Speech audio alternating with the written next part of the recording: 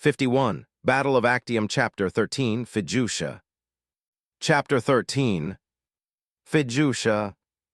May 8, 2545, 17:08 hours military calendar.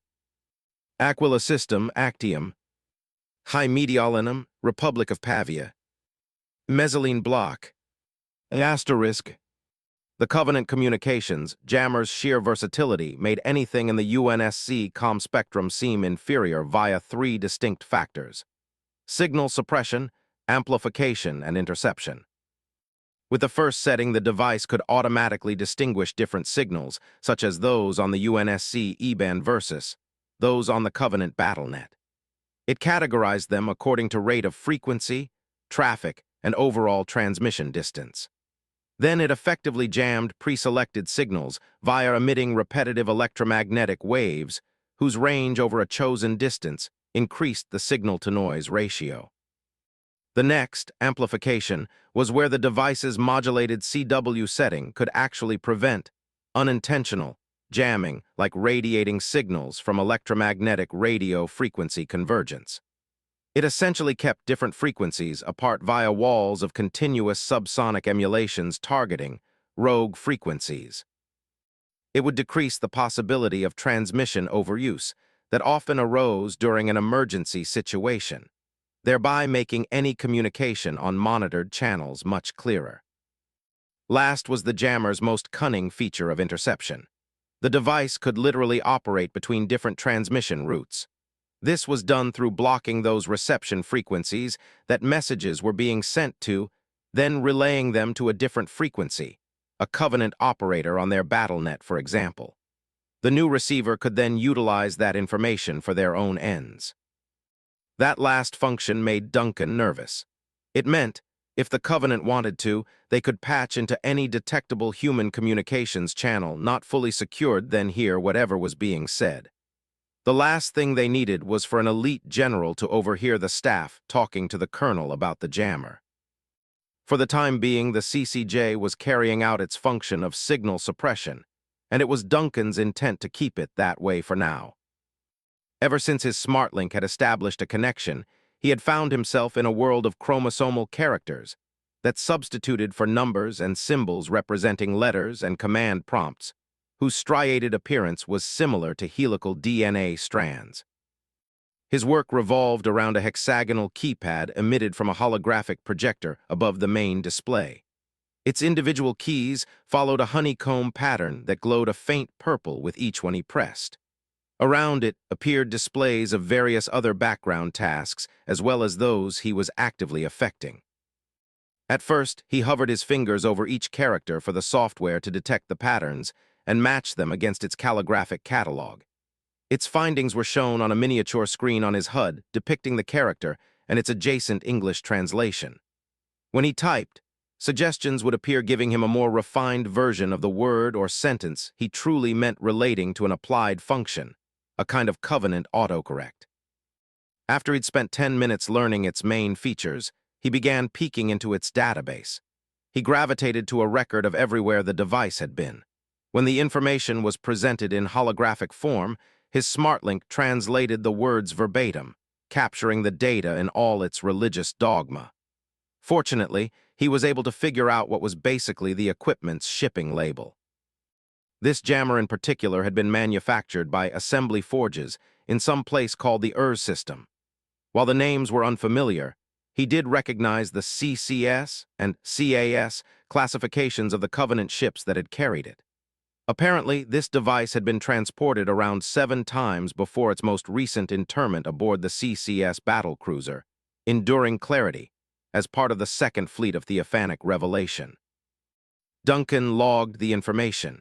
Chances were high that all this data was a treasure trove for intelligence gathering. But that only made him remember where he had gotten this technology from to begin with. Stolen or not, Rennie did deserve some appreciation for bringing it forward and giving them this opportunity. If UNSC forces ultimately won here today, it would be largely because of her. Still, he kept that fact in the back of his mind out of caution. He wasn't certain how he felt about her most recent reveal or how the others felt. She was currently at one of the booths behind him, dabbing blood off Zach's face. He had complained through most of his biofoam treatment about it stinging his ears. She, in turn, shut him up by handing over a chocolate bar from her MRE pack. Hector patrolled around the center, making regularly stops at the front doors opposite the jammer to check the outside lobby. The rest of the squad was securing the tower's last few levels. But while everyone else was busy, Duncan found himself bored. He had already studied the CCJ's systems, and they had another 52 minutes before things got underway. Then something caught his eye that he hadn't noticed before, a shape behind one of the columns in a nearby alcove. He went over to investigate. As he did, he spotted the cylindrical stump whose silvery purple sheen and 4 adjoined petals confirmed its purpose as a Covenant hollow pedestal. He rested a tentative hand over the dais at the top of the cylinder. To his surprise, the glass surface was still warm. Then slowly it glowed a light blue. Several chromosomal characters appeared and rotated counterclockwise around the rim of the dais. His SmartLink established a connection, and the translation suite reappeared on his HUD. There were options saying activate, shut down, and reboot while displaying the corresponding symbols. He briefly wondered if he should warn the others what he was about to do. After thinking about it, he decided there was no real risk involved. It was a one-way communications device, and it wasn't like it was going to blow up once he pressed it. He touched the activate symbol, which he already recognized from seeing it on the jammer.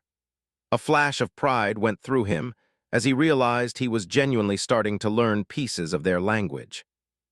The moment his forefinger made contact, the entire device came to life, and so did the image of a figure so close that it made Duncan instinctively reach for his SMG.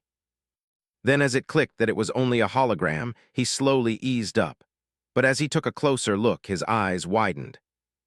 It took him a full second to realize that the projected being sat in a levitating throne.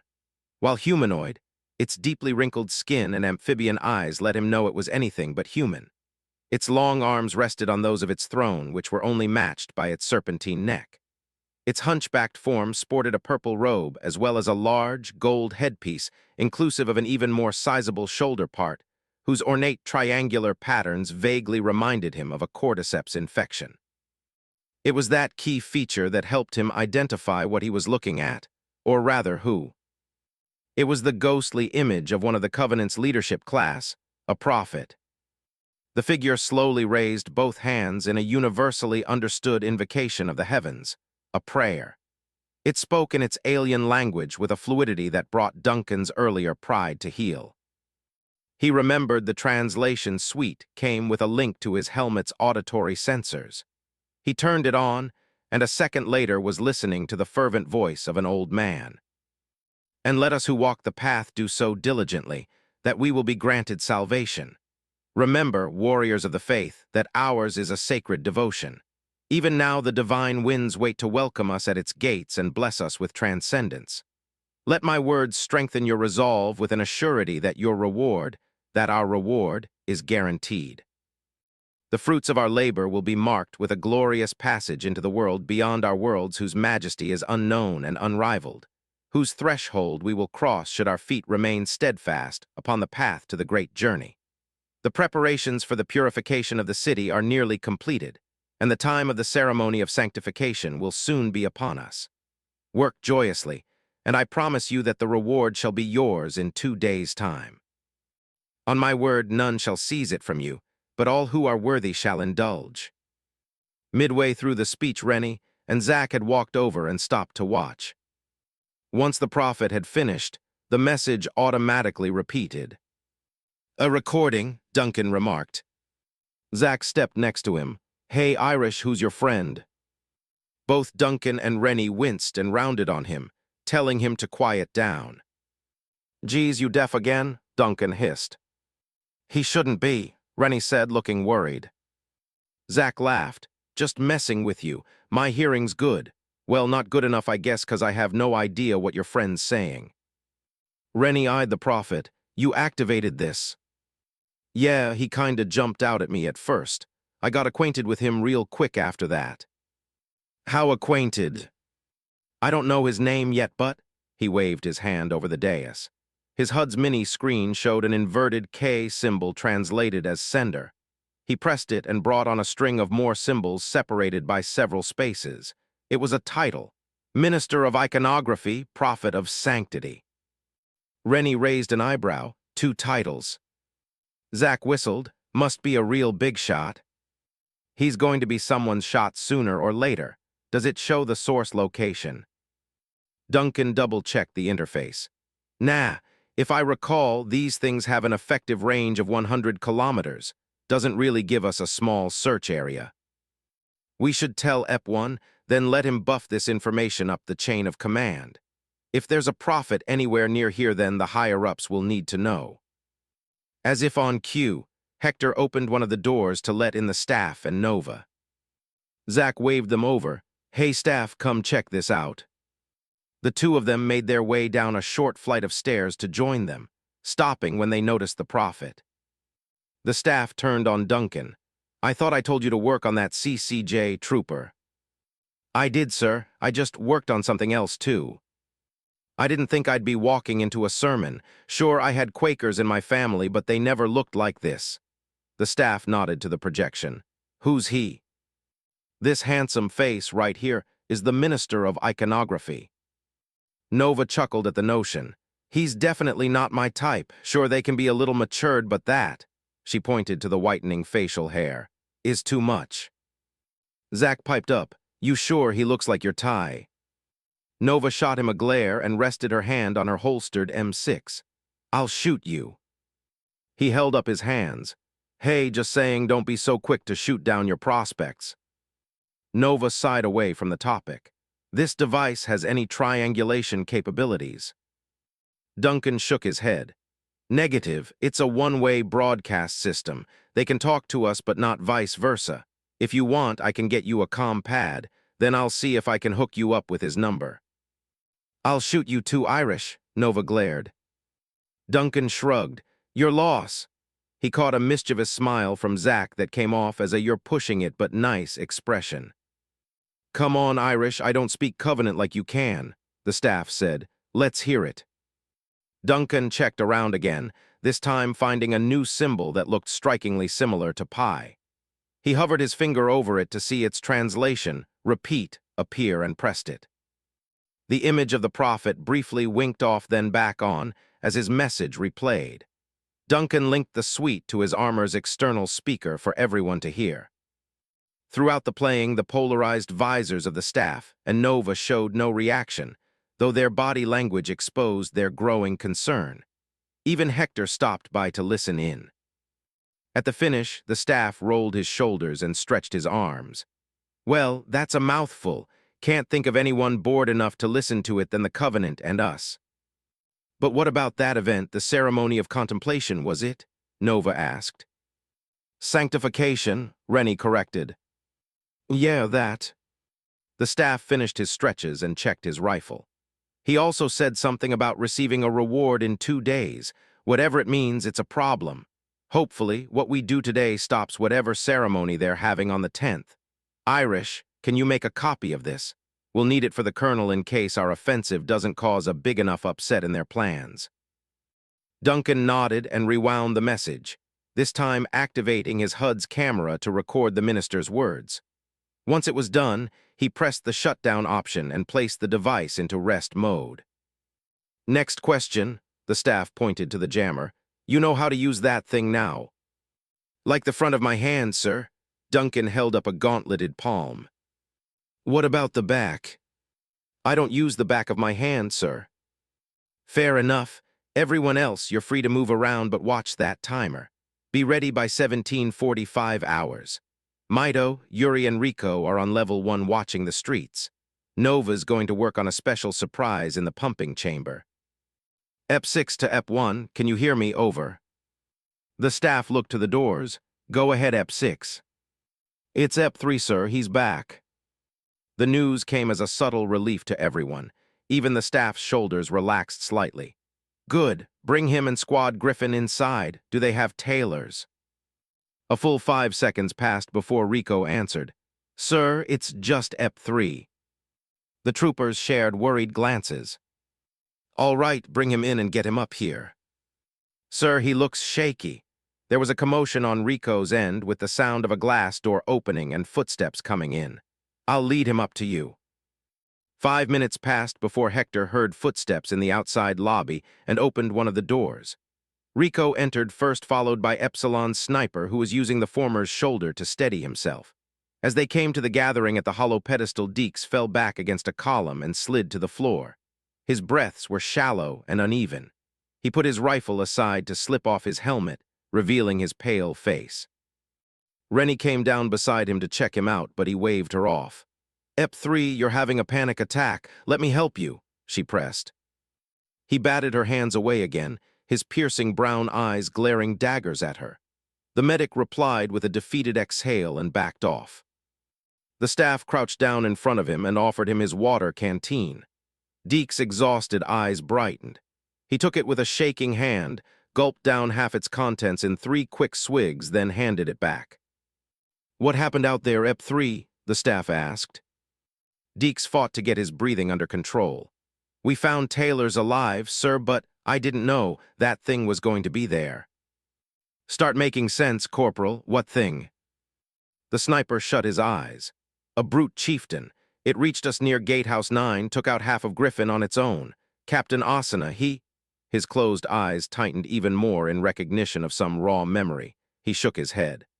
"I told the others to break contact. They took Taylor's somewhere else, didn't want to lead anything back here since they'd already been spotted." The staff stared him down, but the sniper's fallen gaze betrayed no hint of a lie. Neither did the lack of blood in his face. "How'd that happen? Weren't you on Overwatch?" Deeks was silent. "You tried to kill it, didn't you?" "I did, sir," Deeks said, finally looking him straight on. "It just wasn't enough." Asterisk. As Aquila descended over the eastern horizon, Uriel 1 blue light washed over the city of High Mediolanum with the likeness of a celestial tide. The solar evening was beautiful, Duncan thought as he looked out to the city, but it was also somber. Since Deek's report, Epsilon remained on high alert.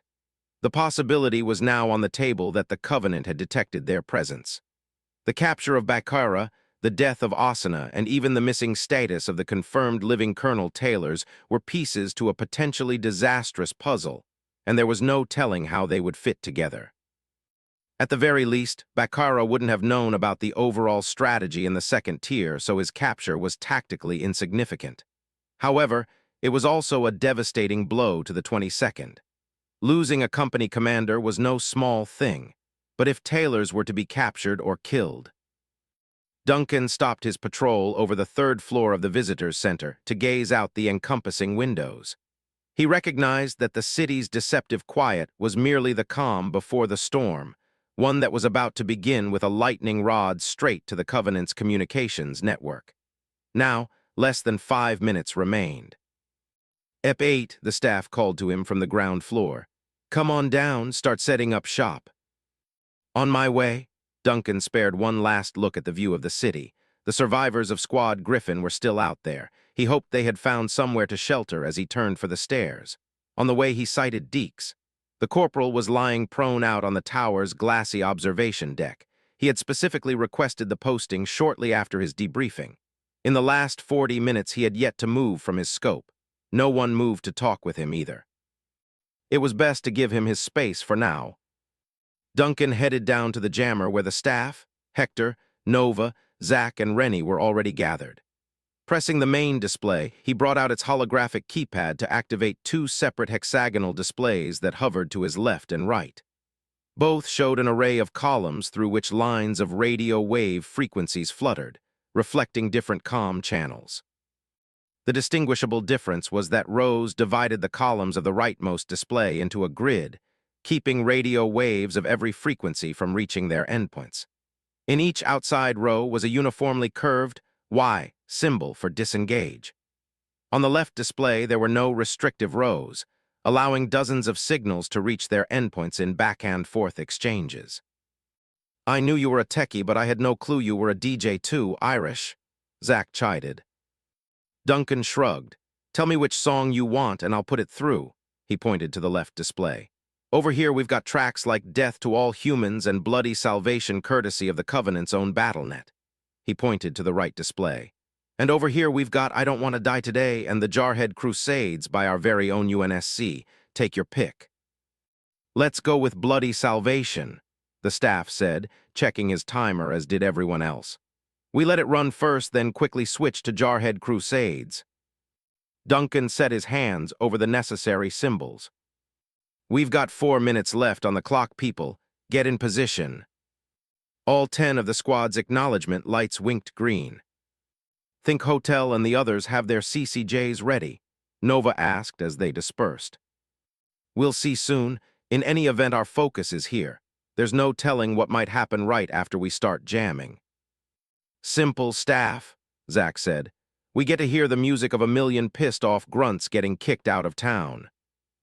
Oorah, Hector grinned as the two took their positions at the front doors. Oorah, the staff agreed, bringing out his shotgun as he stopped at the threshold. Ep 5, 6, and 10, how about it? In place, sir, Rico said. Ready and waiting, Maito replied. Kak vidumit oni papateitsia vorvitsia, Yuri asked half-heartedly. Nova buted in. If they do then, they'll find out really quick that they screwed the proverbial pooch in coming here. The remaining time went by in utter quiet. The squad's eyes stayed locked on their timers. Duncan watched it reach the last minute. Either of his hands hovered over an individual display. 10-9-8-7, he felt a drop of cold sweat slide over his face. 5-4-3-2. At one, he brought his hand down on the left display. His fingers besieged the rows in the signal frequency columns, tapping inverted J symbols representing engage. His hand danced dexterously over each row, engaging the jammer's suppression functions and jamming local Covenant radio signals. Fluttering lines of calm traffic flatlined across the board. He immediately shifted to the right-hand display to remove the curved Y symbols, disengaging the suppression of UNSC channels. The entire process lasted less than 20 seconds. He turned and gave the thumbs up to everyone that had quietly watched him work, and their collective attention shot to the nearest windows. Time itself seemed to reverse as the blue hue of the solar evening changed to a red dawn in response to the birth of multiple miniature suns. A series of detonations rocked Mezzanine and its neighboring blocks. Several mushroom clouds rose up to 200 meters high in areas not far from the tower. One cloud to the northeast suffered successive detonations that funneled up to form larger mushroom clouds with each perpetual blast. Sounds like the strike teams got the job done, Nova commented. Ep 6, what's your take on those explosions? Eso loco, he shouted ecstatically. Simplement hisserin exploder los pozos de metano, esos genios locos. English, please, Yuri pleaded sarcastically. They just blew up the methane atmosphere pits. Looks like they used M168s to pull it off. As for El Gran Champignons over there, that big cloud in the northeast, they must have hit their methane reserves for that one. Man, that's crazy. Crazy how? The staff asked. Crazy that they didn't turn this whole part of the city into Hiroshima in doing that. Their people must really know what they're doing. I'd hope so. Ep 3 see any commotion yet. This is insane, Deeks huffed. What is it? It's the grunts, sir. The coneheads are so confused they're firing on each other. See for yourselves. The troopers in the visitors' center risked peeking through the closest windows. Outside, a wave of green mist was sneaking forward from a park into the encompassing streets. It was spreading out far from where it had been displaced via the shockwave effect of several ruptured atmosphere pits. The areas around them were lakes of fire. Scores of grunts flailed about the burning walkways and fields, screaming at the flames spreading over their bodies that caused their personal gas tanks to catch alight. This produced a mass firecracker effect where hundreds of the inflamed aliens were transformed into Roman candles that spiraled into the air in trails of methane before blowing up. The more fortunate ones hurled themselves into the steaming remains of the local lake, only to be boiled alive by the sizzling water. Others shot each other through the haze in a confused spray of blue and green plasma. A trio of wraiths began launching plasma mortars to annihilate the perceived threats. The explosions rapidly expanded along methane clouds to engulf trees, grass, and flesh. Duncan saw a stray mortar impact one of the steeple's structures. The resulting explosion caused successive internal eruptions that blew out its base. It slowly collapsed onto two of the wraiths, killing them in puffs of blue flame. He noticed beam tracers adding to the madness below. He traced them to four black silhouettes firing from the top of an apartment overlooking the park. That had to be one of the strike teams. Colonel Garrison's voice came in over the comms. "This is Neptune Actual to all insertion teams. Well done securing your objectives, troopers. Things are getting underway across the district, so hold your positions. We should be finished around dinner time." The colonel's voice was reassuring, at least to Duncan. It was good to know the 7th's leadership was still alive and well. He overheard affirmatory responses from the other squad leaders, including his own.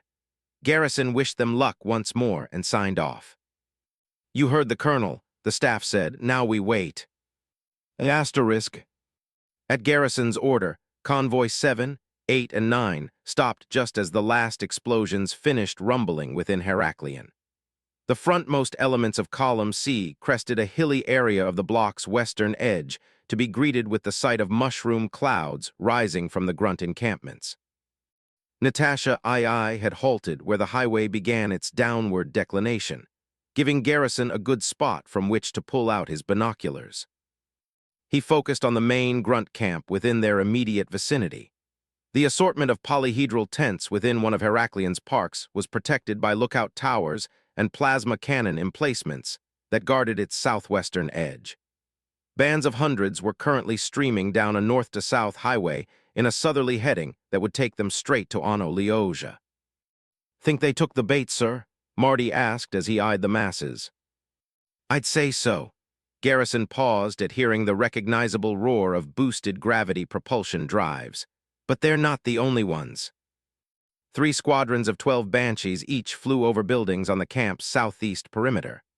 24 ghosts simultaneously glided out from nearby streets towards the location, all with Jackal drivers.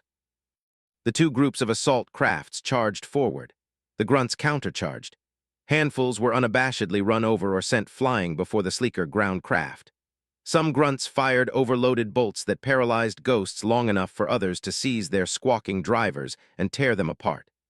A few grunts loosed deranged screams as they activated a plasma grenade in either hand before throwing themselves at oncoming riders.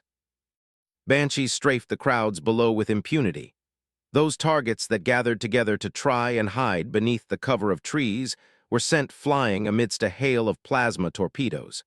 Recovering from their bombing runs, the aircrafts would cycle back for another pass. Then grunt shade crews began tracking down the flyers with increasing precision. Soon a dozen were exploding out of the sky or crashing into buildings. "Well, crap, I didn't know these guys hated each other this much," Marty said, gawking at the destruction. "It's not spontaneous," Garrison corrected. He eyed the main throngs of grunts continuing unabated down the road to Ono-Lioja, releasing a battle cry. Similar-sized groups were moving from camps further north towards their border with the Jackal territories. The colonel grinned. That was probably a Jackal advance force meant to cripple the grunts beforehand. He shook his head, laughing. They were planning this. "Sir, you're saying they were waiting to kill each other beforehand?" Shugart asked. "It seems so." Garrison thought back to his summation of the situation back at the HMPD HQ. "They already have the fuel. We just need to give them the fire to get things going the way we want them to." The Jackals weren't acting as though their communications were a problem. He guessed they didn't want news of what they were doing to spread fast enough for them to be stopped, possibly to carry out territorial repossession against their neighbors. He had to admit that, for aliens, that was a very human way to think. Garrison let 10 minutes pass for both sides to be whittled down to a more manageable quantity. Plasma fire soon reduced their numbers to a third. It was enough. "Neptune Actual to Column C, move in. We'll squeeze them northward towards Eden Square. Let's go." Corporal Marty quickly got Natasha, II moving down the sloping highway. The rest of Convoy 7 followed close behind along with 8 and 9. The grunts and jackals continued to fight each other, unaware of the third faction about to scythe into their lines. Convoy 7 reached the edge of the park first. Marty settled his high-velocity cannon onto the closest shade. Its gunner, already focused on a pod of passing ghosts, was finished off with an accurate tungsten shell. He drove further left to make room for the next 5 scorpions that drove in alongside him. Together, they cruised over the corpse-covered fields to sweep the southern edge. Another 6 moved in along the northern edge. Meanwhile, the Warthog crews split off around the roads and highways surrounding the park to trap remaining enemy forces inside. The Scorpion's high-velocity cannons fired into the tree line to engulf the hordes of heavily armed grunts taking cover there. Turret gunners like PFC Shugart mowed down those in the open with long bursts, breaking down the larger groups into smaller, decentralized crowds, more consumable for the rifles of Marines and ODSTs marching behind the tanks. Garrison could tell the enemy were too disorganized to fight back considering the amount of shield jackals he was able to shoot in the back. After downing his 8th jackal, he ejected his spent magazine. Grabbing the next one between his pinky and ring finger, he spotted 2 grunts running towards him, screaming as they held 2 primed plasma grenades. He used his 2 fingers to slip the magazine into the receiver, slid a round into the chamber with his thumb, and gave both grunts a third eye. They toppled back. Their grenades whined, then detonated, blowing them apart. 4 more grunts charged him as the tank drove over a slight dip in the grassy fields. He holstered his M6 to gun them down with his MA-5B. One of his troopers came up to stitch another's stomach with bullets. "Helljumper," Garrison called. The trooper turned in time to catch his MA-5. "Filler her up." The man looked perplexed. His question was halted as plasma fire came in from 2 jackals marching up to the moving tank, one of them preparing an overloaded bolt. Garrison shot that one first, blowing off its fingers so that the overdone bolt discharged into the ground. As the alien doubled over, he popped 2 in its neck, then did the same to its friend. More grunts ran towards them. However, a barrage from the Marines and ODSTs further back filtered out only 5 survivors that reached within a few meters of the tank. "Colonel," the trooper tossed his AR. He grabbed it out of the air and fired one-handed, sparing a 3-round burst for the face of the first 4 grunts. The trooper finished off the last one with 5 to the stomach. Garrison tossed him his rifle again. "Reload." "Sir?" he asked, cradling the weapon with even more confusion. He flinched as Shugart began firing over their heads at an incoming ghost. Ignoring the blue flames igniting along its fuselage, the enemy vehicle boosted straight for them.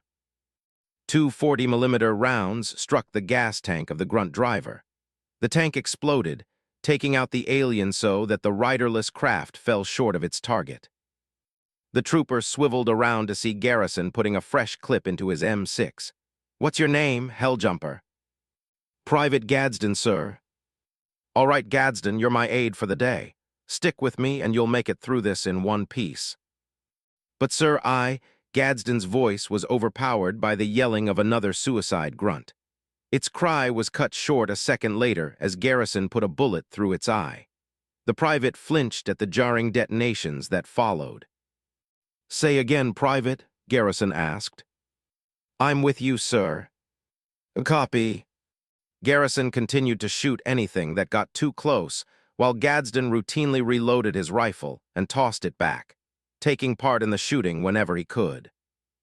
The Scorpions pushed through the progressively isolated enemy pockets, targeting and shattering persistent ghosts, while turret gunners on pursuing warthogs cut down any escapees. Soon the advancing forces reached midway through the park, where they circumvented an ovular lake. Reaching the other side, they began cutting down hundreds of grunts and jackals now fleeing the battlefield. They were abandoning their polyhedral tents ahead of the Scorpions, whose treads ran over and crushed them. It was when a plasma torpedo struck a tank, blowing away its entire crew, that their cannons and turrets turned skyward to face the Banshees buzzing overhead. The 20 remaining flyers flipped, and aileron rolled in a desperate bid to dodge response fire. The tanks coughed up tungsten shells that eviscerated them in bellowing explosions of blue flame. Their turret gunners helped swat even more out of the sky. SBNKR rockets from Marine rocket teams in the rear assisted in downing one flyer at a time. The final Banshee flashed out of existence as Marty's eagle eye shot it down. They spent the next few minutes eliminating survivors and trampling the remains of their camps. Hundreds of grunt and jackal corpses, flaming ghost wreckages, crushed tents, and blazing shade gimbals were left in their wake. As they progressed to the park's northern end, Garrison peeked back. He spotted a few wounded and downed Marines, 10 in total being carried on stretchers. Then there was the lost Scorpion whose scorched crew were being extracted from the wreck. His estimations brought them close to 1,500 confirmed kills, mostly from the grunts and jackals going at each other's throats. Compared against 14 of his own forces left wounded or KIA, it was a good start. But they still had a ways to go. To win, each column would need to repeat massacres like this at least 20 times. To make up for the daylight they lacked, it was necessary for the 3 columns to combine for the planned push through the heart of Covenant territories. That would only occur after Menteith was done with Eden Square, of course. Before that, Column C would need to annihilate the next 2 camps in Heraklion and the next 3 in Lamia. Then they would head south into Ano Leosia to link with A and B for the push into the drone-infested roads. From there, they would cycle back northeast via expressways to carve through Agrinio and Mezzaline, with Sishan being their last stop. With this encampment cleared, Garrison delivered their next orders over comms. Saddle up Column C, on to the next one. We'll drive them all the way back to the wall, let's go. Marty got Natasha II underway. The others drove or jogged after them. Garrison gave his new aide one of the tank's available seats as they left the park. He only hoped that the private could keep up. Asterisk. Lieutenant Colonel Sarakovich bent back so that his AIE-486 machine gun's circular reticle was leveled with the passing buildings as he squeezed the triggers. The spooling effect quickly took hold, belching out streams of 51mm bullets into the string of windows occupied by defending jackals. Most quickly ducked to safety. Others fell through the shattered windows for their riddled bodies to crash onto the street below. Their bones often cracked beneath the tires of the 6 warthogs in his personal convoy. The Eleusis block was mostly dominated by 20-story-tall apartment buildings. This was where most of the workers in the city's burgeoning tourism industry lived. The housing was owned by the big businesses that ran interplanetary hotel brands like Eleusiana and other attraction sites in the first tier. It was reflective of the setup used by corporations that ran the supplies of mining towns like Silion on Charybdis IX, Sarakovich's hometown. That familiarity helped him understand the composition of Eleusis and the lives of the people that had once lived in these buildings. Now the only things dwelling in them were the jackals currently shooting at his Marines. He withdrew his Scorpions, and the ground forces early on, after precision fire from sniper jackals, laced throughout the area, had begun taking out his tank drivers. To lower their casualties, he'd broken his force into 2. The Scorpions, Marines, and Alpha Company ODSTs would hang back. The other half, his Warthog teams, were divided into 10 smaller convoys of 6 hogs each. 4 of them were regular turret hogs working in pairs to act as the vanguard and rearguard to the specialized duos running the middle. Their goal was to soften enemy defenses halfway through Eleusis enough for the tanks and ground pounders to have an easier time coming in. The Warthogs were to then circle back after reaching the midpoint to rejoin the main contingent. That halfway point was the Perseus Institute at the center of the block. So far, the Institute was close to a kilometer down the highway that his own convoy utilized. They routinely navigated around meter-high trash mounds and levitating gurneys lining the route. Sarakovich's hog, the second in the vanguard, was intent on steering clear while he battered an apartment's newest denizens with suppressing fire. As he finished lashing out at one to his left, the 2 hogs behind him started up. The duo of M-12R rocket hogs, or rockethogs for short, aimed their M-79 multiple rocket launch systems at the enemy. Essentially 2 missile pods attached to a rotational gimbal, the M-79s loosed up to 6 consecutive rockets with the power of a SBNKR. A total of 12 streaked into the building's occupied windows, eliciting terrified squawks from jackal occupants as they were consumed in the fiery explosions. Heavy plasma fire caught Sarakovich's attention. He swiveled right and up to pepper the shade turret shooting at them from atop an apartment. It crumpled under the fire from both Vanguard gunners until one of the rockethogs launched a deadly sextuplet of its namesake that destroyed the emplacement. Sarakovich barraged the next apartment's rows of windows. His speed of 100 kilometers per hour kept the avian hostiles from getting in a good shot. The rockethogs then blew out the contingents within the lower floors before letting their M79s recycle their chambers. They did the same to several more buildings until condensed plasma fire started coming from a deployable lookout tower in the middle of the highway ahead. The crown-like platform sported 2 plasma cannons, which jackals had turned on the approaching convoy. "Daxon Pier," he called over comms. "Tower 50 meters to our 12 o'clock, take it out." He spooled his turret while the 2 M79 gunners set their diamond-shaped targeting reticles on the platform. Their rockets screamed out to strike the front side of the target, rocking it. Another salvo reduced the platform to a small star of fiery debris that fountained into the air under the propulsion of the gravity lift below. The convoy swerved around the ruins, yet the flaming wreckage left them blind to a pair of elites that stepped out from behind a set of barricades near the base. Their fuel rod cannons fired. The lead hog took the brunt of the 4 fuel rods. Sarakovich saw the 3 Marines on board disappear within a green and orange fireball. He immediately swiveled about to open up, striking the shields of the 2 miners. "Pour some rockets on those fuel rods." Corporals Daxon and Pier unleashed another barrage aimed at the 2 passing targets. The onslaught engulfed them completely, chewing them up then spitting out their charred bodies. Sarakovich's hog moved ahead to take the lead on their convoy. In 3 minutes, they reached the highway's end. It split off into 2 streets that framed the rectangular grounds of the Perseus Institute. The miniature town of mahogany-roof tiled and white-walled buildings were surrounded by a sprawl of green grass yards and parking lots. The university possessed dorm buildings, lecture halls, and research facilities bearing the names of persons to whom they were dedicated. Recently, craters had pockmarked both its yards and buildings, some of which were reduced to crumbled ruins. A few structures hosted Marines shooting from the research facilities and lecture halls on the roving gangs of jackals below. They looked to be winning as well. The lieutenant colonel's convoy circumvented the grounds, joining 2 others from another highway. They came around to the far end of the campus, where they were supposed to swing back towards the main force. However, they were stopped halfway just outside a Y-shaped lecture hall bearing the name Tobias Fleming Shaw, where a squad of Marines on the sidewalk hailed them down. A Marine that looked like a balding co ran up to the lead hog. "You guys the reinforcements?"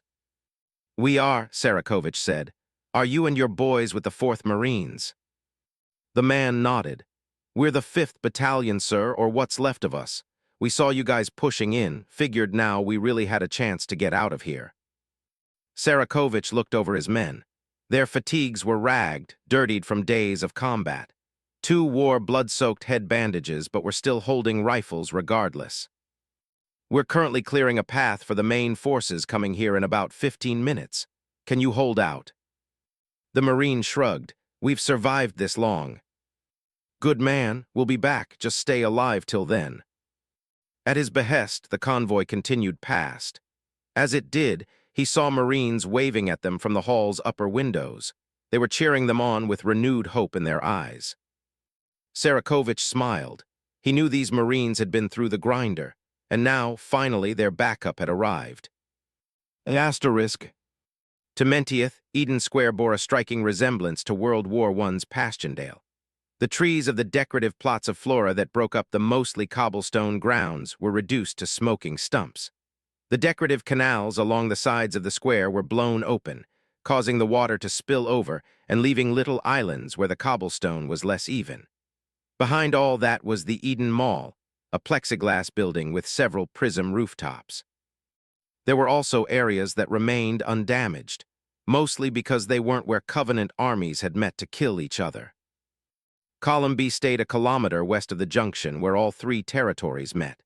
They observed the mobs of hundreds of grunts that clashed with equally sizable ranks of jackals over the square's western end. Plasma fire had filled the air. Shade turrets, banshees, and ghosts burned down the masses only to be destroyed by overwhelming numbers. Armies of drones soon came flooding over the eastern end.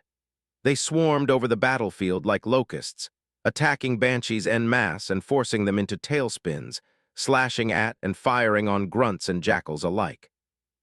Mentieth guessed the strike teams had killed a queen, which was likely to incite the buggers' fury. Column B allowed what would be the first wave of Covenant forces do battle. Once close to 80% of the enemy had died, he ordered them forward. His Scorpions led the way for all three convoys. They rumbled down the highways and stopped just 100 meters short of the square. Then he gave the order to fire. In the 5 minutes of their first engagement, there was one tank firing for each second of time, creating a perpetual cannonade that focused on any stragglers. In the driver's seat of his own tank, Mentieth directed the Scorpions of his personal combat Command A to target the few wraiths that had reached the battlefield. His alignment of well over 30 Scorpions dispatched the less concentrated enemy armor using salvos that wiped away everything around them with explosive prejudice. After cleansing the area with tungsten shells, Mentieth had them withdraw 500 meters to let the next hostile waves crash into each other unimpeded. As was expected due to the square's positioning, consecutive waves of grunts, jackals, and drones met here to slaughter each other in the hundreds. Their blood feud kept them blind to the true threat of nearby UNSC forces until the bulk of their ranks were broken. It was part of his overall strategy to concentrate them in this kill zone, let them mostly off each other, then wipe out the remains before they became too entrenched for the other side to defeat. That way they cleared the stage for the next wave to arrive usually 5 minutes later. A lack of survivors from the preceding engagement kept the others in a state of lethal ignorance, thus continuing the meat-grinder he had planned. For more than half an hour it had gone on like clockwork. Then, after the fifth wave had come and gone, the influxes stopped. With 1845 hours now on his HUD, Mentieth swiveled his cannon over the battlefield. The landscape across Eden Square had been terraformed into a hellscape of shredded Covenant corpses. He made a rough estimate of 5,000, none being UNSC affiliated. The cannon's rectangular reticle remained blue as it finished its search. The way was clear. "They've finally run out of bodies," he switched on his comms. "Column B, prepare to move. We push to Rhodes with the other columns, then on to Castoria. Mars Actual, have Echo Company secure the mall, then leave a few platoons to guard it. We'll use it as a casualty collection point." "We'll get it done, sir," Echo Company's co readily replied. "Everyone else move out." The Scorpions led the way over Eden Square. Warthogs, Marines, and ODSTs trotted after them over the dead of the marshy terrain. Everything was running smoothly. Mentieth just wondered how long it would stay that way. Most of his concerns surrounded Convoy 10, which was operating independently of the three columns deeper behind enemy territories, bound for different but equally important objectives. Asterisk. Duncan made sure his SMG's magazine never dipped below 5. He routinely reloaded to restart the weapon's chattering conversation with the throngs of grunts outside the front doors of the ground floor lobby. He was surprised it took the Covenant almost an hour to figure out the source of their troubles. At that point, the sounds of battle had drawn closer. Hearing the eastward-moving nature of the fighting made it obvious the main force had reached the Rhodes block beyond Eleusis. It sent local Covenant forces into a panic. Thankfully, they were too preoccupied skirmishing over fuel pipes resting on their borders for them to fully address their communications outage. However, around 200 grunts had eventually wised up enough to check the water tower. The moment the first grunt stepped over the threshold, it was met with a warm 7.62mm welcome. Rico, Maito, and Yuri had no intention of letting them in. That said, the gathering outside had every intention of trying anyway, so much so that half the squad was called down to provide additional support, Duncan included. There were too many for them to dispatch alone, so they resorted to riot control tactics. Whenever one or two in the riotous crowd got the itch to take a brave step forward, up to 5 meters to the threshold at least, they were consequently calmed with a sniper round through the cranium. Some 15 grunts went out that way, yet the mob persisted. But soon Deeks became too preoccupied with sniper jackals arriving on the scene to assist. That left everyone else handling crowd control. They took turns shooting through the doors to cut down those that got too close. Of the few grunts actually armed, some squeezed off poorly aimed shots or attempted to charge, only to end up in a pool of their own blood. It was to send a clearer message that bravery would only get them killed. Yet one of the grunts seemed to figure out a way around that, as it gave a battle cry that started catching on amongst the group. "Sir," Nova asked over comms, being one of the few not present. "Not yet," the staff said. "Wait until they all charge in." Then one of them charged. The others screamed and followed it towards the doors, causing the squad to tense. "They're charging," Hector said. "Indeed they are," the staff jabbed his thumb backwards. "Withdraw." The squad kept their weapons aimed, as they headed for the entrance to the stairs on the other side. The first grunts crossed the threshold just as Rico shut the door to the stairwell behind them. "La Puerta won't hold them for long." "It's not supposed to," the staff assured. "Now we lead them further in." They stopped in the hallways of level 2 before the entrance. After only a few seconds, the door flew open to let the first hollering grunts stream in, then flew back as they were hosed down with bullets. The squad backed towards the next set of stairs. Duncan spotted the bulkhead door leading to the pumping chamber along the way, noting the light over the titanium frame was still red, for now. They slowly withdrew to level 3, where they held the grunts for a time, using the smaller hallways to constrict them to more manageable numbers. They kept coming like a pipe ready to burst. Eventually reaching level 10, they made sure to seal the doors to the front lobby shut. It didn't stop the anxious grunts on the other side from hurling themselves against them with all their strength. With the visitors' center so close, the ODSTs had no choice but to hold their ground. "EP2 to EP1, are we green?" The staff walked over to the lobby windows to look down to the streets, where another crowd of nearly twice as many grunts had assembled. "Not yet. What are we waiting for?" "One last batch." He watched them flood straight into the ground floor, screaming wildly. The banging on the stairwell doors intensified.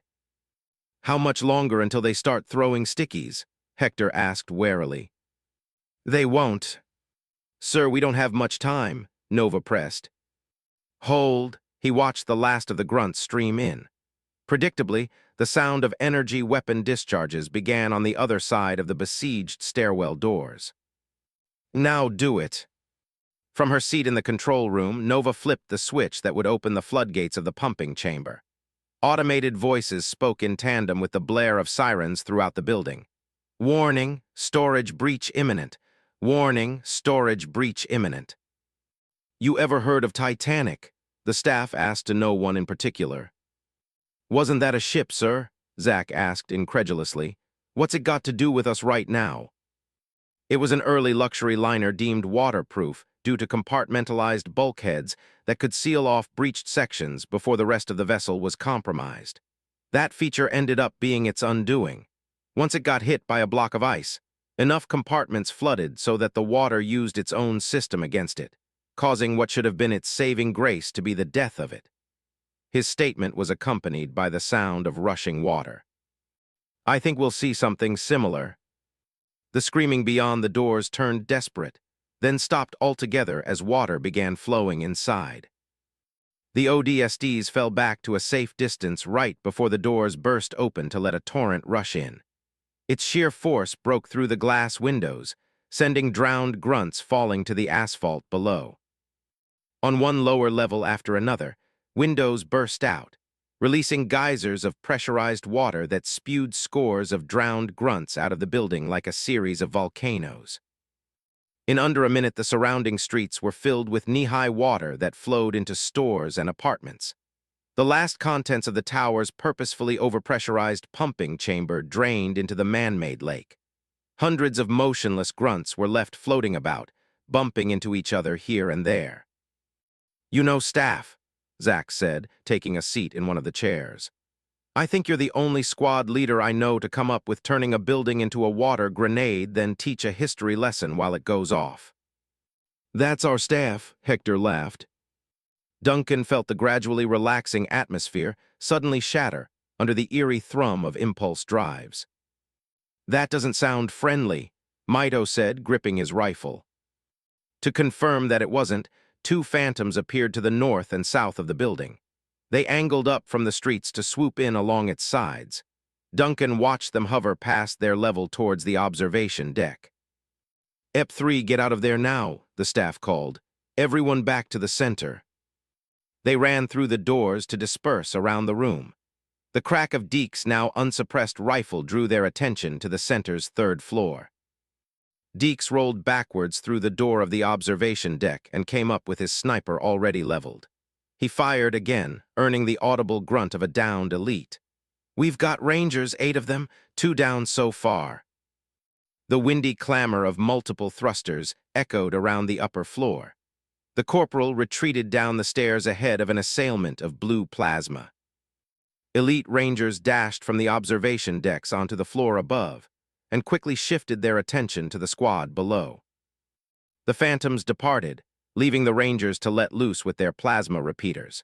Those were the least of the ODST's concerns as they ran for cover within the info booths and behind the alcove columns to avoid the 2 concussion rifles that opened up on them. Blasts of explosive plasma rounds struck their positions. The 2 most troublesome Rangers jetted down to the upper decks to increase the pressure.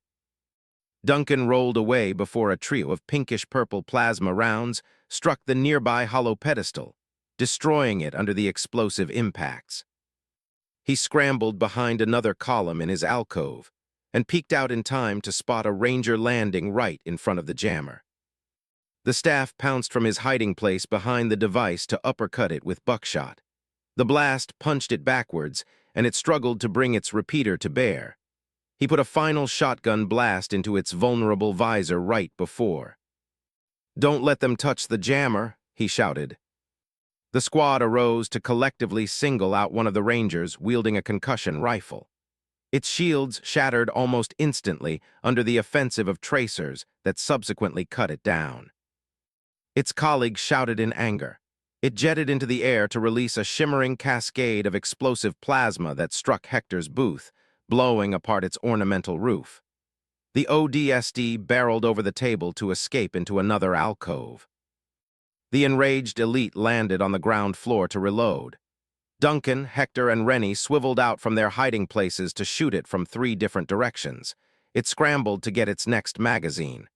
The troopers proved faster, popping its shields. The others joined in, turning it into a dead bullet pincushion. "Focus on the 3rd floor," the staff ordered. As the words were coming out of his mouth, a hail of machine gun fire burst through the windows above. The familiar drone of autocannons slashed into the last 3 Rangers. As their shields collapsed, they turned to face the full wrath of 2 sideways strafing Hornets. The pair of AV-14 attack VTOLs sprayed them down in a shower of lead, then just as quickly moved on. There was silence for 10 long seconds before a voice came in over the squad's comms. "EP1, you there?" The staff walked out onto the main floor, crunching glass beneath his boots. "Can I ask who this is?" "Sure, we're outside." The team shared confused looks. They slowly followed the staff past the bodies of the dead Rangers. They came out into the lobby and stopped at the windows. What waited for them was a surprising yet welcomed sight. A dozen vehicles, including Warthogs and Scorpions, were rolling down a western streetway to surround the tower. They had a bit of difficulty maneuvering through the grunt-filled shallows at the building's base. As they came to a stop, an army officer jumped out from the lead hog into the knee-high water. He barely grimaced. His gray eyes and even grayer hair suggested his age. He glanced up to their position and spoke into his helmet's headpiece. "This is Warrant Officer Ludowski. I'm with Convoy 10. We're here to secure the perimeters around the jammers for you good folks." He stopped to kick away a grunt corpse that had floated too close. "Are you all well, Staff Sergeant?" "We're all here, sir," the staff answered. "Great to hear. We'll hold our position down here. You take care of that, CCJ." The staff nodded. "Will do." "EP1 to EP3, how's our Jackal situation?" Deeks, who had already clambered back to the observation deck, reported in. "There, all down, sir. The Hornets must have finished them off on their way here." "Copy, squad, we're off duty for now. Get some R&R if you can. I'll take first watch." No one moved as they eyed the Marines and armored personnel establishing their perimeter. No one except Zach, who yawned, then collapsed into a chair. It made Duncan realize how tired he actually was.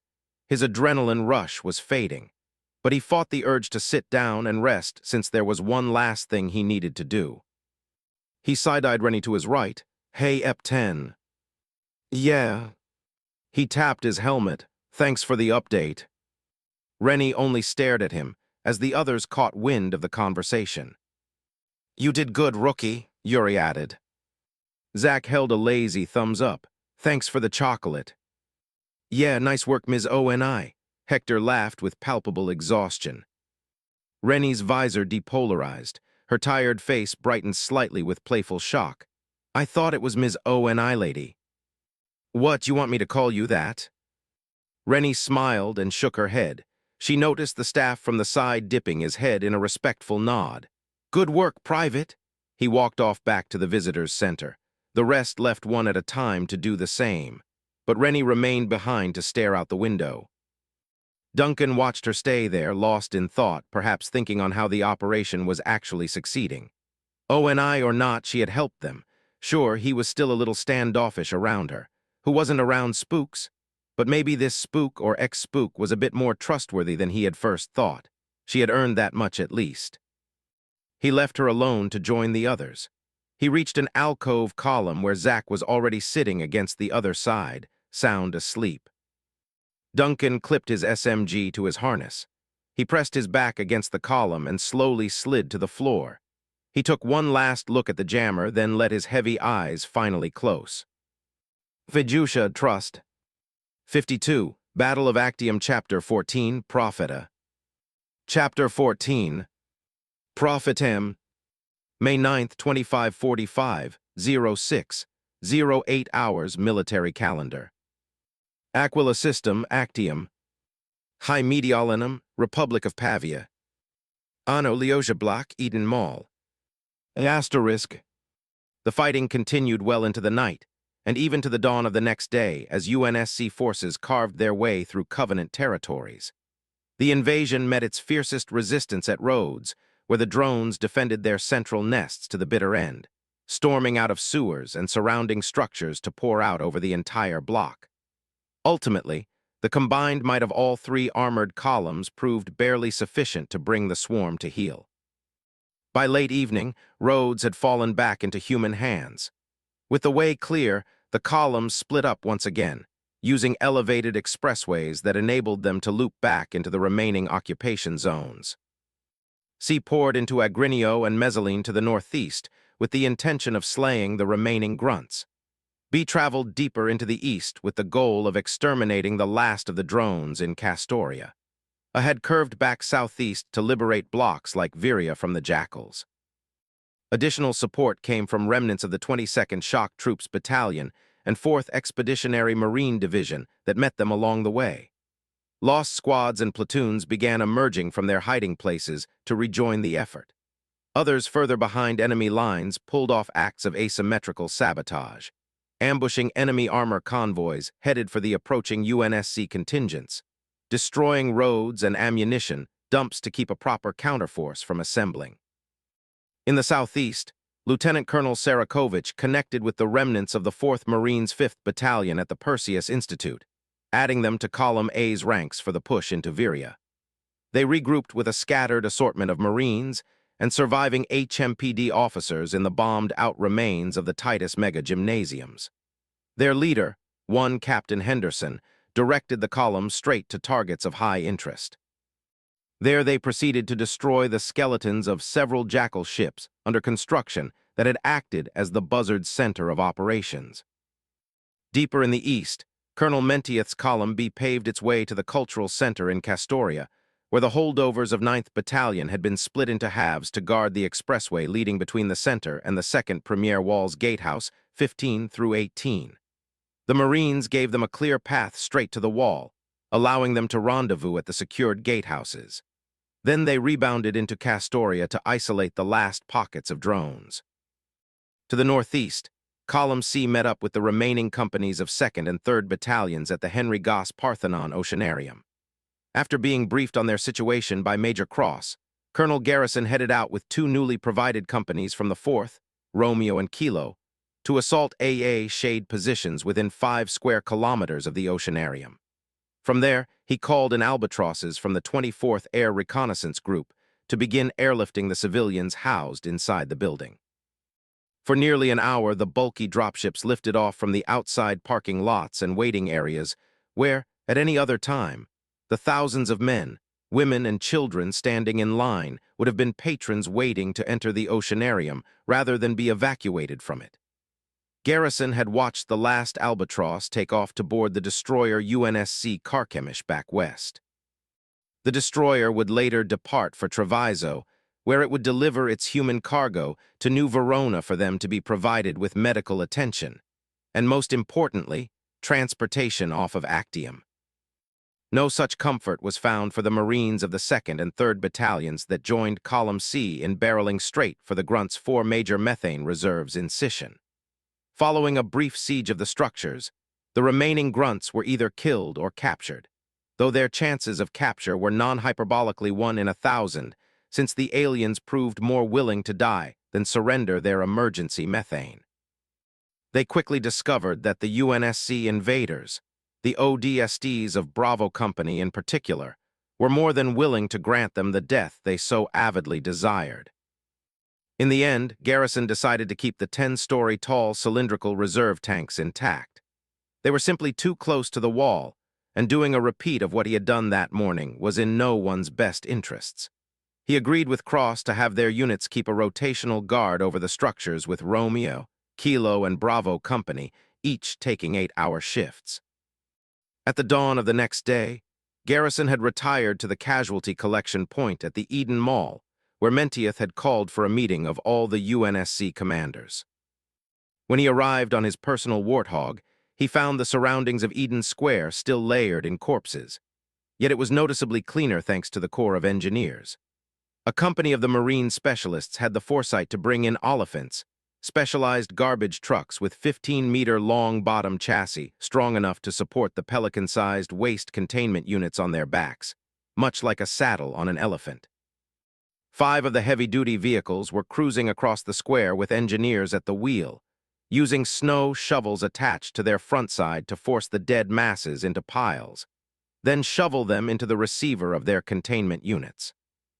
Fortunately, by the time Garrison arrived, one of the Oliphants had already cleared most of the mall's parking lot.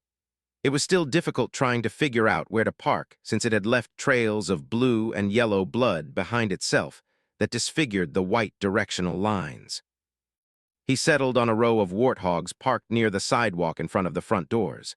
He flexed his left arm to check on its progress. While still a little stiff, his shoulder muscles no longer strained to flex in the ways he needed them to. He hopped out of his hog and headed for the entrance of the plexiglass structure. The Marine platoon guarding the way stood at attention as Garrison passed through the sliding doors into the foyer. The odor of decay was immediately replaced by the sweet and spicy fragrance of the bushels of angel trumpet and dianthus flowers that lined the tiled passageway into the mall. Around 100 personnel from all service branches sat along the walls of the glassy interior. As he passed by, he caught sight of Hornet pilots from the 24th Air Recon playing cards on the floor with Marines from both divisions, 53rd personnel and troopers from his own Echo Company. Others lay asleep on the ground using their personal rucksacks or the walls as pillows. Though most were sleeping, he noted a few had lay as if to go to sleep, but weren't breathing. Those were the ones that probably hadn't told others of an injury or wound, believing they weren't hurt bad enough to need medical attention. Even Garrison knew there was a danger to thinking you were more all right than you actually were, which was why he allowed Corporal Leeds to patch him up earlier. Still, he always found it strange how some soldiers received seemingly life-threatening injuries, yet survived, while others with believably less serious damage would go on thinking they were fine, then suddenly pass on. Either way, their comrades would eventually awaken to discover that their friend who they'd talked to just before getting some rest had died right next to them in their sleep. He reached one of the building's atriums, a more open space with porcelain tiles and 9 floors with eye-catching curvatures that extended up to the glass panel ceiling. Triage stations were set up on the ground floor.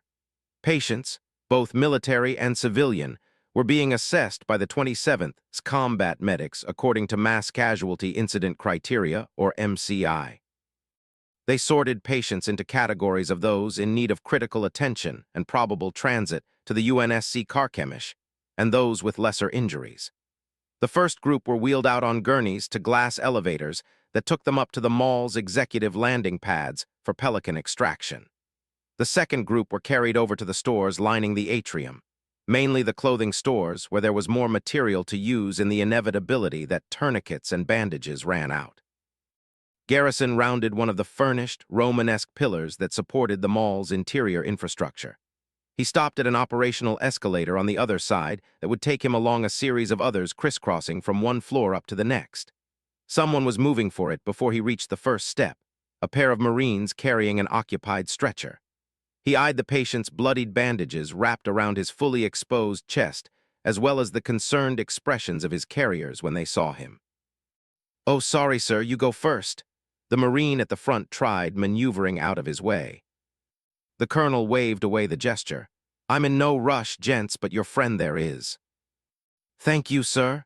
The first Marine led the way in ferrying the stretcher onto the escalator. Garrison stepped on behind them. He chose to enjoy the wait that the short trip provided as a brief respite from all the action. On the other side of the comprising plexiglass, the dawning world was still in its purplish-pink skied wake-up phase, only it had never really gone to sleep. There were always the echoes of staccato fire that had continued from the previous day. An occasional Hornet squadron or pair of Pelicans would zoom past to reach some objective around the city. The same could be said for the Warthog, Scorpion, and even Mongoose patrols that passed along the corpse-laden streets below. Garrison set his focus on the city and for a moment wondered what life in High Mediolanum was like before the war came to its doorstep. He envisioned its denizens getting up in their homes to drive their kids to school and themselves to work, or to malls like this one for shopping. It was hard for him to work out the details, he realized, because he had been away from civilian life for so long. He could barely imagine himself putting on a suit and tie to go to a white-collar job like many people here must have done. Then it dawned on him that no matter what life in the city was really like, it would never return to normal, regardless of whether they lost or won. It was a reality every human world had to contend with that was discovered by the Covenant. Win or lose, the aliens would now always know where they lived. They would either have to face that fact as best they could or choose to live somewhere else. Most often chose the second option. That had led to the massive refugee crisis the UEG had been facing for well over a decade now, creating overcrowded worlds like Kai Rho, where rapidly expanding refugee populations had struggled to survive. It was undeniable that people would flee from this place and never return. But it was also undeniable that Garrison's job, and that of every UNSC commander on Actium, was to make sure they still had a planet to return to in case they ever changed their minds. Speaking of UNSC commanders, Garrison spotted a familiar face standing near the top of the escalator. As the 2 Marines got off for a nearby store, Garrison merely stopped at the threshold. The ODST before him held his helmet in the crux of his arm, although he didn't need to see what lay underneath to recognize the shoulder pauldron with a death's head emblem similar to his own. Even though Garrison was the younger of the 2 of them, by 2 years no less, the other trooper still had little more than a few gray streaks in his otherwise dark and low-shorn hair, a miracle when compared to his equals, which had long since turned white. That wasn't to say anything for the several aged scars that crossed his face at varying angles and sizes, some of which Garrison was present for when he got them. but his most recognizable feature was the yellowish-orange ocular implant that replaced his right eye. Lacking any sign of a pupil or even an iris, the implant extended one slightly glowing vein of the same color up to his forehead and another down to his jaw. It often made anyone who first saw him think he was a cyborg. Hence why he was known among many officers and grunts in the 105th as the Cyborg Colonel. In fact, that was his nickname for the man ever since the day he first saw it. Garrison smiled. "You're not dead yet." "You're not retired yet?" Taylors shot back. "The same difference." The two shared a cackle capable only of two sarcastic and grizzled old men like themselves. Then they wordlessly fell into lockstep, walking down the length of the mall's second floor. Garrison noticed he moved with a slight limp. "You didn't stay put to get yourself healed, you." "If you finish that sentence, you'll be making yourself a hypocrite." Taylors grinned, glancing at him. "What, think I didn't find out about your situation, too?" He pointed to his left shoulder. "Don't try that. You know that you and I are too stubborn to sit in place when we're told to." "We're both disloyal dogs, huh?" "We're loyal when we're needed to be." Garrison nodded. "So what they treat you with?" "Some biofoam for the plasma burns on my leg and a few electrolyte IVs. I had to sneak out. Griffin 7 wouldn't let me leave, kept treating me like some feeble old grandfather." He laughed. "I think I'm too old for that now anyway." "Don't say that, because I'm the one here who looks like Santa Claus went to boot camp and got a buzz cut along the way. How do you think that makes me feel, huh?" "Old Saint Nick was a big guy, but that's because he was fat. You're stocky. There's a difference." So how'd you even know I would be coming in when I did?" "I didn't. I just happened to be passing by going to the same place as you and saw you coming up. Figured I'd say hi." Well, you've said it. You can go away now." "I'm not going anywhere, Colonel. The pearly gates don't want me just yet, so I'm stuck here in hell with the rest of you." The two laughed again as they rounded the corner of a hardware store. They were forced to step out of the way of 3 of the mall's injury carts carrying ammo crates. The Marines at the wheel drove past them, then used the corner to reverse and park into the store's open doorway. Others inside helped unload their cargo and disperse it around the space that had once held retail data pads and displays, but was fast becoming the mall's newest UNSC armory. "About Griffin," Garrison said, "how many?"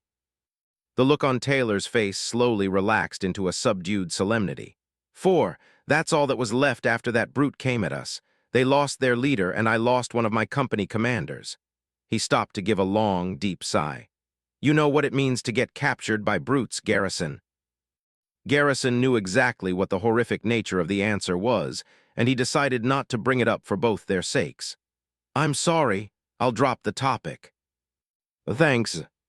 As they rounded another corner store, they spotted a ceiling sign ahead which read, "Security Room," and pointed right. They followed the direction down a hallway with a door on the far end, and 4 Marines standing guard. "What do you think Mentieth wants to discuss?" Taylors asked. Garrison merely shrugged. "Same as always, where do we go from here? If I know him, he's probably already got the answer." "He's quick on his feet, sure, and he's quick enough to get everyone else on their feet fast. But that same speed got us dropped straight into Covey Town here in the 2nd tier. Whatever we do now, we can't be hasty, especially since reaching the 3rd tier is now an actual possibility again." Reaching the door, the Marines saluted them as they let them inside. The pair came into a room framed into an ovular central space by a quartet of obtuse observation stations. The room's 3 other occupants were gathered around a newly added tactical planner. Colonel Mentieth, Lieutenant Colonel Sarakovich, and 1 Major Cross were in attendance. The 3 turned from their conversation to see the last 2 members of the meeting stroll over to them. "Garrison, Taylors, welcome," Mentieth said, nodding to them both. "Now that we're gathered, we can begin. First things first, our accomplishments. We'll conduct a review of the successes and drawbacks of the operation's progress. Then we can address our future offensive actions." The other commanders stood in silent agreement as Mentieth waved his hand over the planner. The table device winked on, immediately projecting a 3-dimensional image of High Mediolanum's 3-tiered format. My column B has taken control of Ano, Leosia, Rhodes, and Castoria, as well as command of Gatehouse 15 through 18 on the second premier wall. He highlighted the locations on the map with a swipe of his finger. With the holdovers from the 4th Marines' 9th Battalion in place, we've got most of the residential district's eastern strip under lock and key. Ending his report, he gestured to Sarakovich.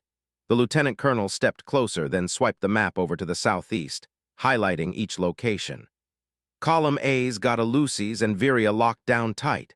We destroyed half a dozen Jackal ships being used as command structures here, annihilating their leadership.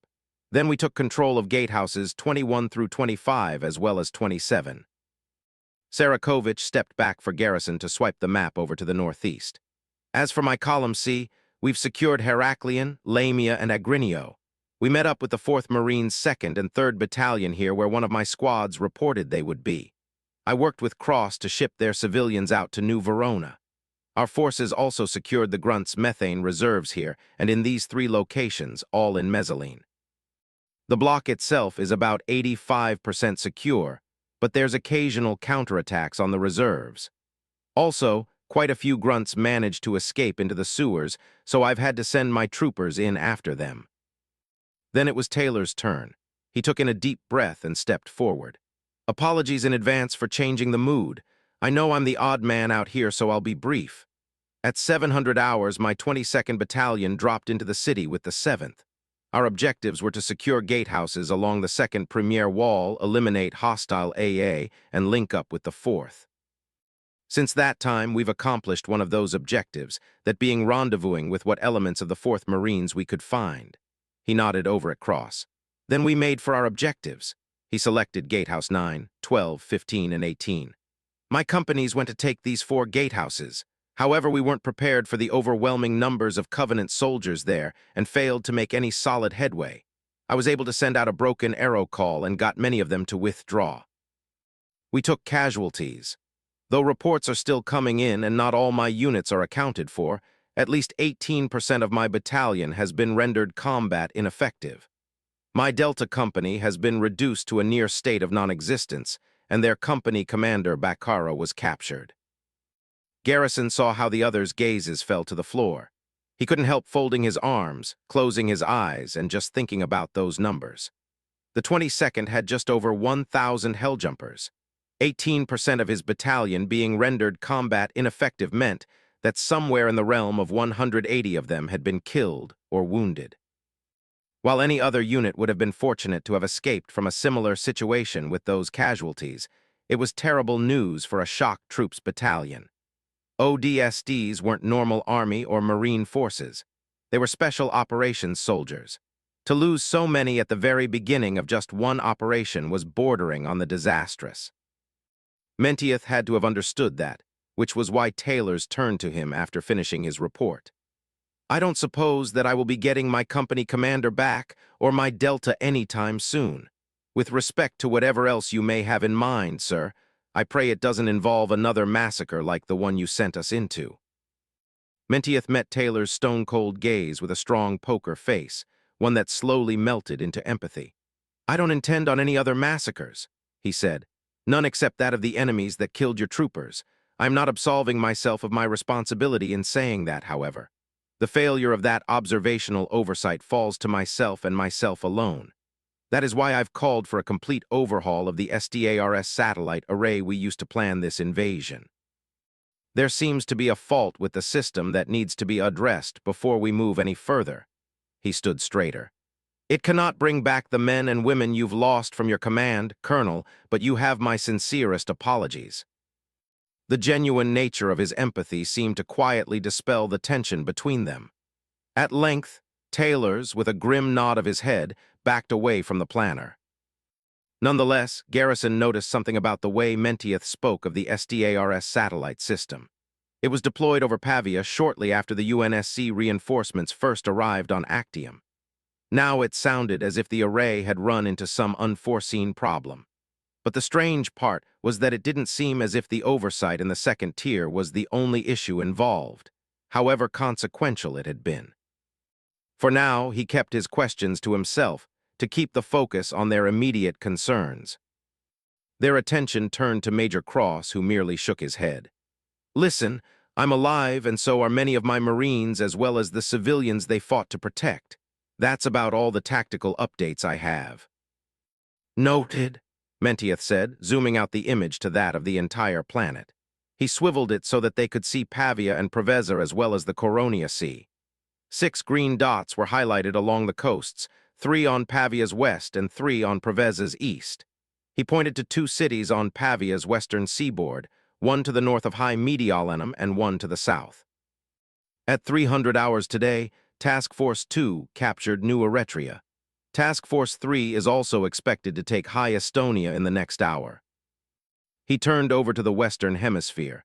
While Task Force 4 was able to secure New Athens late yesterday, 5 is currently bogged down in Patras. He paused. Task Force 6 has failed to take Caerleon. If they hadn't before, everyone in the room was now paying full attention with wide eyes. They're facing fierce opposition both in the atmosphere and on the ground. A group of Covenant ships managed to hold parts of Battle Group Crimson, sent to drop forces off to the capital, while the rest are facing larger elements of that second Covenant fleet. Currently, the 2 other Western Task Force commanders are planning to reinforce the assault on Caerleon once Patras is retaken. "They couldn't take the capital," Garrison asked more to himself than to Mentieth. "But they had practically twice the ships we did for High Mediolanum." "They did. The fighting there is quickly becoming a bloody stalemate. Right now, there's nothing we can do for them except take Mediolanum so that we can send additional backup." Cross thought it over. Wait, if the Covenant actually managed to pull it off in holding the city, couldn't they also swing back around to retake lost coastal territories? They can, which is why Task Force 6 must be reinforced as soon as possible. However, the same potentiality applies to High Mediolanum. If we fail here, then the Covenant can sweep back out to address losses like New Eretria and High Estonia. The room remained quiet as the officers contemplated the full ramifications of a stalemate in either capital. Mentieth steered the conversation back to the tactical planner as he zoomed in on High Mediolanum's second premier wall. "Now, we need to shift our intentions to the push into the last remaining territory." "The third tier," Sarakovich exhaled, "if it's anything like what we encountered down here." "We're compensating for that," Mentieth assured. "The Covenant know this will be their last stand. They will, of course, fiercely defend what they have left. I've requested for the UNSC Karkemish to bring back special units from the 53rd's Divisional Base near New Verona in response. They'll be back later this afternoon. We'll need every trump card and gatehouse we can get our hands on, which is also why I'm deciding to extend our preparations to the rest of the day. Given that our forces are still spread out trying to secure the residential district, it would be wise for us to consolidate our provisions and prepare for the secondary assault." Longsword squadrons from the 24th Air Reconnaissance identified multiple targets of interest. The information on them, in addition to each unit's place in the overall operation, has already been sent to your HUDs. I'm giving us until dawn tomorrow to be prepared. On the display, 3 pockets of gatehouses were highlighted in green, the very same ones secured by the armored columns. The structures themselves began traveling up the wall before coming to a stop and releasing yellow semicircles that protruded into the scenic district. They were subsequently met with smaller but more plentiful red dots that surged against them. We'll use these gatehouses to send up combined ground forces that will secure their hold in the third tier's upper terminals. Their purpose, essentially, is to concentrate Covenant forces willing to pounce on us right away into these areas. Dozens of yellow-colored Pelicans and Hornets began flying into standby positions just outside the upper terminals. At the same time, one of Battle Group Indigo's 3 destroyers, UNSC Tower of Babel, moved a few kilometers above the third tier's tallest skyscrapers. Depending on the severity of enemy concentrations, the 24th Air Recon will be deployed to land flanking forces behind them, while craft with more offensive capabilities target the masses converging on friendly positions. However, if that isn't sufficient, then I will authorize the usage of small-scale low-orbital strikes from the Tower of Babel under the coordination of forces on the ground. And yes, that includes Archer missile launches should the need arise. Archer missiles so close to friendly forces, sir? Cross inquired, gesturing towards the destroyer. Isn't that just as good as glassing the city you came to save? Mentieth shook his head. If that were our goal, I would call for the use of FVNRIS or HAVOK tactical nukes. In this case, I'm only authorizing low orbital bombardments in open areas, which is what makes the promenade behind the second premier wall so ideal to conduct the beginning stage of this operation. We can perform what Colonel Garrison did in holding off Covenant forces at the first premier, just on a more controllable scale. Garrison spotted Taylor's giving him a mocking look from the corner of his periphery, and chose to ignore him. The image altered to show yellow friendly forces pushing back the red masses, then dissolving them entirely. They continued on to various objectives throughout the city, touching and highlighting them yellow in turn as they moved east. They eventually reached the third premier wall, causing pockets of gatehouses to turn yellow, followed by the rest of the massive barrier. The name of the game is still shock and awe. We'll continue operating in our armored columns, moving forward with assistance from the 24th as well as the Tower of Babel. Each column has its list of key objectives needed for our advance. We'll eventually end here at the third premier and secure it to cut off any remaining Covenants still in the city. Mentieth looked over the display with tired eyes.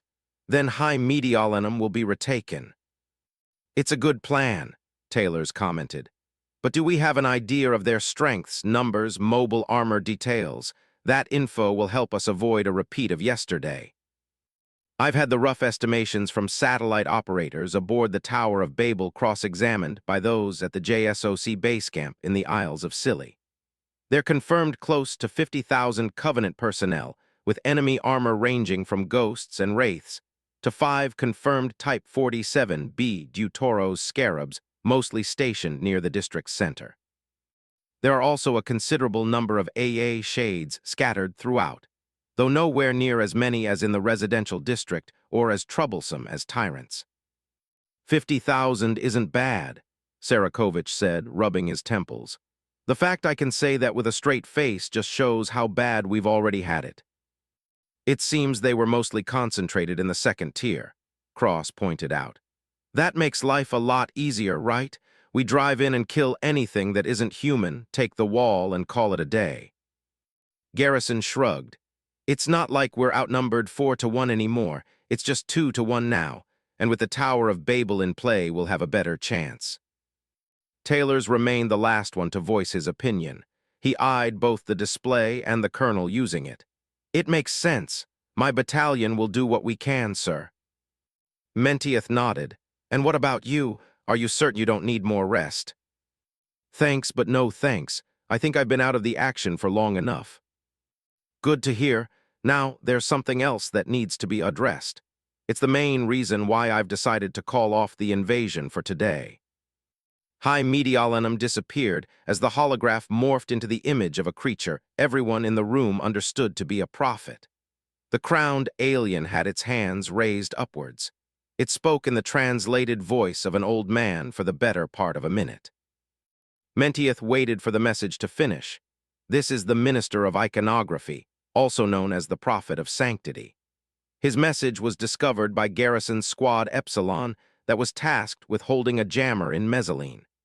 It was verified through the discoveries of Squad Hotel, who proved inventive enough to use their jammer's connection to the Covenant BattleNet to trace a major broadcasting signal back to this location.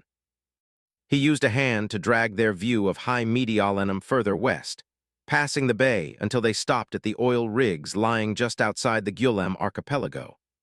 A large red square blinked along a section of the Coronia Sea, right on the outskirts of the loose amalgam of rigs. Navy Special Forces were sent to this region yesterday to investigate an area on the seafloor that intelligence suggested was the source of the broadcasting, the same one that Squads Hotel and Epsilon later cataloged. Their findings came in early this morning. He focused on the leader of the 7th Battalion.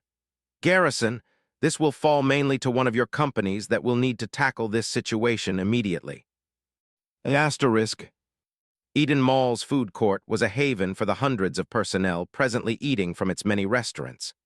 The central floor was encircled with options whose signs were aglow, thanks to the newly restarted generators. There were restaurants like Havati Goodwin, Jim Dandy, Mariano's Churrascaria, and World Cuisine, among many others. The smell of fried goods was on the air, and it more than drew the attention of Marines, ODSTs, and pilots to the front service desks of the recently reopened eateries. Culinary experts from the 53rd Armored Division had come in to begin serving anyone that wanted it the food they would have enjoyed as civilians. Under the personal order of Colonel Mentieth, these experts took the menus of the mall's closed food court and began serving the men and women of Task Force 1 breakfast as a reward for their actions in taking the second tier. Epsilon had found its way to the mall around 500 hours after Garrison had informed the insertion teams they could dispose of the jammers. Duncan had set theirs to self-destruct, then got to a safe distance with the rest of the squad to watch the device detonate. Then they were free to leave with Warrant Officer Ludowski's section of Convoy 10 for the safety of Ano Leosia. They got close to half an hour more of sleep, then woke up to a squad of Marines spreading the word about the food court being reopened. Of course, they couldn't simply turn away such an offer, sleep or no sleep, especially given that they could actually smell the fragrance of food wafting down from the second floor. Since the number of people at the mall was already small, it being mainly a casualty collection point, they were able to find themselves a spot out of the hundreds of rectangular tables. Theirs lay at the labyrinth center close to a decorative pot of palm trees. Everyone went out to choose their own food options. Duncan had decided on Mariano's Churrascaria, the South American-themed restaurant that displayed its assortment of barbecued meats on rotating spits. Their rich, salty smell could draw him from a mile away. It reminded him of the Churrascaria restaurant just down the street from his and Erica's apartment. As he got on the line to tell the 53rd's expert cooks what he wanted from the Radizio-style buffet before him, he thought back to how he used to do the same on nights out with Erica. They would both be wearing their coats, but she would always be wrapped around his arm for more warmth as they decided what they wanted. Then they would head back to their apartment to watch a movie together, one hand carrying a plastic bag full of food and the other holding on to each other. Thinking on all that almost left him deaf, until the server told him for the third time that his order was ready. He headed back with his container in hand. He took in deep, satisfied breaths of the fresh food inside and felt his stomach grumble as he finally sat down at Epsilon's table. He was the straggler of the group since everyone else were already eating, everyone except Zach, who arrived last and sat down between him and Nova. "All right, Irish," Zach smiled, leaning over to him. "What you got for me?" Duncan elbowed him in the ribs, earning a grunt of pained amusement from the radio man who'd rested his equipment down against his seat. "Come on, please," Zach looked to him pleadingly. With a grimace, Duncan popped the cover on his container. Steam wafted from the kabobbed slices of beef and ham, separated with complimentary greens, and sautéed with Mariano's special barbecue sauce that gave it its golden glaze. In a separated section were 2 fist-sized chicken breasts with bacon strips seared to their sides. Topping off the morning meal was a golden brown breakfast muffin occupying the last section. Zach was left gawking at the beauty before him. How did they what? "The answer is no," Duncan said, shooting down his hopes well in advance, or so he thought. "My answer is yes." Before Duncan could react, his squadmate reached over, then stopped at feeling a knife against his neck. Wielding her knife and equally dangerous stare, Nova looked unamused.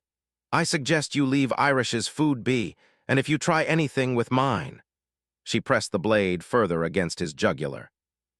Zach nervously swallowed. He steadily retracted his hand from Duncan's container, prompting Nova to return to cutting her egg and sausage omelet. As everyone else ate, Zach popped open his own container to reveal a serving of fries with a hamburger sandwich. Only the meat was not the usual. Duncan identified the dark brown fritters that replaced the patty for what they were as Zach took his first bite. "Is that Moa?" "Moa nuggets," Zach corrected through his chewing. "I got it from the World Cuisine place. One of the ladies working there decided to do some experiments with their nuggets and sandwiches, and heck, why not? It's the closest I've got to that Moa burger they've been promising since that drawing on the Trafalgar." He held it up for everyone to see. Lo and behold, you mortals, the majesty that is this sandwich. Did you get enough sleep last night? Deeks asked, regardless of his own baggy eyes as he used his fork to pick unenthusiastically over his spaghetti. Because I didn't. That was mostly because of yours and Heck's snoring. And now you want to make noise about food while others are still tired. It's like you're looking for me to put Silver Buddha to work. Why don't you put it to work in the kitchen over at World Cuisine? Zach jeered back. That'd make the world a much better place. If I go there, someone's going to disappear at the same time as I introduce a new menu item, and it'll probably be you. Well, we all have our own ways of saving humanity, Corporal Deeks, Zach winked. Mine's is one sandwich at a time. Your life philosophy is inspiring, honestly, Hector laughed. Plato would be proud to know all his years of hard work led to human beings like you today. What's a Plato? Is that some type of special plate? Hector stared at him for a moment, then returned to his bowl of crab soup. As everyone else continued eating, the staff sat at the head of the table quietly sipping his mug of freshly ground coffee from the nearby Jim Dandy. All the while, he eyed the squad's newest additions. He watched when Zach pretended to leave for the bathroom in a feint to move around the court and ambush Mido from behind in an attempt to quietly pull out his katana. But the very second that he grasped the handle, Mido's hand shot like lightning to grab his wrist, while he used the other to eat more of his hot serving of soba noodles from Matsumi's takeaway. The radio man remained, trapped there like a deer caught in the headlights, until his squadmate finally rounded on him with a disapproving smile. If you want to touch the Yamamoto Aka, you must first earn the Yamamoto Aka. Before Zach could reply, Deke slid out Silver Buddha and angled it up at the sneaky radio man. And I've got first dibs on that earning thing, so you best get in line. That's only if we win here, Mido said. We're literally eating food in a mall where the Covenant just invaded. I think we're well on our way to that, don't you? Mido shrugged and released Zach's hand, allowing him to scamper back to his seat, where Nova spared him a correctional slap to the back of the head, before proceeding to scold him like an older sister would an annoying younger brother.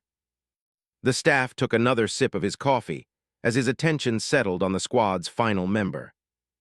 Rennie was eating on the opposite end of the table and talking between Rico and Yuri about the different language barriers between Russian, Spanish, and English. I still think English is easiest to learn, Yuri said. Rules are simple and you don't need worry about understanding someone with broken English thinking it's completely new language. Rico laughed at his answer. That's rich coming from you, Matchstick. That's rich coming from guy whose name literally means rich, Yuri shot back. Hey, my uncle knew what he was doing when he named me, all right.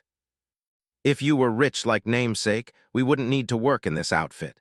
We would be set for life on some secret hideout for ultra-wealthy like Beta Gabriel. No, you're missing the point, Ivan. You're all as rich as you can be. Want to know why? Yuri raised a curious brow. Why? Rico pointed to himself. Because you all have me. Now it was Yuri's turn to break out laughing. Was that supposed to rhyme? You're no Mandelstam or Yesenin, but you're all right, I guess. Thanks. Rennie, having eyed Yuri's plate for a while already, pointed to one of the pieces of boiled beef. Can I? Sure, he let her take it with her fork and try it out. One tentative bite led to another, and her face glowed with satisfaction. She stared at her empty fork. Wow, hey, do they have samples of this? Nope, that was all sample I have, and I don't plan on sharing more or else I starve. Isn't this close to beef stroganoff? Yuri gave a hesitant nod. That's Russian dish, how would you? I got to try many different cuisines on Earth. I bet I could make this even better. Though it was Yuri's eyes that widened in interest, it was Nova that asked the next question. And what about Dobo's tort? That's a dessert, isn't it? My favorite. Nova's stare turned intensely competitive. Think you can beat me making it? You cook, Rennie asked.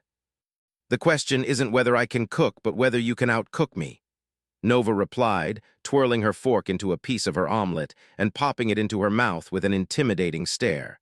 How about a challenge sometime? Zach suddenly stood up, utterly enthused by the course of the conversation. "Looks like we've got some alpha female action on our hands, boys," he said, looking to all the men in the squad. "I volunteer me, the staff, and Deeks as judges."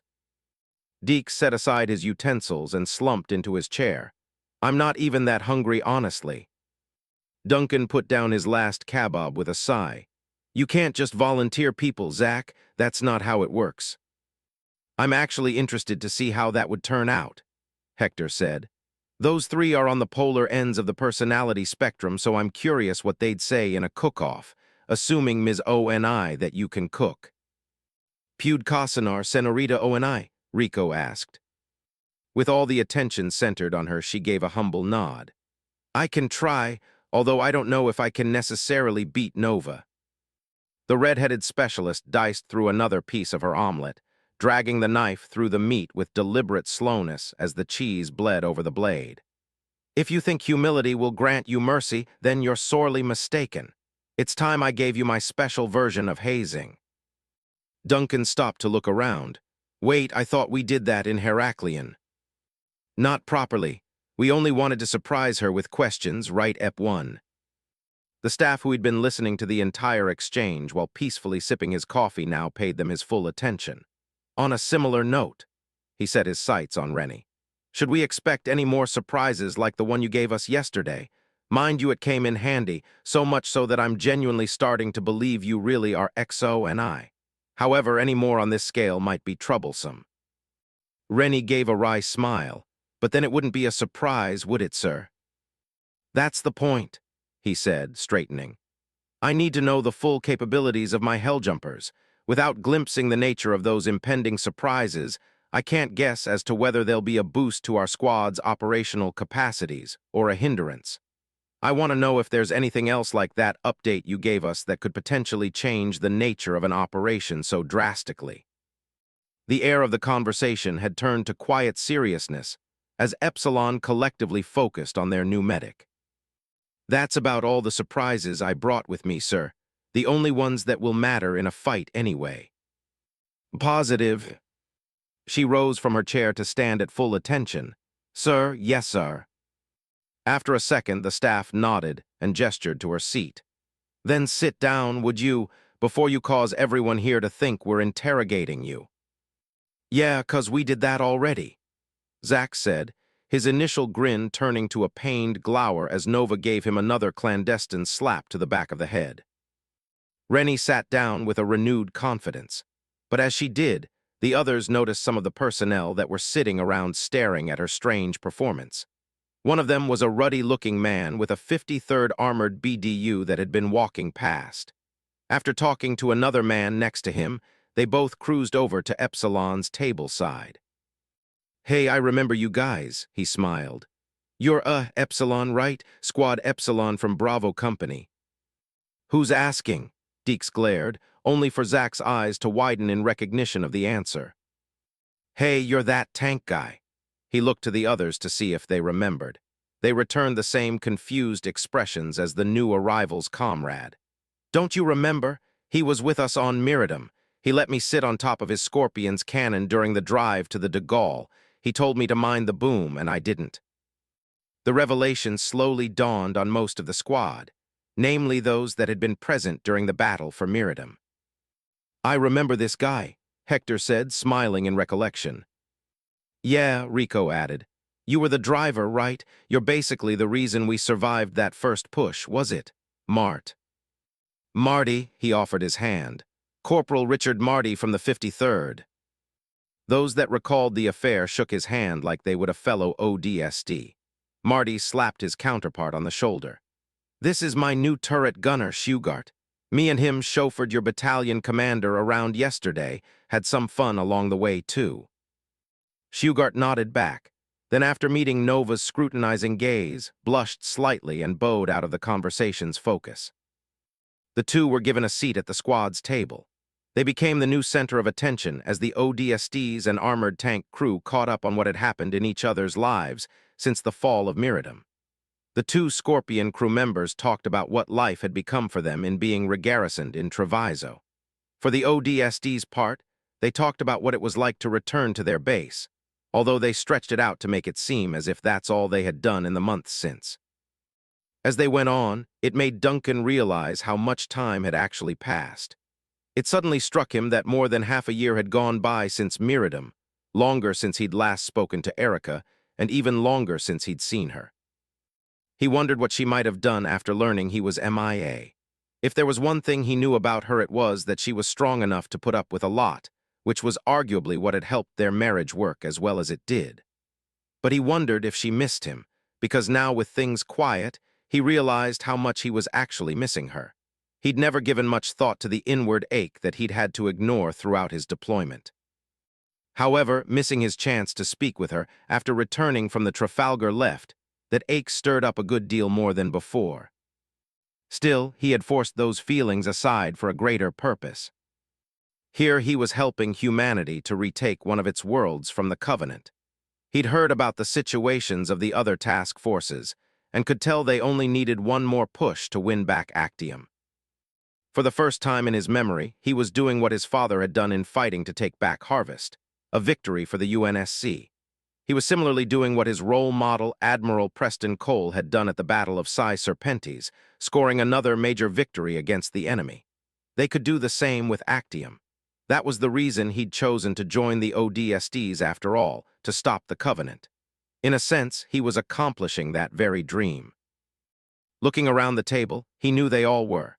They would show others that Fleet Admiral Hood was right when he claimed it was in the ability of every UNSC-affiliated individual to prove the Covenant were not unbeatable.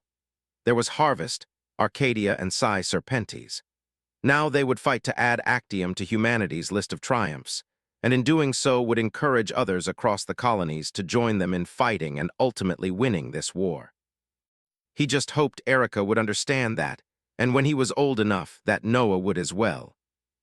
The conversation ended when one of Bravo Company's ODSTs, Hotel 7, reached their table to inform them that the colonel wanted everyone in Bravo outside the mall.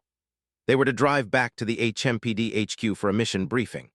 With tired groans and sighs that were quickly silenced by the staff, Epsilon shoveled whatever food they had left either into their mouths or into trash cans. Zack decided on a third option by pouring the remains of his makeshift Moa burger into his rucksack. Then they grabbed their gear and joined other squads of Bravo, leaving the food court in heading for the exit. Asterisk. With a gentle bow of his reptilian head, Field Marshal Kazan Durakami submitted to the presence of an even greater authority. Though he could see little more than the boots of the Sangheli whose projection stood upon the hollow pedestal, he wouldn't dare make eye contact given the nature of his petition.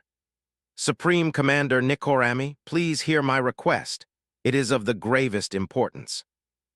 The image of the Supreme Commander considered quietly what he thought said question would be, then ushered him on. I will listen. Dressed in the maroon and blue-accented armor suited to his rank, Durakami bowed his head further, causing his horned headpiece to tip forward. We are in desperate need of orbital assistance against the humans. As I have stated in my earlier report, they have taken the second tier of this city. We require all the reinforcements you can muster to our aid. What he knew he hadn't mentioned in that previous report was that the humans had done so by somehow using their own communications jammers against them. It was a failure in tactical judgment more than deserving of death. However, he hadn't spoken of it for the sake of his army rather than his own life. If Nikorami did have him executed for his failure, then it would have the adverse effect of making the already frayed allegiances of the remaining Ungoi, Kigyar, Yanme, and Sangheli under his command dissipate entirely, leading to a repeat of the fratricide that had unfolded in the second tier. Nikorami wasted less than a breath in his reply. No. The answer didn't surprise Durakami. It simply made him more despairing than he already was at having been given this task. Why, Supreme Commander? Because I have faith in your capabilities as a commander of my legions. I am certain that Marajek did not graduate any incapable officers from his war college, which is why I know you are more than capable of utilizing the resources and numbers you have on hand to crush this human rabble. Durakami didn't even dare to dispute the decree. He'd learned that it was unwise to do so when their commanding officer was one like Nikorami. I understand, but what of the Holy One, the Minister of Iconography? What about him? Commander, the Holy One is in danger here. The humans' ships loom over us even now. Surely it would be safer for him if he were transported to your location. Then we could defend this city with greater assurity of. No. Durakami felt despair settle even more powerfully upon his shoulders. He dared ask the futile question, but why not? The minister has the very eyes of the gods watching his every footstep, and thus has their protection and favor. Surely the will of the gods is far greater protection than any warship I could dispatch. Besides, my ships are too ensconced in their tasks here to offer any transport. I have faith that the minister has the protection he needs. Nikorami leaned forward, his face hardening. Yet may it be so that the ire of the gods will be against you should you fail to retake that city, or to allow the minister to complete the ceremony of sanctification. The next time we speak, the ceremony should already be concluded along with the fate of the eastern capital. I pray the gods favor you, because if not, then there is no warship I can offer that would do greater justice than that dealt at their hand, by that of your foes or of your own sword. Is that understood, Field Marshal? Durakami gave another dignified bow. I will not fail you or our righteous covenant, Commander. I know. That was all Nikorami said before his image disappeared as he ended the conversation. The hollow pedestal before him dimmed to a faint blue light, leaving Field Marshal Durakami with nothing save the howl of the early morning wind that carried the sounds of thousands of unified voices to his ear. He slowly arose and headed to the very end of the roof of one of the hundreds of skyscrapers that forested the third tier of the city. He stopped at the edge to look down upon the faithful. Thousands of his warriors had gathered around hollow pedestals in the streets below. Unlike his own, which was specialized for two-way communication, they could do nothing with theirs except look on with reverence at the projection of the Minister of Iconography. At the moment, the minister was conducting an active broadcast of the first ritual evening prayer of sanctification over the third tier, the last region he needed to sanctify. Since Covenant forces had first occupied the city 8 days ago, the prophet had been hard at work purifying this location. He dedicated 3 days to each tier where he would offer up 3 evening prayers per day. The first, the prayer of atonement, was to petition the gods for forgiveness of the land in harboring the humans, their enemies, as its denizens. The second, the prayer of partitioning and affliction, was to request that the gods punish the humans apart from the land and eradicate them from it. The third, the prayer of strengthening, was to ask the gods to grant their servants the strength to annihilate the humans as the executioners of their righteous judgment. During each prayer, the icon representing the part of the prayer's trinity being focused on would be displayed. The base format of each icon was a Y-shaped symbol with 3 smaller circular symbols, one within each corner of the main icon. Inside each circle was an arrowhead-like shape with varying angles and ornate tertiary patterns surrounding them. Presently, the image of the Minister of Iconography was raising his hands towards the heavens. Above his outstretched palms was the icon for atonement, a Y shape possessing 3 circles with interior arrowheads, all uniformly pointed downward.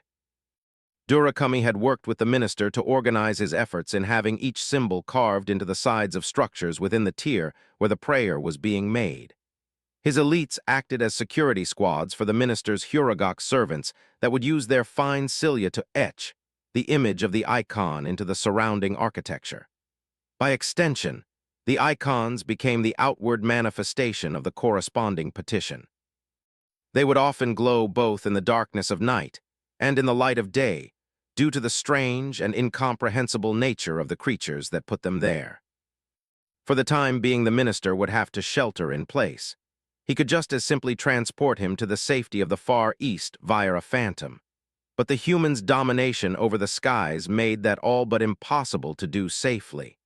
With the way matters were progressing in the city, he couldn't risk losing the likes of a prophet as well. Maybe he could chance sending him off with seraph escorts once his purpose was fulfilled after tomorrow's final prayer, where the ceremony would celebrate the full sanctification of the city. However, He sensed there was more to Nikorami's refusal to send a ship to oversee the protection of the minister. There seemed to be something personal involved, and he certainly was not blind to his supreme commander's ambitions like he himself seemed to be. Perhaps the minister represented some form of threat or obstacle to his aims, which would explain why he had the prophet sent to purify this city rather than handle the most prestigious work that he was originally assigned to oversee in the East. Durakami was not one for arguing politics. He left that to the Sanshuam and Sanghili counselors. He was a warrior, and suspicious or not, he would do what was ordered of him. So the minister would remain. The only saving grace here was that no one except Durakami and a few others actually knew where the minister was. That they could use to their advantage. He trotted over to the other side of the rooftop. The westward skies were still pinkish-purple compared to the increasing orange-yellow radiance rising in the east. He inwardly hoped it was a sign that the gods' favor was rising over his own life, that they would grant him victory. But even the wisest servant knows he cannot leave everything to his masters, because then they would be more deserving of his reward than himself. As he considered the preparations to be made to fortify their positions against the attack he knew was coming, he hoped his plan would decimate the humans and leave them both decentralized and demoralized enough for a successful counterattack. And if that wasn't possible, then he was determined to have each and every warrior fight to the death. He swore the humans would not retake this city without having to destroy it altogether. Then his gaze was drawn beyond the city towards the sea that lay on the other side of the island archipelago. He knew exactly what was there, and wondered whether the Silent Shadows operation would prove successful in executing the most vital part of his final strategy. Prophet. 53. Battle of Actium Chapter 15, Coopernate. Chapter 15. Coopernate. May 9th, 2545, 07, 30 hours military calendar. Aquila System, Actium. High Mediolanum, Republic of Pavia. HMPD Headquarters. Asterisk. The HMPD HQ's conference hall hadn't changed whatsoever in the day since Duncan had last been here. So why did it feel like it had changed so much? That was something he was trying to figure out as he sat with Squad Epsilon in the second row of seats among the entirety of Bravo Company. Bravo was numbering at 180 strong, 70 down from its previous 250 due to the last day's tumultuous landing and subsequent fighting that left some 27 WIAs, 31 KIAs, and 12 MIAs. From what he'd heard out of the 7th companies, Delta had received the highest casualties since they led the initial charge into Rhodes. However, even that paled in comparison to the near annihilation of the 22nd's own Delta company. They couldn't simply let the Covenant kill each other by themselves, since there was always a chance for elite intervention to calm the hostilities, so they had to push in and take advantage of the widespread chaos as soon as was tactically feasible. But Duncan wondered how many more lives would have been saved if they really did let the aliens have at each other. He also wondered what would have happened differently if the Spartans had been there, then like they were here now. 4 of the armored supersoliders stood at silent, ramrod attention. They were the focus of every ODST in the room, many of whom were whispering amongst themselves about different things all pertaining to them. For better or worse, their presence here was a reminder of just how unusual things were getting in High Mediolanum. Colonel Garrison stood in front of them on the stage as he waited for the last arriving trooper to close the door behind him. Then the lights dimmed except for on the stage. Boys and girls of Bravo Company, welcome to your next day in the Inferno. It's been a rough first day, but we've managed to push back our enemy. Now, there is a very different theater of operations that we must attend to in order to strike the Covenant where it will hurt them most. And in case you were wondering. He turned and held out a hand towards the Spartans. This is Blue Team. They're the ones who discovered the object of today's briefing. You'll get a chance to familiarize yourselves with them since you'll be working under them for this operation. The colonel's last sentence sent a shock to the collective system of every ODST sitting before him, causing any lingering whispers to instantly evaporate. The Spartans kept at their silent vigil over the room, their golden visors, and intimidating armor showing no signs of anything catching them off guard. Duncan glanced around to check the others' reactions. Save for Mito and Rennie, who still looked taken aback, the rest of the squad might as well have been wearing polarized visors. Their faces betrayed no indication of anything except a cold, long stare centered on the Spartans. He shifted his attention back to the stage. Sure enough, he recognized them as the exact same ones that saved them and Squad Razor at the de Gaulle Starport's Terminal C on Miradum. Though he could recall the helmet variations worn by the first 4 Spartans he had ever seen, the numbers on their left breastplates identified them best.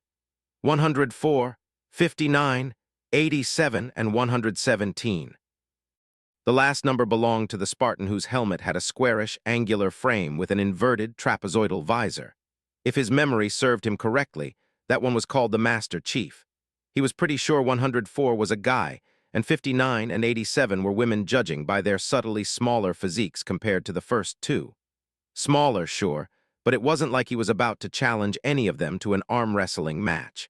He wasn't ready for a prosthetic limb just yet. After a palpable silence, Garrison continued. Now we can move on to the matter at hand. The Master Chief will be taking over from this point onward. He stepped aside to let 117 take his place on the stage. The moment his last clanging footfall resounded across the hall, the projection devices activated and emitted what Duncan could only describe as a 3-dimensional portrayal of a desert in the middle of the stage. He gradually pieced together that the denuded landscape had been made so by water rather than wind, the obvious signs being the waving patterns only possible of deep-sea currents. The support struts of several oil rigs at the far corners of the image were also a dead giveaway. The chief began. At 11:20 hours yesterday, my team was sent to investigate the seafloor 4 kilometers west of Icaria Island under the suspicion of a possible Covenant broadcasting source being located there. We utilized telemetry probes to conduct an ultrasound imaging signal analysis of the underwater topography over 2 square kilometers. What you're about to see are the final results of the tertiary scans. 4 small rods appeared on the center of the landscape, which proceeded to emit spheres of red light that expanded outward before overlapping. What remained in between them was a red blob that the software resolved into a final, multi-contoured visage. The sight of it brought a resurgence of confused looks and whispers among the Bravo Company troopers. "What is that?" Nova asked. She looked between Duncan and the staff, the latter of which shook his head, his brow furrowing. To Duncan, his best guess was that it was some sort of alien parliamentary building sitting on the bottom of the Coronia Sea. He began logically backtracking along a list of Covenant base structures he'd seen on FLETCOM's declassified data drops, and concluded it was some sort of citadel. The structure was comprised of 3 bulbous, ovular substructures connected via docking tubes. The first 2 metal blimp-like constructions were spread out akin to a north and south wing, and were slightly lower than the third wing, which was the largest and faced eastward. The entire complex, adorned with angular arrays like moss-covered crustaceans, was set up over a web of support struts and interlocking gantries on the seafloor. "This is a Covenant command center," the Master Chief said, confirming Duncan's suspicions. "We believe they are using it to organize their groundside efforts from a safe distance. Its elimination will essentially disable the coordination of forces defending the last tier of the city. However, there is another important detail linked to this location, and its vital nature goes without saying." Another projector emitted the visual form of a figure Epsilon knew well. It was the Minister of Iconography. The prophet had its hands raised in a prayer, but was paused in a freeze frame. "We believe this prophet that goes by the title Minister of Iconography is presently housed in this location, since this is the source of his broadcasting signal sent to hollow pedestals across high mediolanum. Logically, this is the safest and most remote site for a high-value individual to be located. It is my team's objective, and now yours as of today, to capture him." The holograph changed to show 6 yellow albatross dropships hovering just over the surface of the water above the command center. As he was speaking, scores of yellow dots dropped from the aircrafts into the water and began heading down towards the target. The current plan is for us to mount an underwater insertion via albatrosses that will transport the entire company. You will be using scuba equipment specialized for your BDUs, specifically the PSMA 92 harnesses that are being provided for this mission. Next to appear were two new images. One of them Duncan identified as a projected model of the Pressurized Submersible Maneuverability Apparatus, or PSMA 92. The model came with a CBRN module meant for deployment in chemical, biological, and radiological hazardous zones. It could be attached to the mouth area of the troopers' helmets as a single-piece rebreather that could extend the user's limited oxygen supply. There were also several other key features in the form of the back-mounted harness, attachable oxygen reserve tanks, fins with dismountable ankle bracers, as well as a depth gauge and dive computer mounted to the right arm bracer. The second object was far larger than the first, at being nearly the height of 5 people.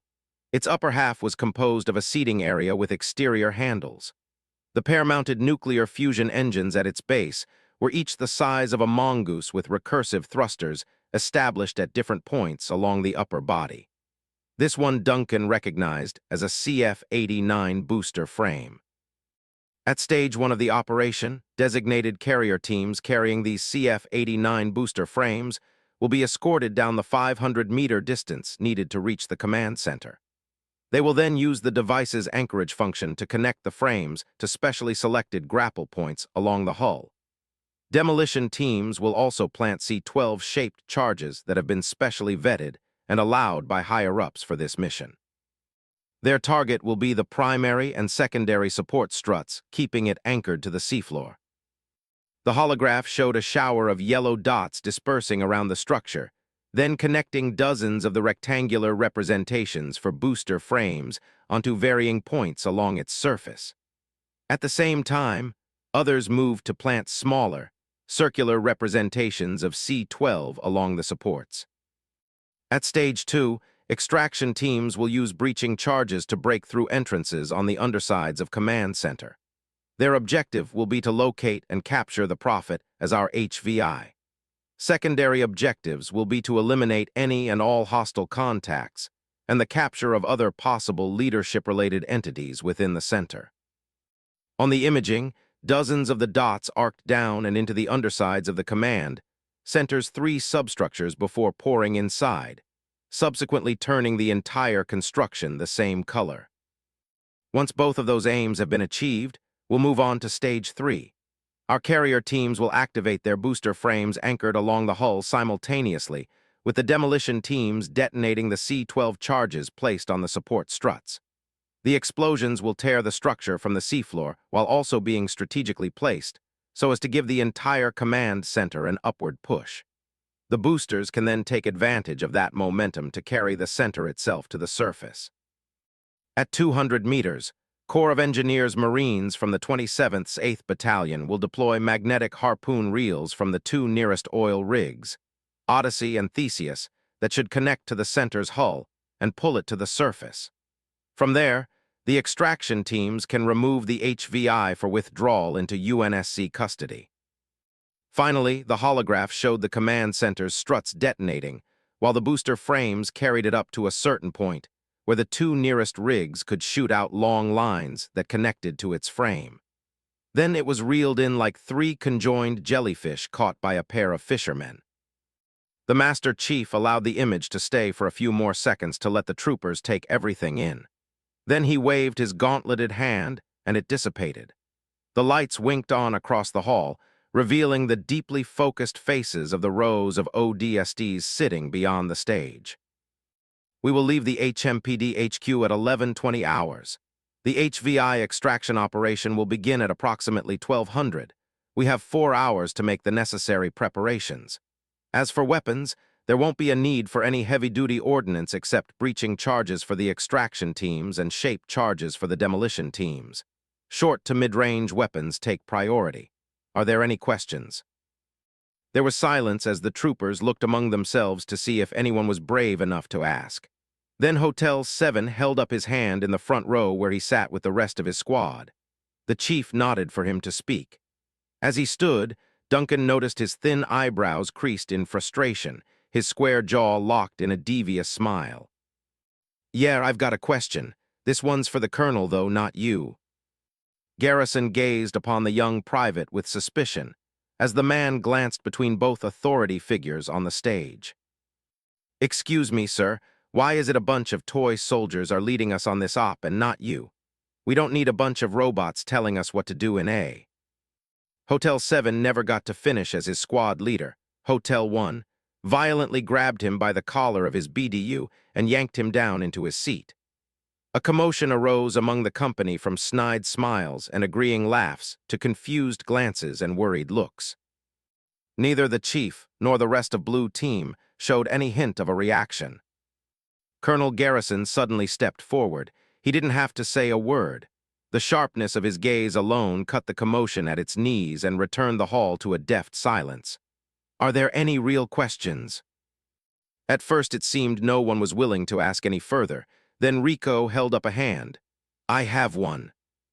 The chief nodded to him as he stood. "I get using certified C-12 for this op, but how do those charges alone have the power to propel the structure off the ground? Sure, the boosters are powerful, but how can they lift that entire thing 300 meters once its initial blast inertia subsides?" "We have a solution for that as well, although I wanted to explain it in better detail in the later run-throughs." The Spartan used his hand to summon another projection of the command center. Then the image focused in on a wide shot of the ground beneath it, capturing in greater detail the field of oceanic thermal vents jutting out of the seafloor like active volcanoes. These hydrothermal vents lying just beneath the center release large quantities of hydrogen sulfide, and will be within proximity of the blast radius when the struts are destroyed. The moment the blast from the C-12 reaches these hydrogen sulfide mists, it will cause a catalytic secondary explosion that we've estimated to be strong enough to propel the center up approximately 170 meters to the surface, even without the frames. The structure will be able to survive this since it's comprised of the same nanolaminate plating as their ships, which are sturdy against heavy explosive ordnance. That said, every trooper must be on the top side of the structure prior to the detonation so that they will be shielded. This time, the image captured more of the devastating secondary explosion to scale. A few troopers whistled in astonishment. Rico nodded with genuine admiration and sat back down. "Anything else?" the chief asked. The staff held up a hand. "Will the extraction teams be led by you and your Spartans, sir?" "That's correct." "I've understood." The room returned to silence once more. Seeing that no one else had any questions, the chief turned to Garrison, prompting the colonel to step up. "Bravo Company, you're dismissed. Head down to the armory to get your gear." Asterisk. Garrison watched his helljumpers flow through the seats and out of the hall's doors as he came to a stop next to the chief. "Take a good look at their faces." The chief turned to him. "Sir." "Their faces," Garrison said, focused on the crowds. "I want you to remember them. They're not numbers on potential casualty statistics. They're people, my people, and I'm lending them to you, not giving them over." There was no reply, but he didn't need him to give one. "Bring them back, Chief, as many of them as you can." He finally rounded on the Spartan. Though he couldn't see anything but his own face reflected in the golden visor, he could understand the respectful nod that was returned. "I'll do what I can, sir." Asterisk. The HMPD HQ's armory was a lot like a high school locker room. The various weapons arsenals were contained inside of lockers with multiple inner racks that allowed anyone given the proper clearance to take their pick of the litter. Only, there were no HMPD officers to help the ODSTs find what they needed, so they were forced to gradually figure out that the arsenals were separated by weapon classification. Duncan learned that the biggest lockers at the left end of the rectangular room tended to hold heavier ordnance like SBNKRs, grenade launchers, and sniper rifles. The medium-sized ones near the middle of the room held carbines, rifles, and shotguns. The smallest contained SMGs, handguns, and a vast array of grenades. Near the middle of each crisscrossing hedge of lockers were metal workbenches for weapon disassembly and examination, as well as wall-mounted frames, displaying a number of customizable scopes. The whole of Bravo Company was currently mounting an equipment overhaul in preparation for the operation. Weapons like SRS-99s and M319 grenade launchers were being put away on one side of the armory in exchange for MA-5B assault rifles and XBR-55 battle rifles. It was something Deeks and Rico weren't so fond of since they were required to give up their most cherished pieces. But some of the other ODSTs weren't giving up their original weapons at all. Many of the squads were assembled at the dozen tactical planners around the room that actively portrayed run-throughs of the operation, while simultaneously displaying the names of squads designated under categories. 1. Extraction Teams 2, Demolition Teams 3, Carrier Teams. Many of them were debating whether a weapon exchange was a good idea, and from what Duncan could occasionally overhear as he restocked his SMG ammo, they weren't pretty debates. The name Spartan came up a lot as either part of an apologetic explanation or as the header of a heated argument. Epsilon was on the tepid end of that range of activities. They hung around the AR and carbine lockers close to the middle of the armory. While getting geared up, they sat on benches to observe their personal tactical planner. By extension, they become much like the on-duty officers who probably would have been sitting around these same devices, as a superior ran through the holographic details of some neighborhood operation. Duncan's attention was fully drawn to the listing on the side of the mission run-through, which told them what their place would be. They would be working as one of 2 extraction teams, both targeting one of the entrances of the eastern-facing part of the command center under the command of one Master Chief Petty Officer, John 117. Why not Johnson? Duncan looked over at Zach, who was sitting on the other end of his bench, cupping his face in his hands and leaning towards the display. What? Why not Johnson? Seriously, what kind of last name is John? Johnson makes more sense as a surname, right? I think that's his first name, Nova said without having to look up from the workbench she was using to reassemble her newest BR. John doesn't make sense as a surname, so it must be his first. And how'd you figure that? It's called logical deduction, my dear Watson. Was that supposed to be an Arthur Conan Doyle reference? Nova stopped, her interest piqued even though she retained her attention on screwing the barrel into place. You read Sherlock Holmes? No, wait, you read. I had to, Zach sighed explosively. They made us read it for pre-colonial literature in high school, which I still flunked out of by the way, so don't try to drop any more references like that on me. It'll just go right over my head. Like most things, Rico said, patting him on the back as he and Deeks walked past, returning from having to give up their heavy weapons. They both stopped in front of the planner to get a good view of the team listings. Their faces screwed up slightly when they saw the squad's newest posting. We couldn't just get the easy job this time, could we? Deeks exhaled. He caught sight of the staff on a perpendicular bench on the other side of the projection, sizing up his personal shotgun. I thought they said no high-octane stuff on this op, sir. Mid-range, the staff replied as he used a rag to clean the inside of the gun's receiver. And short-range, this. He tossed the finished rag aside to pump a round into the chamber with a satisfying click-click. Is short-range. Right, Rico said. Hey, so how do you feel about us getting led by this John guy? The Master Chief. Sir. His name to you and me is Master Chief. You all call me Staff Sergeant, not David. It's the same principle of authority and corresponding respect. Why, yes, sir, but what do you think? The staff lay his shotgun across his lap and inspected it much like he would any of his ODSTs in a parade setting. The Master Chief is a fine-tuned weapon as much as he is a human being, if not slightly more so the former. Given what we saw from him and the others on Miradum, it's no small wonder why he's been given full operational authority here. And frankly, provided the details of this mission, him leading the charge is probably our best bet of coming out of this on top. He looked up at them, then passed them towards the squads with heated debates. However, not everyone thinks the same way. I don't think they have to staff, a man's voice said. After all, who really wants to be under the command of an overblown toy soldier wearing black spandex under all that armor?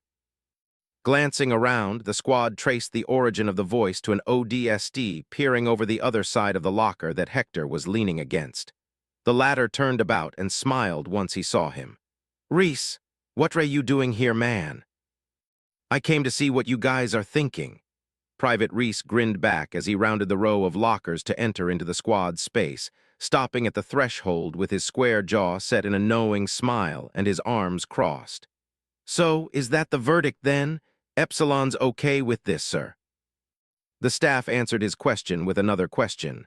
"Hotel 7, why are you here and not with your squad?" "Because they're all having at it with the fact both Hotel and Epsilon have to work under Johnny-come-lately over there." He gestured towards the middle of the armory's locker maze where the Spartans were.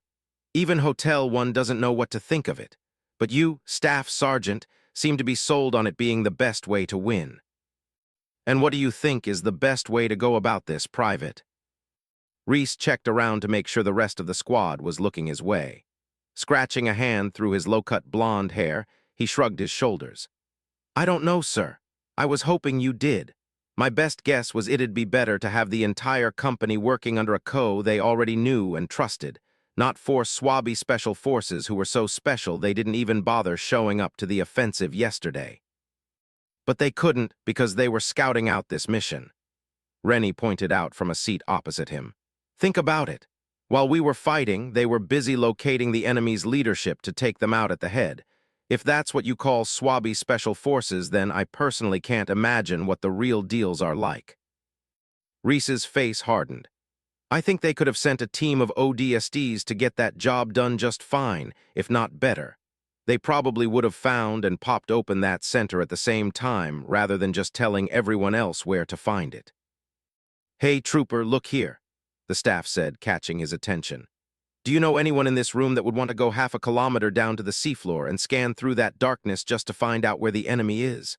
I'm a helljumper, Private, and even I don't want to go down there. But I'm going anyway because your squad and mine are being asked to help capture a prophet, something a team of helljumpers, as capable as we are, couldn't try doing alone. All that means is that these Spartans are good enough to warrant only having a company of ODSTs accompanying them rather than an entire battalion." "You think they're as good as a battalion of us, sir?" Reese dared. "Like the 7th. The staff leaned back to rest his head against the locker behind him in thought. "I've seen a thing or two, enough to let me know this one basic fact. ODSTs are natural-born killers and Spartans are something akin to an extinction-level event on 2 legs, but a combination of the two working together is a hell of a force to be reckoned with. More than enough, I'd say, to take down a prophet." Private Reese must have failed to find a good rebuttal after that because his jaw moved, but he couldn't bring out an answer. Throughout the course of the whole conversation, Duncan recalled seeing the overwhelmingly one-sided massacre that happened at the de Gaulle starport after the arrival of these same Spartans. It made the staff's description of them seem not so exaggerated. Then memories began popping up from his time at Camp Currahee to the Beta Company candidates that he guessed had probably already graduated. Before he could be drawn into that section of his mind, and Reese could bring the answer it had taken him several seconds to find, the doors on the far end of the armory opened. The sound of squeaking wheels filled the room as a number of mobile objects were hauled inside. A commotion started shortly after where ODSTs began walking and jogging down the locker aisles to the main entrance. "Sounds like the equipment's here," the staff said, getting on his feet. "Let's get to it."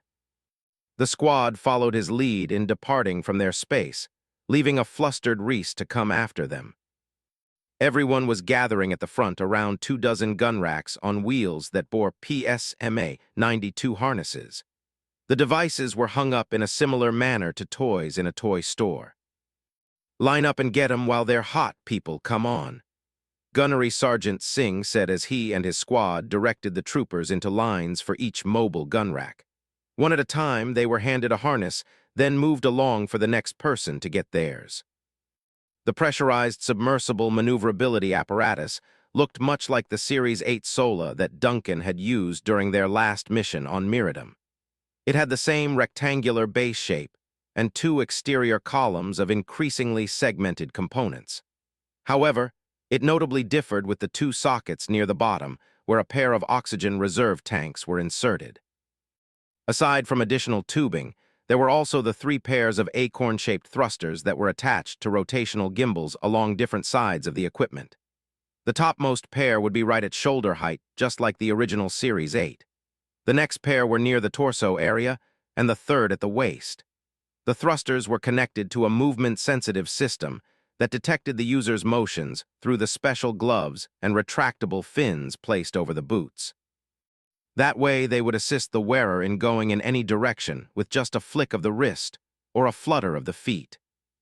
Attached propellers of aluminum metal were placed over each thruster's exhaust port, the material being chosen for its high melting point so that it would be less probable to take exhaust damage while providing added mobility. It was best to think of a person wearing the full equipment as becoming their own personal underwater falcon. Reaching near the front of his line, Duncan held out a hand for Gunnery Sergeant Singh to personally hand him his harness. He quickly went over to half of the squad off to the side that were already putting theirs on. "Brought to you by Lethbridge Industrial," Hector said in a mocking spokesperson's voice. "It's nice, just wish it came with a good pair of trunks," Mido griped. "Or a 2-piece," Nova added, her subtlety causing the young private to become a little red in the face. Deke slapped him on the back. "Don't think about it, that's not something you want to see, trust me." "Hey, Corporal." Deeks turned to Nova in time to see her pop a pin on a frag grenade and toss it right into his open hands. He didn't panic but simply stood in place, eyeing her with tired derision as several seconds passed, unlike Mido, who was already scrambling away. Hector caught his mouth before he could shout a warning and held him by the shoulder. "Relax, rookie, it's empty." Nova looked decently impressed. "So you figured it out this time, did you?" Deeks tossed it back to her. "You removed the primer just like you did the first time." "But you didn't know that the first time, did you?" She teasingly winked at him. "Yeah, well, I learned real quick after that." "Oh, relax," she nodded over at Mido. "It's just to prank the new guy." Deeks didn't look amused. Neither was Duncan, who had almost sprinted for a nearby locker when he stopped at noticing that the sniper didn't move an inch. It wasn't like Nova to just pull a stunt like that, unless she had started picking up on Zach's tendencies. Despite the reason she had given about wanting to frighten Mido, something was telling him that the actual reason revolved more around Deeks. The corporal had been slightly off his game since their last mission, most noticeably that he hadn't even bothered to eat any of his breakfast at the food court. If Duncan didn't know any better, it was almost as if she was testing him. Whether he had passed or failed that test exactly, he couldn't really tell. The staff came over shortly afterwards than the rest of the squad after a minute. Once they had all gathered and mounted their equipment, they headed over to the section of the armory with more ARs, since not everyone was keen on some of their weapon choices. As they came down a line of rifle lockers, they spotted Private Reese and a few others from his squad already dressed in their PSMA 92s. The trio appeared to have been talking when they stopped to face the Master Chief, whose visage towered over them. Though his presence was intimidating even at this distance, the 3 Helljumpers seemed more aggravated than concerned. The Spartan told them something the others couldn't hear. Reese, armed with an M319 grenade launcher across his chest, suddenly stepped out to stand defensively between his squadmates and the chief. He pointed a finger at his visor and spoke loud enough for everyone nearby to hear him. "Just listen already, Tin Man, if there's anybody in there anyway. There's no legitimate reason why I shouldn't be allowed to take my piece with me. I'm good with this, like how people say you're so good with that suit of yours. So why don't you just leave us normal human beings alone, huh?" Nova took a step forward, ready to cut the private down to size, but the staff caught her by the shoulder and held her back. Other squads started to appear along the fringes of the argument, watching. "That weapon classification isn't feasible for this operation, Trooper," the chief said, regardless of the growing numbers listening in on their conversation. "Find yourself an SMG or a rifle like your squadmates before this mission starts. Is that understood?" Reese cocked his head to one side. And what if I said no, sir, or just no? Even as the young Helljumper's face and tone became increasingly hostile, the chief's voice stayed at a calm note. If you cannot handle those basic requirements, Private, then I will have no choice but to have you pulled off this mission. Ah, I see. You're trying to get anyone that already figured you out from being in the picture when you start breaking Helljumpers' necks again. That's the plan, right? The chief stared at Reese. The measurable silence made the private visibly uneasy, and his free hand reached for the M6 holstered on his thigh. What's he talking about? Duncan asked to anyone that could answer. No one did.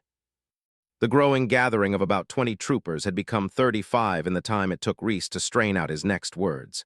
Yeah, you're quiet now because I hit the nail on the head, am I right? He looked incitingly between his squad mates, then back to the chief. What, you think everybody here doesn't know the story? How one of you guys almost offed 12 troopers in a ship gymnasium a few years back? I heard they all got beaten so bad that a few of them died after their broken bones started jutting through their skin. Can you imagine that? He looked to everyone that had gathered. You guys really okay with this? Because now the good colonel has us taking orders from Navy swabbies that killed just as many of us as the Covenant. Are you guys really comfortable with that? By then, well over a quarter of Bravo was encircling them, watching with rapt attention. No one moved to say anything, not even the chief, who continued to stare at him. It was the staff who ultimately broke first as he marched into the open with such a chilling glare that it cooled the private's rising bravado the moment he saw him. The staff looked ready to come over and chew him out, but the chief's voice stopped him. No need, Staff Sergeant. The Spartan took a single step towards Reese, nearly covering all the distance between them. Reese in turn flinched and tumbled back onto the floor, dropping his pistol. Then he looked up to see the golden visor of the green-armored Titan standing over him, but realized that the Spartan held the M6 he had just dropped in his hand. He had so quickly caught it out of the air that barely anyone had the chance to even notice. Slowly, he held out the pistol to him, handle first. It's weapons like these that you'll need for this mission. He pointed to the M319. A grenade launcher will potentially explode near a less enforced section and cause a hull breach. The EMP that it releases within its blast radius also poses a problem of knocking out electronic components that we may need down there. You'll be risking the lives of both your squad mates and mine if you bring it. Again, he offered him the pistol as he held out the other hand for the launcher. Reese glanced between the larger man's armored palms and his golden visor to see nothing save his own bloodless face staring back at him. His jaw clenched as he considered his advice. He hesitantly raised his launcher and rested it in the chief's open hand. He shot one last look at his impenetrable visor, then took his pistol back. The chief offered him another hand and pulled him up to his feet with ease. The Spartan gave him a nod, then went on his way. The crowds quickly parted to let him pass. They took a final look at the embarrassed private, then dispersed to rejoin their squads, whispering and laughing to themselves about the near altercation.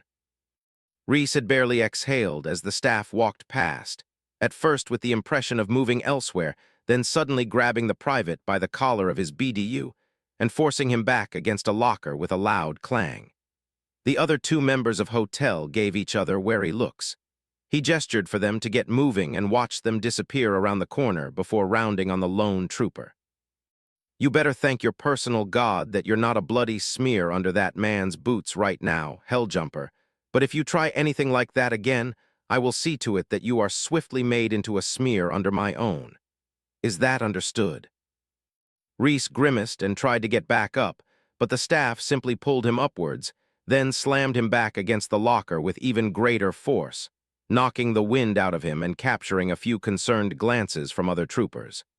I said, is that understood, Private Reese? The last time had done the trick, and whatever rebellion was left in the private was battered out. He nodded. You have a mouth, trooper, use it. Why, yes, sir. The staff pulled him back onto his feet and let him go. With his head hung low to avoid meeting anyone's eye, Reese passed through Epsilon, who had watched everything, the newer members with shock and the older ones with a quiet respect. You really plan on turning him into a smear, sir? Hector asked. The staff warily shook his head. A hunter will do that just fine if he keeps acting out that way. I'm just trying to help him. By breaking his vertebrae, sir? Rennie asked, still a bit caught off guard. A small price to pay for keeping the rest of him alive, especially around the Spartans. Saying their names brought a thought to the staff's mind as he turned to where the super soldiers in question were gathered. Nova, take everyone and get settled back at our space for an equipment check. I'll be right back. Asterisk. In all the years he'd known him, and it was generally most of his conscious life, Fred had always found John to be the hardest among the Spartans of his generation to read. Though he had his moments here and there which were discernible, the chief was for the most part stoic in everything he did. He figured his team leader and friend was at least partly that way because of the life lessons they learned during their CQC training with Mendez and the other instructors. He had always taught them never to dish out more than they could personally take, because then it would become a weakness they could be blindsided by. Under those standards, John was rock solid. He could take a lot because he gave a lot, but as always, it made him hard to read. He was matched, on the other hand, by Kurt's ability to read anyone, no matter whether they were his fellow Spartans, trainers, or regular soldiers. The socialite Spartan was able to talk with everyone at will, and it had made him one of the few able to read John's strongest poker face. But Kurt wasn't here, and neither was Sam or Sheila or all of Red Team for that matter. Fred tried not to think about who all they'd lost since this war started. It was a defensive mechanism that he consciously used against the risk of going to a part of himself that he wasn't familiar with, and unlike most combat situations he came across, didn't know how to handle. Nevertheless, he couldn't help thinking that maybe if Kurt were still alive and still part of Blue Team, he would have been able to tell him what the chief was thinking right now. The rest of the team were outfitting themselves with the PSMA 92 harnesses specially fitted for their own MJOLNR, as John returned from the spat a short distance away. Fred was able to overhear all of it. 12 ODSTs, that's the story now. John sat down next to Kelly on one of their two benches without offering much of a comment. He simply said, "Everyone's a little jumpy," and began working with his harness. So how does that factor into everything else? I'm trying to figure out why he felt the need to bring up a story not even knowing he was talking to the main character. Makes you wonder about that phrase, "whatever you don't now can't kill you," Kelly said. I bet the person who said it first ended up being an example of why he was wrong. In your case, Chief, permission to speak freely. Granted. If you ask me, I recommend pulling that trooper from the mission. He doesn't seem so fond of us, and I'm sure he's not the only one.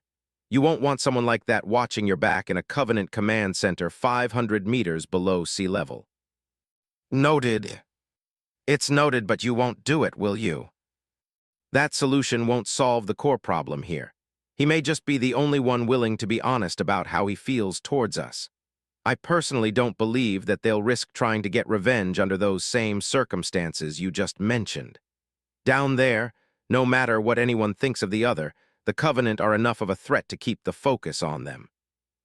Linda, who was quietly brooding to herself over having to replace her sniper with a designated marksman's rifle, ran a hand through her blood-red hair. Why is it no one ever believes that it was an accident? Because people remember the stories they want to remember, ma'am, even if it's not the truth. The answer hadn't come from any of the Spartans, Fred realized, but from the red-accented ODST that came walking up towards their space. Almost every other shock trooper gave them a wide berth, so it was a genuine surprise to him that any were willing to approach them, especially alone. The Helljumper saluted the chief. I was surprised that you recognized me back there, sir. I did, John said. You're Staff Sergeant Adel, correct? I remember fighting with you and Squad Razor on Miradum. Good to see you and your platoon made it out of there in one piece. Not all the pieces, sir, just most of them. The staff paused as he quietly contemplated something. I came to apologize for Private Reese's actions back there. He spoke out of turn and most importantly embarrassed both himself and Bravo Company's pride as Helljumpers. I figured he wouldn't own up to his actions in front of you, so I decided to do it for him. That was yet another surprise that Fred was not expecting. I understand, John said, always one for few words, and again he did something Fred wasn't expecting. Can you answer me something, Staff Sergeant? What is it, sir? You said that people will believe whatever they want to, but what do you think about that story? About a Spartan killing 12 ODSTs in a gym. The chief nodded. It's believable from a strength perspective. However, it's not very believable from a tactical perspective. ODSTs and Spartans are on the same side of this war. It wouldn't make much sense that we would just suddenly start killing each other unless there was something else involved. And what makes you think that there is? Because, sir, if there's one thing we shock troopers are, it's proud. With all due respect, we took pride in being branded humanity's best soldiers, at least until we ran into people such as yourselves. From a Helljumper perspective on said story, it's believable that ODSTs would have wanted to fight one of you. The staff relaxed slightly as he looked at John. This isn't my first time hearing the story, Chief, but it is my first time hearing that it was a Spartan and not a kid that fought those troopers. 4, not 12 like Reese and some of the others seemed to think. Fred watched the chief wordlessly consider what was being unveiled just as he was. However, Fred felt the need to push the question. So, it's because we stepped on their pride as being the best that many ODSTs dislike us. That's one possible explanation, sir. One that makes the most sense, Kelly noted. However, why would they be so proud as to attack a kid? It makes more sense if it's a Spartan, doesn't it? She leaned forward. So which do you think it was, Staff Sergeant, a kid or a Spartan? Fred tensed, albeit imperceptibly at the question Kelly was willing to ask. She was always the fastest of the Spartans, and it didn't only apply to physicality. She was fast to the point as well. That said, she was also on the verge of revealing something he knew she shouldn't. He noticed Linda had stopped cleaning her DMR, as well to observe the staff. But the ODST, helmetless as he was, seemed to know the answer and was holding it back behind some hardened expression of knowing far more than he wanted to. Both. The staff met Kelly's gaze. Two seemingly different stories can be the same one just told from two different perspectives. He saluted Blue Team's leader. If you'll excuse me, sir, I have to get back to prepping my team for today's mission. Do what you have to, Staff Sergeant. Remember to be ready for 11:20 hours. Will do. A final expression crossed the man's face, one Fred didn't quite understand. Then he turned smartly and left. I might have sharp eyes, but he's one with a sharp mind, Linda remarked in her always tranquil and even tone. I see why you picked him and his squad, Chief. If they're anything like him, they'll be able to think on their feet down there and maybe even keep up with you. He might be too sharp, Fred said. Kelly, you were risking a lot just now.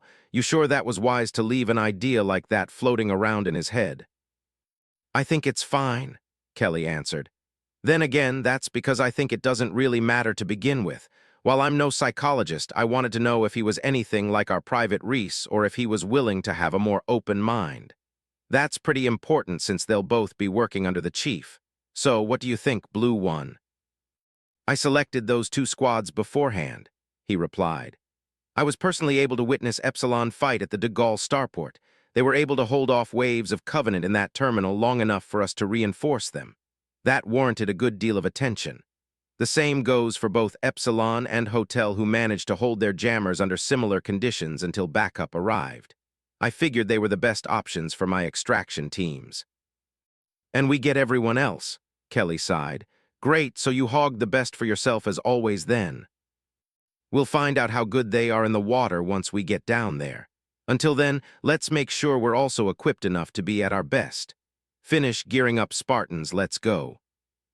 Blue Team recontinued their efforts to don their specialized PSMA 92 units. As always, Fred kept an eye on John. As always, he couldn't gauge him. It was hard enough without the helmet that he wore almost perpetually, yet alone with it on. While he couldn't read the chief, he had read the face of that staff sergeant, specifically his last expression before he left. It was stuck freshly to the front of his mind. Most UNSC personnel only looked at them with exacerbated wonder or distant standoffishness and even fear. But there was something to the staff's facial cues that didn't sit right with him. as if he understood them in a way that made his answer to Kelly's question much more conspicuous than it had been a second ago. It was an emotion he knew to exist between Spartans, but otherwise only between them and a few rare non-Spartans. Empathy. Cooperation. 54. Battle of Actium Chapter 16, Abumbra. Chapter 16. Abumbratio. May 9th, 2545. 11:50 hours military calendar. Aquila System, Actium. High Mediolanum, Republic of Pavia. Over Gulam Archipelago. Asterisk. The western circumference of the Gulam Archipelago was an outward-reaching arc of loose islets and islands divided by watery inlets that made the area appear like a semi-submerged extension of Pavia's coastline. Maybe that was what it had once been. The tsunami of 2501 had caused so much damage that purportedly a few of the smaller keys and islands were irreconcilably sunken, and their denizens along with them. Duncan thought he spotted the faintest traces of human ruins beneath the turquoise waters of the inlet they were flying over. What lay below was too well crafted to be the geological handiwork of natural coastal transportation and mineral disposition. There were dark silhouettes of straight, squarish, and rectangular lines that had likely been buildings neatly columned along the darker remains of eroding roadways. Many of the coral reefs dotting the seafloor were actually part of a debris field spanning much of the archipelago that had blended with the aquatic flora over time. He recognized the outlines of car chassis covered in brain, coral, displaced rooftops, bathed in seaweed and expressway guardrails, acting as the foundation for waving sea fans among other undersea varieties. It was the closest anyone would probably ever come to seeing earthbound underwater mysteries like Atlantis, or even more realistic examples like Port Royal. He wondered why the city's municipal administration never had the ruins removed. His best guess was that they either lacked the resources to get it done, or that the events of 2501 were so catastrophic that no one wanted to disturb the aftermath, as the beautiful waters had become a mass grave in their own right. Though he didn't believe in omens, that last idea wouldn't leave him alone. He considered whether he was really prepared for this mission, and ready for using his new maneuverability unit after so long without practice. He remembered wearing it almost every day for a week back during final selection at Camp Ravenport. At the time, Class 207 was conducting combat diving training, or CDT, a kilometer off the southern coast of Ireland. O'Reilly hadn't been too ecstatic about the whole situation since he had to spend a week on his own home turf. He used up most of his free time making sure none of the female ODSTs coming into and out of their dormitories was one of his former girlfriends in disguise. Cosmo and Stanton got a good laugh at his expense every step of the way. During CDT, they were dropped via Pelicans into the Atlantic to scout out ancient shipwrecks along with more modern civilian craft that had been dumped some years prior. On later missions, they began carrying down the same CF-89 attachable booster frames between squads. They mimicked NAVSP-CWARCOM's HAZOP teams that used the same equipment to bring materials up from a world's seafloor, or to drag it out from the remains of a destroyed ship floating in orbit. Charlie Team did decently well in those exercises. However, at one point Duncan got a breach in his CBRN module and ended up having to share a rebreather with drill instructor Mahoney as they swam 300 meters to the surface. There were worse ways not to die. At the very least, he was good at a depth rating of 300 meters. But they were going down to nearly twice that, a fact that merited its own concerns. He backed off from the albatross viewports that he'd been using for the trip. The rest of the drop bay behind him was alive with the chatter of several ODST squads all cooped together. Aside from Epsilon and Hotel Sired, as the Master Chief's extraction teams, there were squads Apex and Goliath who were fulfilling a similar entourage role for Spartan 87.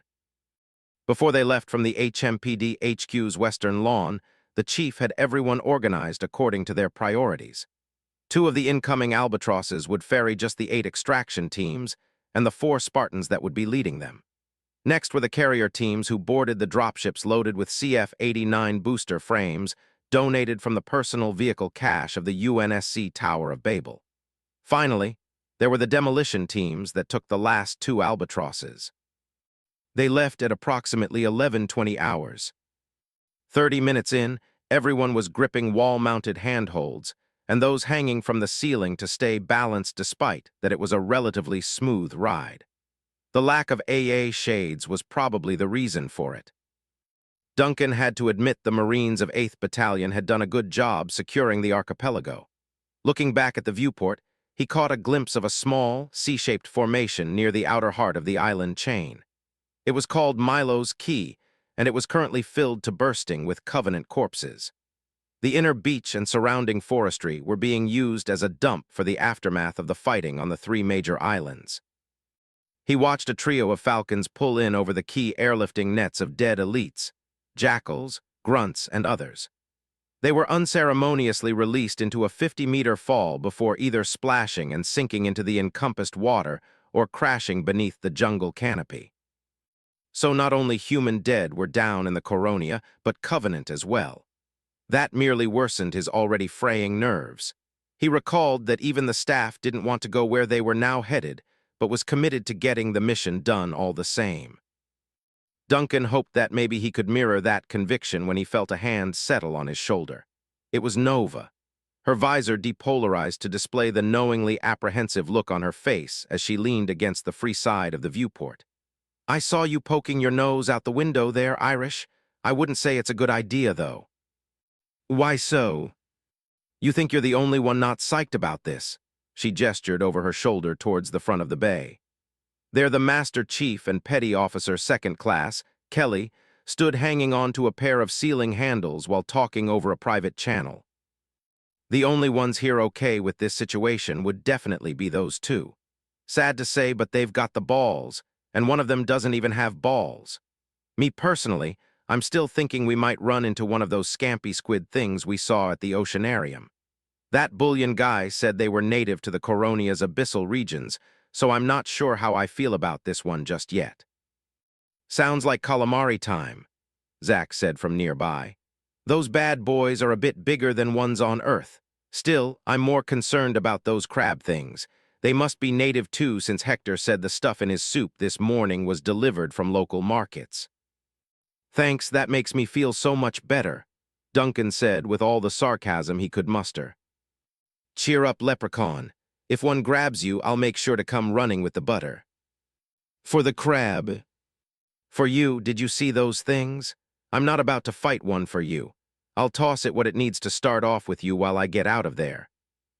"Tell you what, if one grabs me, I'll make sure you're nearby so I can grab you and keep you as a second helping, you hear?" "Loud and clear, Captain Leprechaun.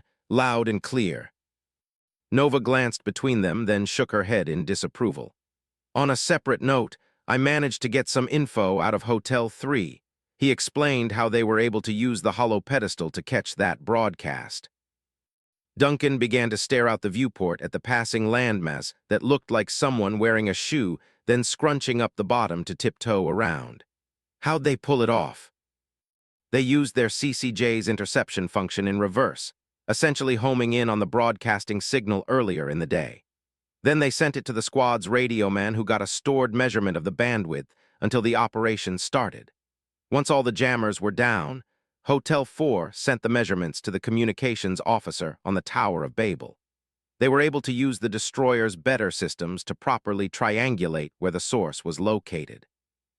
"We could have figured that out," Duncan said mockingly. "No, we couldn't.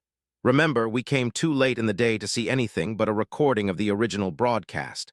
Turns out they got to their jammer in Castoria almost an hour before we reached ours in Mezzaline. From what I heard on the records of those broadcasts, the minister's been a busy man, or alien thing. He's been offering up 3 prayers every day in different tiers of the city since it fell into Covenant hands. Each prayer is composed of 3 sorts of subsectional requests, where he basically asks the gods to help them kill all of us.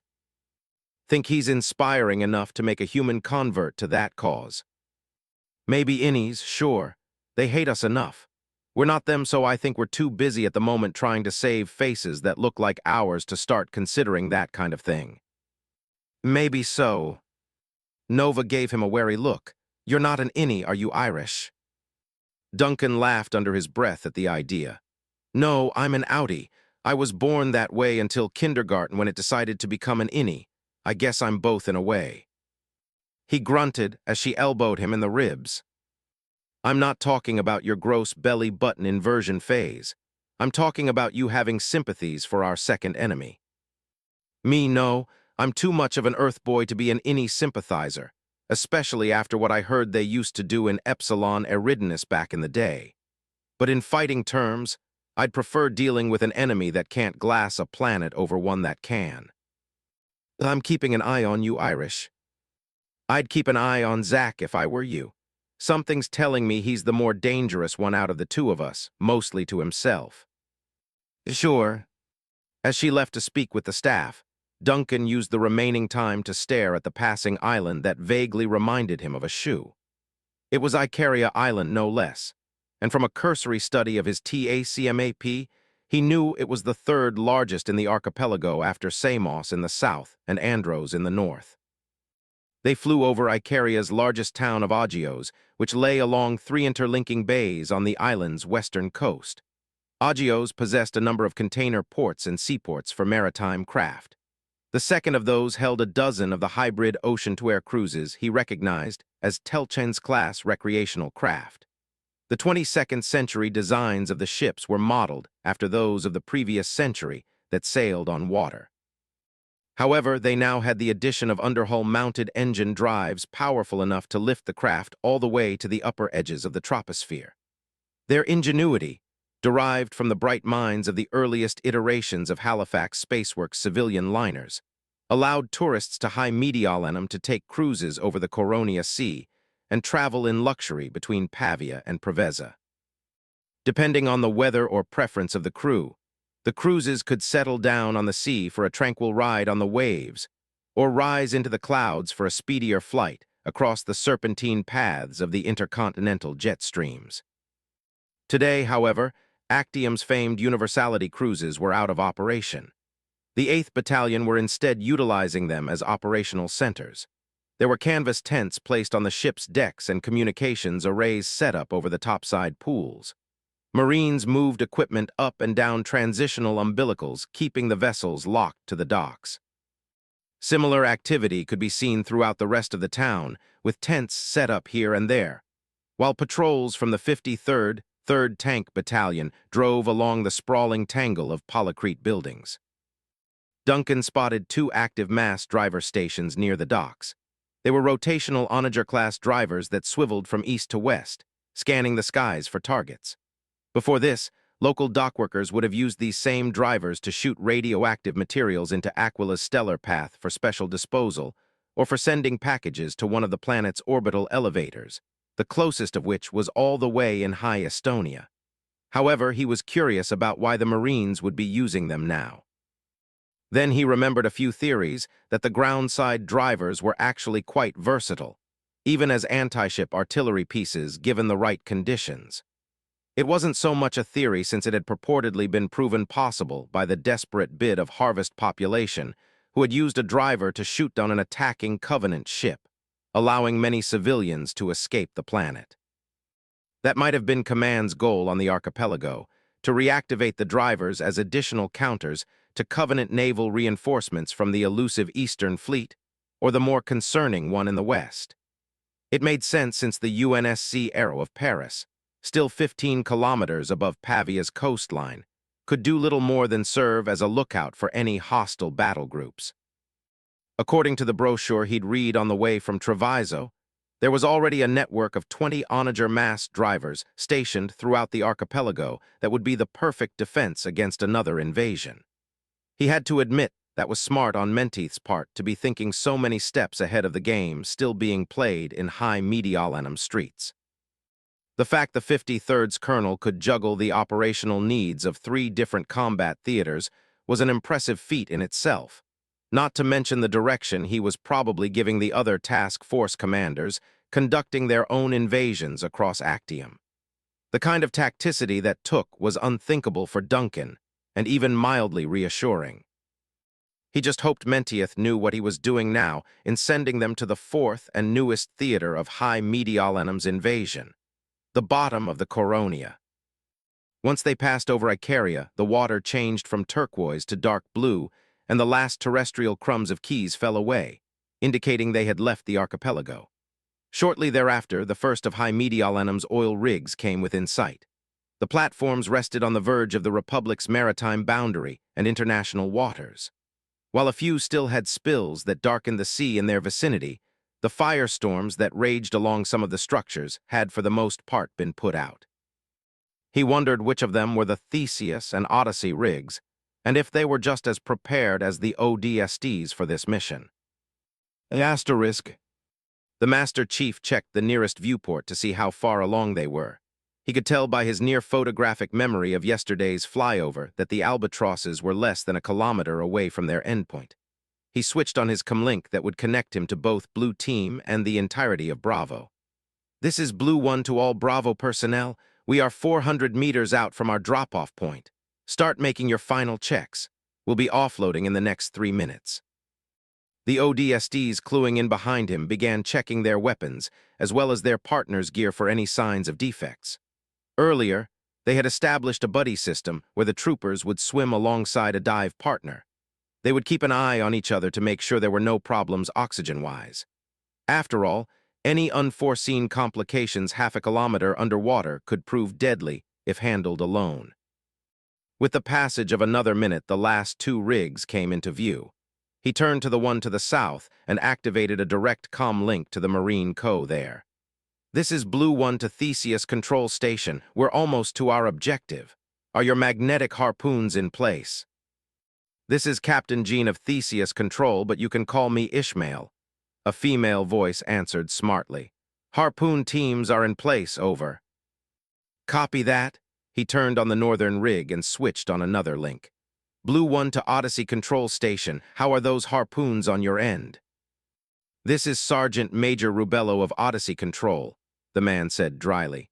"We've got your harpoons ready, sir. Just bring us the white whale and we'll get the job done." "Copy." The pilot's voice came over the intercom. "Grim 1-5 to Drop Bay. We're beginning our descent to the target area 2 minutes out." The chief switched back to his private link with the rest of Blue Team as he felt the albatross begin to descend. "Blue Team, keep an eye out for your extraction teams. Make sure not to leave any behind. We give that command center as small a window as possible to squawk for reinforcements and work our way to the eastern hub." "Why do I feel as if that, make sure not to leave any behind, part was aimed at me?" Kelly asked. "Because you're the most likely out of any of us to leave them struggling to catch up," Fred said matter-of-factly. "Well, it's not my fault the rest of humanity is slower. And what about Linda? She might go off on her own and they won't be able to find her." "I'm not going lone wolf on this one," Linda said calmly. "I already had Fred give me the talk yesterday on our way back from the HMPD. I'm just saying it's not only me." "Which is why I said it to everyone," John said. "So don't leave them behind, is that understood?" "What am I, a babysitter?" Kelly huffed, folding her arms across her breastplate. "Fine, Chief, I'll keep them in sight. If you watch their backs, they'll watch yours. We'll need their help on this one. Like we needed their help on that raid to get Dr. Halsey back. I don't recall us needing more than a team of 5 Spartans for that one. And if I recall correctly, we came within a hair's breadth of getting wiped out on that raid." Fred shot back. "I still think that's because I wasn't there," Linda added. The chief started a checkup on Kelly's gear. "It's not only impact we need. It's the numbers required to mount a full sweep of the command center in the shortest time possible. Alone, we might be fast but not thorough, and it goes without saying why I don't want a repeat of that raid." There was silence on the comms for 5 full seconds. Then Kelly gave a deep sigh of surrender. "Lessons learned, right, Chief?" He nodded back and turned so she could return the favor. When she was certain his gear was properly set, she patted him on the back. "Looks like we're good." "Looks like it." They watched the distant waves grow closer until they stopped to hover 5 meters above the undulating surface. The flare of the engines on multiple albatrosses, caused the water directly beneath them to roil into a foamy disturbance. Their pilot came back on the intercom. Grim 1-5 to extraction teams, be advised, I'm about to drop the ramps, over. The ODSTs closest to the walls backed away as they began to fold in on themselves in a line of hydraulics, permitting sunlight to stream into the bay. The walls then slid outward to become ramps which the troopers began stepping onto. Outside, the other dropships extended their ramps to let ODSTs onto them. On two of the albatrosses, the carrier teams began pushing their CF-89 booster frames into the water. The craft then buoyed up to the surface for the drivers jumping in after them to mount. The chief turned on his company-wide comm. Carrier teams are in position. Everyone else move in to escort. He was the first down the ramp with Kelly second, followed by their extraction teams. The others on the remaining albatrosses did the same. One by one, they leaped off the edge to splash down into the water below. Duncan was silently thankful that the temperature was still warm. The last thing they needed was for it to be freezing. The troopers swam into their formations around the booster frames. The extraction and demolition teams waited in place to give the carriers the time needed to activate their vehicles. Once the main engines were online, the thrusters caused the craft to angle downwards into the water. A good number of the other teams grabbed onto the frame's exterior handles.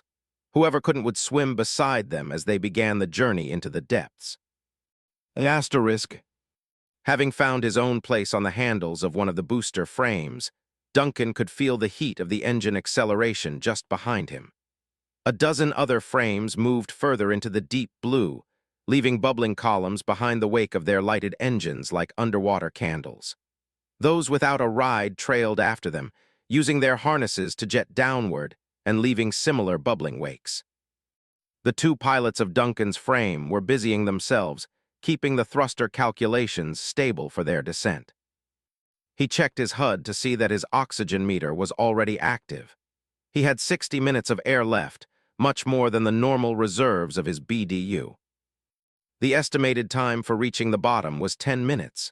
Even that began to feel like an eternity. The deeper they went, the more the water blackened. The lights of the booster frames and individual troopers became more distant and scattered, resembling a swarm of fireflies falling through the night. Eventually, Duncan lost track of which way was up and which was down. A flash of vertigo made him feel queasy. He tightened his grip on the handle so that he didn't accidentally let go. He slowed down his breathing to a more manageable rate, and the vertigo slowly subsided. "Hey, Hefe, think they'll see us coming?" Rico asked over the comm. "Even if they do, their chances of doing anything about it will get slimmer the closer we get," the staff answered. "Now stop talking. We don't need to use up any more air." "I see." The darkness continued to close in around them, and so did the silence that was permeated solely by their own breathing. After a while, Duncan glanced at his mission timer. It read 12:07 hours. He turned to the depth gauge on his arm bracer. The reading 437 m was increasing by one every second. For all his apprehension at what they might find at the bottom, he wished that they would get there faster. The building pressure he felt on his suit made him want to skip ahead to a point where the descension was over. At 450 meters, he saw the lights of the distant teams wink in and out as something passed by. He flinched when he felt an object brush against his leg. He looked back and flashed his headlights. He glimpsed an arrowhead-shaped fish the size of his hand near his thigh. Several of them were passing around the booster frame, and one had accidentally bumped into him. At being flashed, it swam away with renewed vigor. He quickly found another thing to be thankful for, that at least it wasn't one of those mako catfish creatures he'd seen yesterday. At 465 meters, the darkness directly below the cascade of human lights began changing from a featureless void into a flatter landscape with dark contours that became less organic and more artificial. 3 circles of purple light appeared like blurry images slowly coming into focus. Little by little, the origins of the illumination manifested, one artificial detail at a time. To the uninitiated, the structures below would have the appearance of 3 metal jellyfish gingerly resting together, with their tentacles entangled in a triangular formation. Their colorful luminescence lit up the seafloor. It caused the natural darkness of the bottom to merge with the purple light, forming an eerily gray ambience at the outer edges of the command center. The Master Chief came in over the company's comms. Covenant C&C is in sight. Demolition and extraction teams prepare to head for your objectives. On my mark. Duncan's grip tightened as he braced his legs against the side of his frame. At 475 meters, the chief gave the signal. Mark. With a deep flexion of his knees, Duncan leaped away from the vehicle. He switched on his headlights and was momentarily blinded by the trail of bubbles that were left behind. Nova patted him on the shoulder to let him know she was there. He repeated the action to confirm to her that it was him.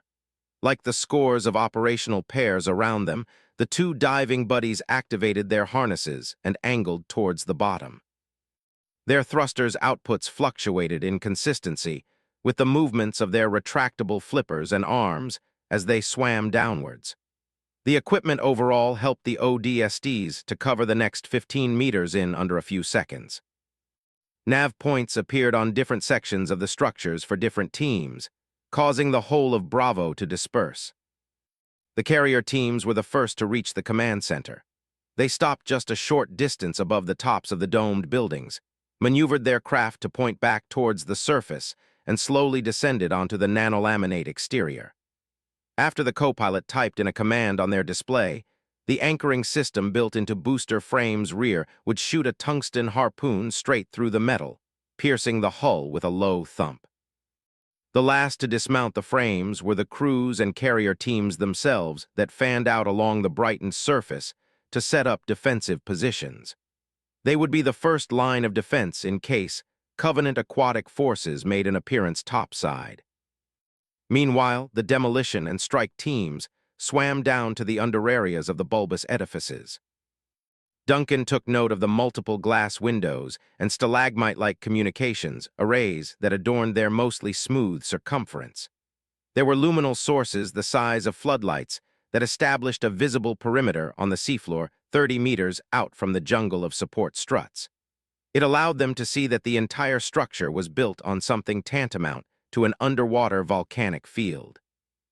Masses of hydrothermal vents occupied a visible area roughly the size of 2 football fields that expanded well out of sight. The coney pillars oozed bubbling trails of hot, mineral-rich water and hydrogen sulfide that ascended from the depths of Actium's mantle. Their formation was obviously recent, perhaps less than 1 million years, judging by the shallow nature of the mid-ocean ridge they formed beneath the command center. Long-legged shadows moved beneath the clouds of sulfide. Occasionally, a chitin-armored limb or abdomen of the seafloor crabs would emerge from the mists as they clambered up and over each other in organic piles, all attempting to reach the sustenance of the magma outflows. To the gratitude of everyone seeing them, they were far enough below for the risk of coming into contact to be nearly zero. They were more interested in feeding than they were in the newcomers anyway. The extraction and demolition teams broke apart to filter through the spaces between the mangroves of struts. The demolitionists broke away even more to reach the main struts as well as a few of the lesser supports. They immediately began applying C-12 charges to them, typed in standby timer sequences, then swam over to new targets. All the while, the 8 extraction teams weaved through the tangle of supports to reach the 4 entrances, 2 on the eastern wing, and 1 on each of the northern and southern wings. As Epsilon and Hotel reached theirs, Duncan examined the entry door. It possessed a circular curvature of 3 interfolded dimensions which came together at seams of blue indicator lights. The lights themselves had a dim glow but brightened whenever someone floated close. The Master Chief angled himself up perpendicularly to the door until he was right against it, then took out a demolition charge. He applied it to the center and held the priming handle as he opened up a shared inter-team comm. "How are we looking, Blue Team?" "Breaching charge planted on southern wing," 104 reported. "Same over here," 87 replied. "Northern wing is ready," 58 said, giving them the last answer that they needed. The Master Chief winked his green acknowledgement light. All extraction teams, be advised, you'll have exactly 7 seconds to get inside before the emergency bulkheads come online. Prepare to breach on my mark. Everyone in Hotel and Epsilon tensed, preparing to move once the way was clear. 3-2, go. The Master Chief twisted the priming handle and kicked off from the hatch. 3 seconds later, there was a blitz of light and an eruption of smoke and bubbles followed by the sound of an implosion. More air blew out from the explosive decompression inside, spewing the remains of the doors clear out of the way. The ODSTs immediately used their thrusters to rocket into the well-lit passage on the other side of the haze of bubbles. The interior was dominated by flashing purple lights Duncan knew to be indicative of an emergency. Having counted in his head, he gauged that 6 seconds had passed and looked back. Everyone had cleared the entrance save for the chief. The Spartan had made sure he was the last one through. For all his size, he slipped in like an agile barracuda right before an emergency bulkhead slammed into place. On the other end of the vertical passage was a final hatch. Its indicator lights winked red as the water began flowing out through the nearby vents. The ODSTs were slowly lowered back onto the bulkhead until they were standing in ankle-deep water. Blue 1 to Blue Team, is everyone in? The other teams relayed their statuses. Across the board, everyone had made it inside. Copy, start moving in. We have 15 minutes to clear this sea and C will stay in touch.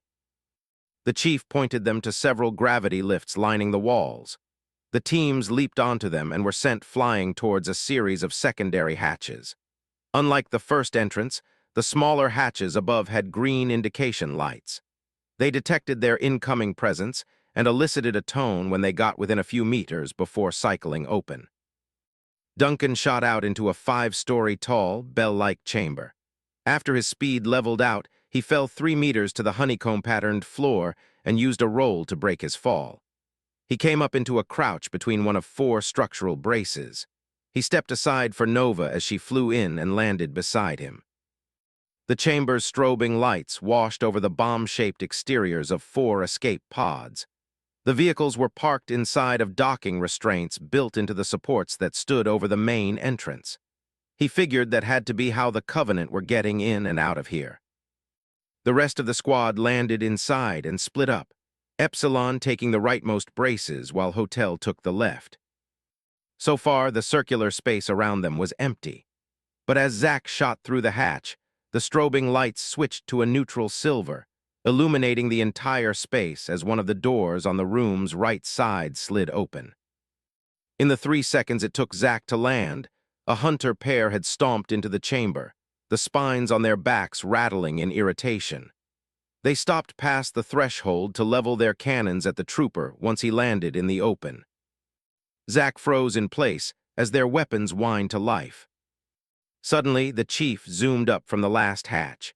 He instantly spotted the hunters and peppered them both with assault rifle fire, causing them to momentarily lose their focus. He shifted his weight to cause the lift's propulsion to send him flying towards the pair. Emptying his clip, he slapped a fresh magazine into the receiver before hitting the ground with a roll and seamlessly transitioning into a sprint. He kept firing, forcing the hunters to hide behind their Pavi's shields. He pursued after them to the point that they began to charge. In response, he cut sideways to avoid them while maintaining his rate of fire. Epsilon, Hotel, take these 2 out. I'll keep their attention.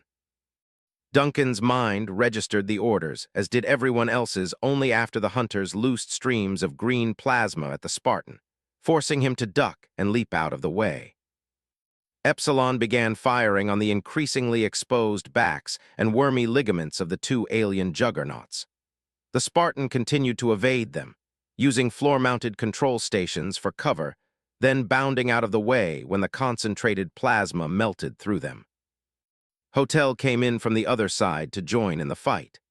Their combined efforts began chipping away pieces of the hunter's back armor and extracting bursts of orange gore from the worm gestalt within.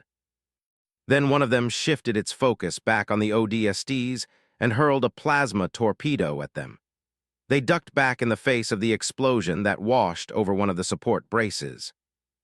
The chief regained its attention after emptying half a clip into its exposed side. Its partner gave a throaty roar in preparation for a charge. The Spartan sidestepped from his cover to toss a frag between the two behemoths. With a bounce, it detonated, sending out a blast of shrapnel that raked through their vulnerable flesh. Yet it wasn't enough to take them down. It was, however, enough to weaken them. Squads Epsilon and Hotel re-emerged to baptize the two creatures once more.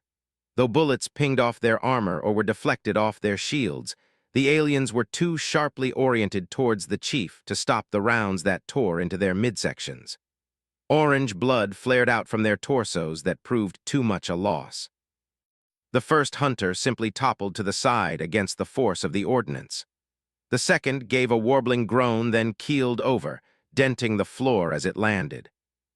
"Room clear," Hotel 1 yelled as the two squads reloaded. The Master Chief strode out to each of the hunters to confirm they were down. Then he nodded them on towards the doors that the pair had come through. The troopers followed him into a concave passageway that curved in either direction along the circumference of the eastern wing. He pointed them down the left path and got them underway. Asterisk. The eastern wing quickly revealed itself to be a perplexity of winding tunnels and observation decks. Half the doors they approached blinked an accepting green or remained a defiant red, denying them entry. That half-and-half tendency increased their reliance on utility tunnels that angled acutely around doors they couldn't access. They searched for one of two things, the Prophet and the control hub. The first objective was the most important. If the Minister of Iconography really was here, then they would need to apprehend him before he found a means of escape. Next, capturing the control hub would cut off the enemy's contact with Covenant forces on the surface. On several occasions, they ran into squads of alert grunts guarding doors. While Epsilon and Hotel would drop half their numbers without incident, the remainder would be swiftly annihilated by the chief before the ODSTs could blink. Then they would be on the move again before running into another patrol. They weren't the only ones having trouble either. Chatter indicated intensifying firefights as the other teams pressed deeper into their structures. Back outside, at least, the demolition teams had already set up 55% of the necessary C-12-shaped charges. Meanwhile, the carrier teams were merely sitting in place atop the command center, waiting and watching for signs of a counterattack. As for Epsilon and Hotel's situation, Duncan surmised that something was off. 3 whole minutes had passed without a single ambush. He kept his SMG centered on the intersection ahead. Taking point with the Spartan, they both stopped at the corners, then swiveled around to scan the perpendicular corridors. "Clear," the chief said. "Clear," Duncan echoed. The rest of the group continued on to the door at the end, where they stacked up on either side as it cycled open. Beyond was a shorter but wider corridor, occupied with leaf-shaped Covenant barriers to the left and right of the primary path. The chief was the first to peek inside, then ducked back as a burst of plasma fire lashed out at him. "What are we looking at, Chief?" the staff asked from behind him. "Plasma cannon crew, 1 elite on the gun, 2 with plasma rifles behind the second row of barriers. Hotel 1 and Hotel 7 move up the left. Ep 1, you're with me, will push right. Everyone else hold here to keep their attention." The Spartan pulled out a flashbang. "Move after the flash." He slipped out the pin and tossed it inside. A successive bang and a wash of light signaled the 2 binaries to dash in. Cannon fire sprayed around them but went too wide to hit even the Spartan. The pairs reached safely behind the 2 closest barriers, prompting a quartet of the remaining ODSTs to swivel around the corner and target the gunner at the corridor's end. Duncan crouched just beneath Deeks, who was firing his DMR as he set his sights on the elite's flaring shields. By then the alien had restarted its cannon. Still, Duncan was able to get an accurate 10-round burst into its upper torso that finished off its energy shields. The shield's collapse punched the elite off its gun, dazing it long enough for Deeks to put a golf ball-sized hole through its helmeted forehead. The 2 binaries emerged from their barriers to advance down the next rows. The chief met his opponent first as an elite miner rolled out from cover to shoot at them. The Spartan had already cut out its shields with a full magazine as it brought its own plasma rifle to bear. A blast from the staff's shotgun knocked its legs out from under it. It growled and shouted in its alien tongue. It tried to get up when the chief delivered an executionary rifle butt to its skull. Hotel 1 and Reese ran into the last elite that attempted to toss a plasma grenade over its barrier at them. A lucky shot from Hotel 1's DMR struck and detonated it in mid-flight. The explosion of blue energy tore a chunk out of the nearby barrier, shattering the alien's shields. Enraged, the elite roared a challenge from its four-way jaws. It rushed out to charge them, firing its rifle one-handed. Plasma lanced past Hotel 1 in a sheer quantity that put him on the defensive. He threw himself into the cover of a decorative alcove, leaving Reese to run as the elite focused on him next. But the feint left the alien blind to Hotel 1 as he leaped out to strike it in the neck, breaking bones. The 2-meter-tall foe reeled back and lashed out at the trooper's head, only for its target to duck beneath it and riffle but its pivoting leg. The elite fell to a knee. Screaming caught its attention as Private Reese countercharged, running several steps before delivering a rough dropkick into its armored midsection, sending the creature sprawling onto its back. The duo seized the opportunity to pump semi-automatic and full-auto fire into its chest, breaking away its armor to destroy the body beneath. "Room clear," Hotel 1 declared, giving Reese an approving pat on the back. "If they're sending elites, then we must be close," the Spartan noted. "Be on your guard." The ODSTs shadowed the chief to the next door. It slid open, revealing an expansive room with 3 concentric ovular levels that elevated up from a central hollow dais. Below the dais was a glass flooring that separated the room from the sea. Several sets of Covenant barriers were present on the floors, along with 4 ultras that rounded on the door the moment it opened. The intense eye visors of the white-armored aliens centered on the Spartan and ODSTs that rushed into the room before they could set their plasma rifles loose. Both extraction teams were lucky enough to slip behind a few of the closest barriers. The ultras similarly maneuvered to cover. 2 shades were on opposing upper platforms connected to the ground floor by a pair of divergent stairways. Their grunt gunners swiftly began a vicious salvo on the troopers' positions. "Any ideas, Chief?" the staff called over, firing his AR at the nearest ultra to keep it pinned. The Master Chief scanned the room and spotted another pair of nearby platforms with a stairway design mirroring the first. "EP1, I'll need half your squad. We'll use the second floor to flank around those shades, then hit the rest from behind." "Copy EP2, 4, 6, 7, and 8, you're with the Chief. Everyone else lay down cover fire." The troopers flashed their acknowledgments. At the Spartans' order, they broke for the nearby stairs while the others arose to batter the shields of the ultras, forcing them back behind their barriers. The secondary group used the ramparts on the stairs as shields from the shades. They reached the first platform and accessed its rear door to get inside the second-floor corridor. The chief pointed to the left end. "Take the one on the left, I'll take right." With a nod, Duncan, Hector, Rico, and Zach followed Nova's example in dashing down that end of the corridor, while the chief disappeared down the other side. After rounding the first corner, they nearly ran headlong into 5 grunts trying to flank. The troopers beat them to the draw, each picking off a grunt before they could get off a single shot. They rounded the second corner in time to see the chief pass into the furthest doorway. They stacked up on the closest door, causing it to cycle open. Unlike its counterpart that had gone silent, the shade on the platform here was too busy pouring plasma on their squadmates to notice its newest visitors. A 3-round burst to the back of the head from Nova's BR knocked the grunt clean out of the seat. As the ODSTs came out onto the platform, a sudden resurgence of fire came from the second shade, drawing their attention. To their surprise, it wasn't a grunt but the Master Chief himself at the controls. He swiveled the emplacement from left to right, striking the ultras below in the back. The original gunner lay beside him with its head twisted at an odd angle. Nova quickly took to his idea and threw herself into the other shade. She set the ovular targeting reticle onto the closest ultra that had been about to hurl a grenade at the first turret, only to tumble back under her plasma spray. Her entourage moved around to start picking targets. On the far side of the room, the other ODSTs diffused from their cover to flank the remaining elites. The fury of the advancing helljumpers mixed with their shades to easily cut down the last ultras, leaving their scorched and riddled bodies lying across the room. Blue 1 to Epsilon and Hotel were clear here. Let's move on.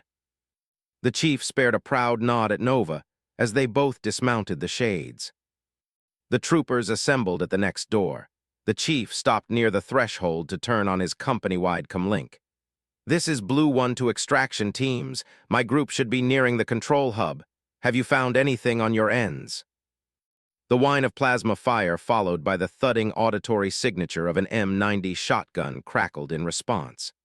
This is Blue 2. We've run into a lot of grunts and elites over here. We've discovered some special kind of resting chamber. Me and Apex 1 figured it's probably the private quarters for some kind of dignitary. Over. Copy Blue 3. The exertion sounds of sprinting came over Blue 3's end. Got nothing over here, Chief. A trio of shots from a DMR indicated Linda's interjection. Same goes for us. However, I'm picking up on a few faint but regular M pulses that don't seem to be connected to the main infrastructure. We don't know where it's coming from. Understood, the chief replied. Find out what you can. The broadcasting signal appears to be strongest in the eastern wing. We'll follow it straight to the source. A shared copy that sounded off from the rest of Blue Team. The Master Chief led them into another series of interlocking hallways, although this time their progress was left unimpeded as the passages became quieter than before. Within the span of a minute, they reached yet another door, but this one was noticeably different due to its four-sided diamond shape. In addition, the access lock was 3 interlocking circles rather than a single lock. The indicator lights rather unexpectedly reacted to their presence and split apart to unveil the room behind it. It too, much like the door, was visibly different from the others they had encountered on their way here. First, there was the comfortably warm temperature instead of a chilling coolness. Then there were the hundreds of crystals hanging from the ceiling that twinkled under the mild lighting. Regardless, they remained guarded as they fanned out. Duncan kept track of the room's various appliances. There was a tall pillar of shining metal in one of the corners with a translucent inner core displaying liquids with gradually shifting colors. That had to be a lamp. Then there were the several low-lying sets of cushioned platforms he guessed to be couches. Next was a circular table with a glowing center that emitted lines of distorted air.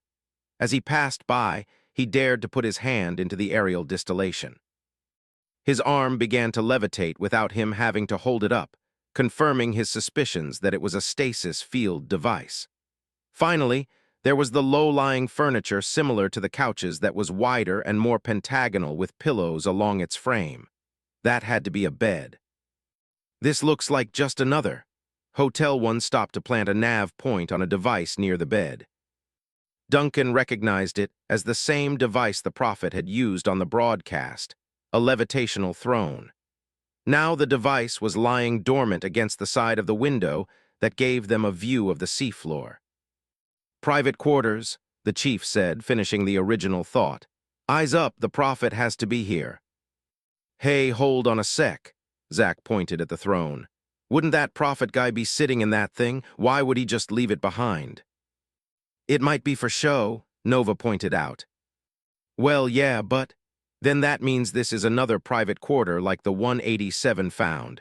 That doesn't make much sense. There's only one Prophet, right? Maybe this is just his smoke room.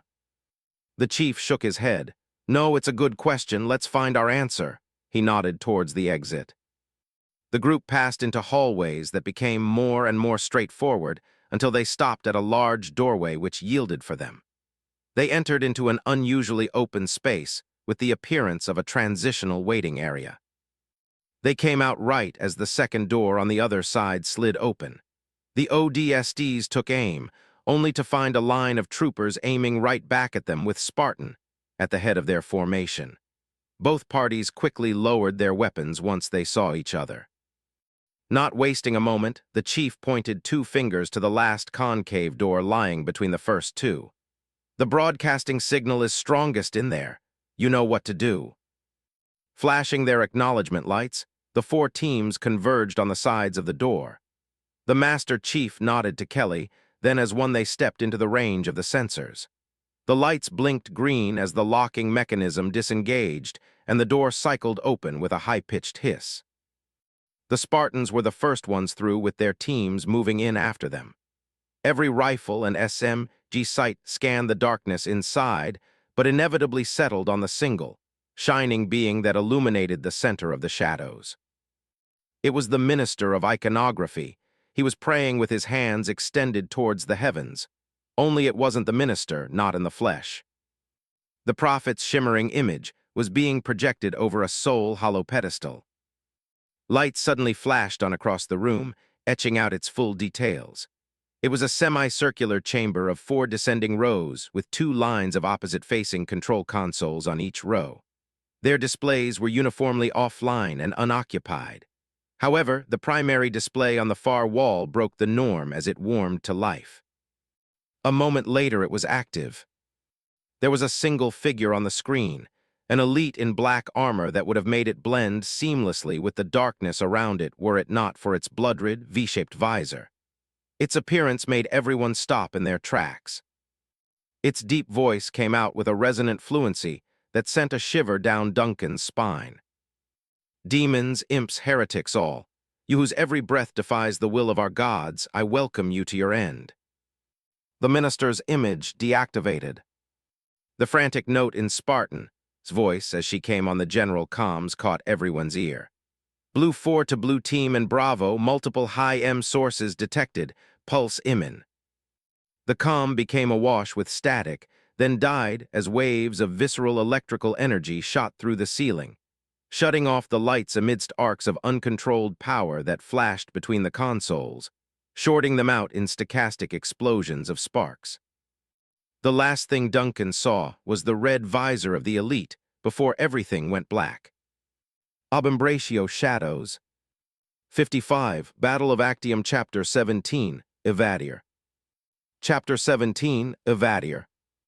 May 9th, 2545, 12:24 hours military calendar. Aquila System, Actium. High Mediolanum, Republic of Pavia. Undersea Covenant Command Center, Central Hub. Asterisk. ODST BDU Unit 75441/Misraya Armory, Epsilon ERDI Distribution Facil. Adorjan/Distribution Date, Jan 5th, 2544, 2. 7th Shock Troops Battalion HQ, Falchion Base/User, 35,549-80061 Backup Utilization Process. Active. Duncan watched the last, blinking underscore of the sequence scrolling across his HUD. Everything else beyond the bright text was dark and featureless. He had a foggy idea that he had passed out. From his orientation, he could tell that he was lying down face first. His arms and legs felt stuck in place. No matter what he tried, he couldn't move. Everything was uniformly locked down, leaving him proverbially buried in his own armor. The black-armored elite came back to his mind. He quickly became alert and just in time as his gear began loosening around him. Slowly, stretching a leg and moving an arm became easy again. He eventually pushed himself onto his knees, grunting from the unexpected effort. He heard others struggling to get up as well. It was a good sign. It meant whatever had happened earlier wasn't serious, or at least he thought so until he saw the Master Chief. The Spartan was on his hands and knees with his rifle lying beside him. At first, he seemed winded. Then he realized that the soldier was utterly stiff. His armor lights were all dark. If anything, the Master Chief looked as if someone had shut him down like a robot. Duncan tried switching on his VISR mode. Much to his relief, it actually turned on, causing the reboot code to vanish as the surrounding room was painted in a fresh green glaze. He saw the others scattered around him on the upper platform of the control hub. They all looked slightly dazed, taking hesitant steps and scanning the darkness for signs of an ambush. The sole outliers were the Master Chief and Spartan 87, both of whom lay motionless on all fours. "What just happened?" Duncan asked. No one answered. His voice wasn't registering on their comms, neither was anyone else on his. The staff bumped him on the shoulder and pointed to his external speakers. He turned them on and was able to hear his own voice again. "What happened?" EMP, Nova replied, hobbling over to them. That splitjaw on the screen fried the whole center, caused our armor systems to enter emergency shutdown. My guess is we got knocked out for a few seconds thanks to the overpressurization. She nodded down towards the two statuesque Spartans. Same goes for them, it seems.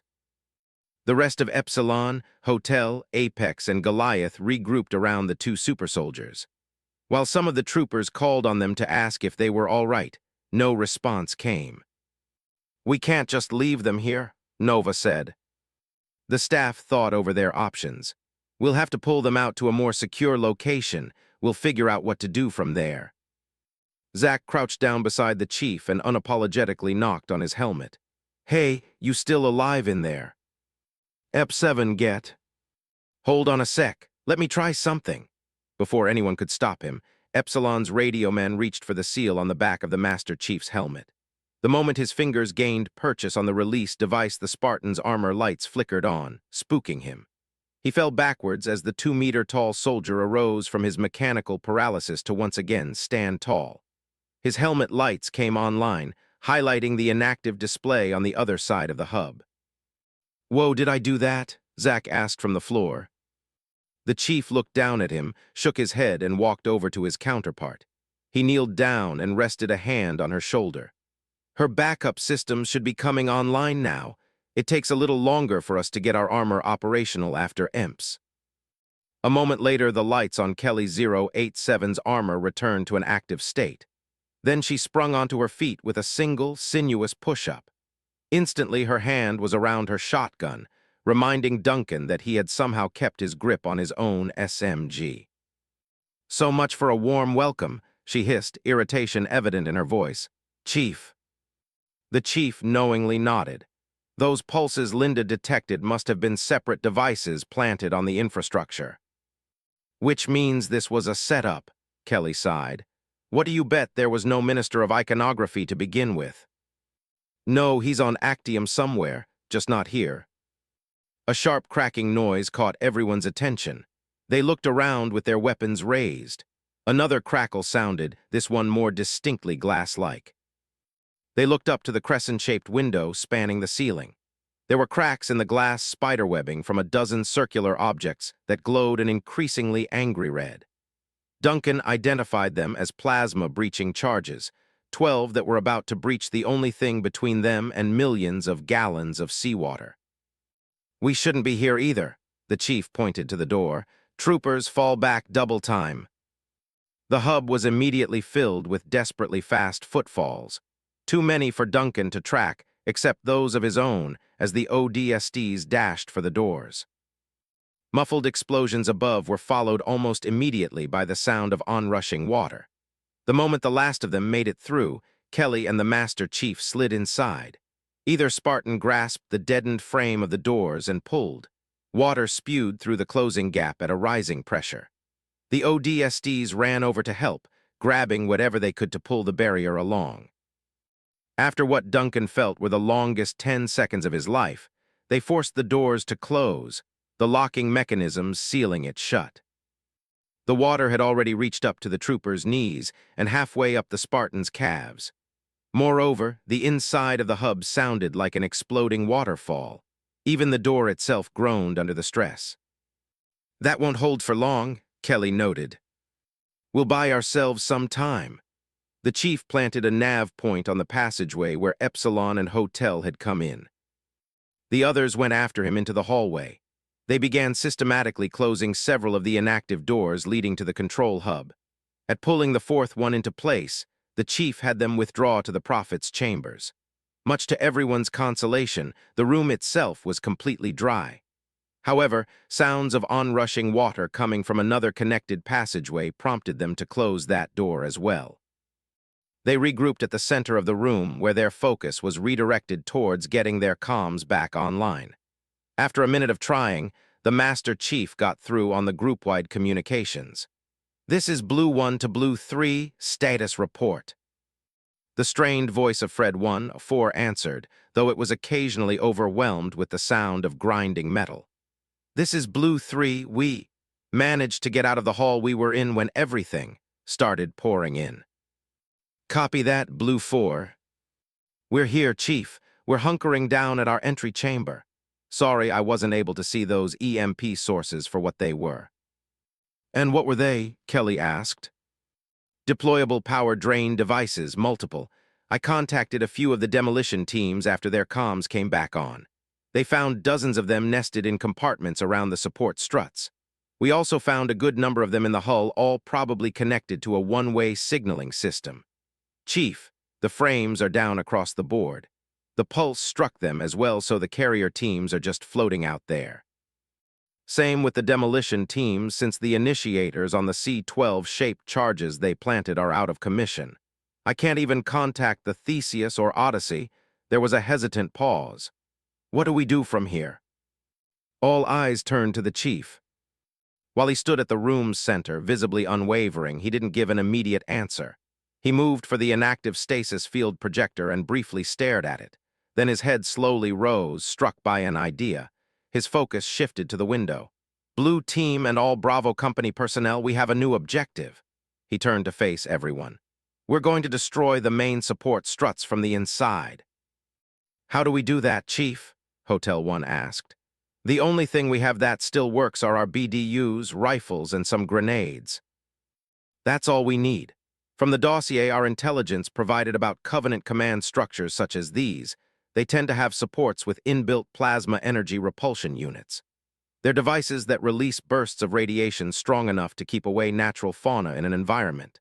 That's why those crabs we saw didn't bother trying to climb up here. We'll need to reach the main struts in each of the wings and destroy them simultaneously, and we already know where they should be. Once that's done, we'll evacuate to the entry chamber where me and my teams got into the eastern wing. The chain reaction from the repulsion units should be enough to lift us close to 200 meters off the seafloor, close enough to have the Odyssey and Theseus reel us in. Fred whistled. It's a high-risk plan, Chief. I get the picture, but why do we all have to gather at the same entrance? That makes it easier for us to escape. In case the reaction doesn't get us to 200 meters, we'll have to mount an emergency decompression. Decompression, Linda said, catching on to just how crazy his plan really was. Chief, are you sure? It's the only way to be sure, he said firmly. We'll need it as a backup option in the scenario that we don't get as far as we need to. Demolition teams, if you can hear me, I want you to plant your remaining C-12 on the bulkheads of the main entrances. Make sure it's enough to breach the whole barrier material. Leaders of the demolition teams responded in kind. Hodep 1 to Blue 1, no problem, Chief. This is Guardian 1, copy that. Beginning distribution now. Angel 1 here, will help Guardian over at the eastern wing, over. Good to hear, the chief said. Carrier teams, hold your positions. You'll be taking the brunt of the ascension force where you are, but there's no safe way for us to let you inside without prematurely compromising the entire structure. The demolition teams will regroup with you and use the anchored CF-89s to ride this center to the surface. Do you copy? There was a detectable hesitation on the part of the carriers. Duncan knew what the chief was asking of them. Their rapid rise to the surface could cause problems that no diver in his right mind wanted. Even with their pressurized submersible maneuverability apparatuses, their internal pressure could not be regulated at fast speeds, such as that of a building riding an explosion, hence why they came down here so slowly. Karen 1 to Blue 1, can't we just swim to the surface, sir? Our PSMA 92s are still good, and the chances of getting messed up by that ascent would be pretty high. Not to mention, if you decompress those chambers, then you'll also be at risk of getting messed up like us. Shouldn't everyone just abandon ship on this one? We'll need this structure for data recovery, so the extraction teams will be required to stay on board to make sure it reaches the surface. Unless we're forced to evac, the chief said. Even if you did go ahead of us, we couldn't wait until you were completely clear of the water to detonate. At this rate, I estimate this C&C doesn't have longer than 15 minutes before we face full structural integrity failure as the flooding spreads, which will leave more of the center potentially too compromised for data recovery. That's not enough time for you to get up there and call the albatrosses back, so you'll be stuck. The explosion of the sulfide fields will briefly cook the water and everything in it within a 3-kilometer radius. Everything, even you. But if you stay atop the sea and see the thermal expansion won't hit you hard. Nanolaminate material like the one this place is made of is good at heat energy absorption. You'll need to remain shielded on the top side to survive. Well, I copied, Chief. The chief looked around. I'm not just putting your lives on the line because I want to. His gaze settled on Reese. I want as many of you to make it out of this as possible, but to do that we'll have to run the risk of none of us getting out of here at all. Our mission comes first. Is that understood, Helljumpers? Duncan had never heard the chief say so many words except during the initial presentation. He was mostly quick to his point. But by his explanation, he sounded as if he wanted them to know exactly what his motivations were. His focusing on Private Reese made him think back to their exchange at the armory. He wondered if the Spartan was saying all of this for their sake, as a response to the story Reese had told them. The ODSTs of Bravo Company, however, responded with a resounding affirmation of his orders, sounding off their ballsy willingness to finish what they'd started. We got this, Chief. Semper Fi, it's time to do or die. Let's just get this thing started already. I'm getting bored as it is. Epsilon, Apex, Goliath, and Hotel were in heated agreement as well, since no one, not even Reese, wanted to just quit and die, or more importantly risk tarnishing the record of the 105th in being outdone by a bunch of Spartans. Duncan had even felt a strong sense of competitive pride rise up within himself whenever he was around them. He wasn't about to let them get all the credit from doing the job he'd trained for. Seeing that they were ready, the chief gave further orders. Spartans, we'll send half our teams to stand guard at the entry chamber. Those escape pods are likely offline as well, but any surviving Covenant will probably try reaching them. We don't want them compromising that chamber. Lead the other half to hit those repulsion units, then double-time it to the rendezvous point. Understood, the three Spartans said in unison. Epsilon, you're with Kelly. Apex, Hotel, and Goliath, you go to the chamber. The ODSTs winked their acknowledgement lights, but Kelly remained uncertain. Why Epsilon? They'll be able to keep up with you better than anyone else. And you? I'm going alone. The strut on the other side is the riskiest target considering the distance. The chief cut her off before she had a chance to voice any potential opposition. Move out. Be back to the entry chamber in 7. The ODSTs moved for 2 of the chamber's 3 other doors they had yet to use, pulling them open to run out. Duncan looked back to see Kelly watching the chief as he disappeared down the 3rd passage. Then she turned and went after Epsilon. Asterisk. Squad Epsilon fought to keep up with the female Spartan racing ahead of them, who seemed to be having a brisk jog, while they were busy sprinting in her wake. Kelly led them down hallways, around curving passages and through the occasional ovular room. She pried doors open for them and would regularly navigate them along a different path when they encountered flooded rooms. They soon reached a lengthy hallway headed straight to where they needed to go. The nav point beyond the door at the end read 127M. MikeDice spoke up through concentrated breaths. I still think whoever planned this really didn't think twice about this. How can they hope to drown us if we've got this gear? Rennie ran in beside him. That's not what they're after. That elite with the red visor, he looked like some new special forces that... Wait, new, even doesn't know about them, Zach gasped. That's crazy to think there's something you actually don't know, I mean being ONI and all. My point is these elites aren't trying to drown us. They don't have to. Then what? They're trying to use our plan against us. Zach started to slow down in thought, then caught back up to her. He depolarized his visor to make his visible confusion plain to see. You didn't think we were the only ones that knew about the hydrogen sulfide mists, did you? They probably planted this structure here from the start to lure them in. She nodded at Kelly. There were plenty of other spots without vents, but they chose this one specifically, and even stationed forces here to make us think they were protecting something important. Then they could flood this place piece by piece, using the disabled doors to trap us and temporarily contain the flooding like an active time bomb. Once enough time passed, there'd be mass explosive decompressions that would strike the facility's main power core, which the repulsor units we're after are connected to. It wouldn't have been affected by the EMP since it has its own energy shielding. But the way this place is set up would cause an overwhelming amount of pressure to eventually build up, then strike the center and the core. While that would already be enough to crush us, the water this far down would break those shields and destroy the core. The overpressure could obliterate this entire center and likely light the sulfide fields, causing that thermal expansion effect the chief mentioned. Hey, can you turn that into English for me? Rennie depolarized to show she was dead serious.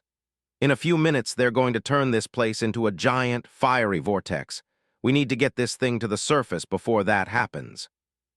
The distant groaning of metal yielding before seawater hammered her words into even sharper clarity. Then why not just plant explosives at the core? The staff asked. That'd be easier than using the sea, wouldn't it? It would, but then they would chance some of us surviving in scattered pieces of wreckage, and they're probably not planning on taking those chances given how tough the Spartans are.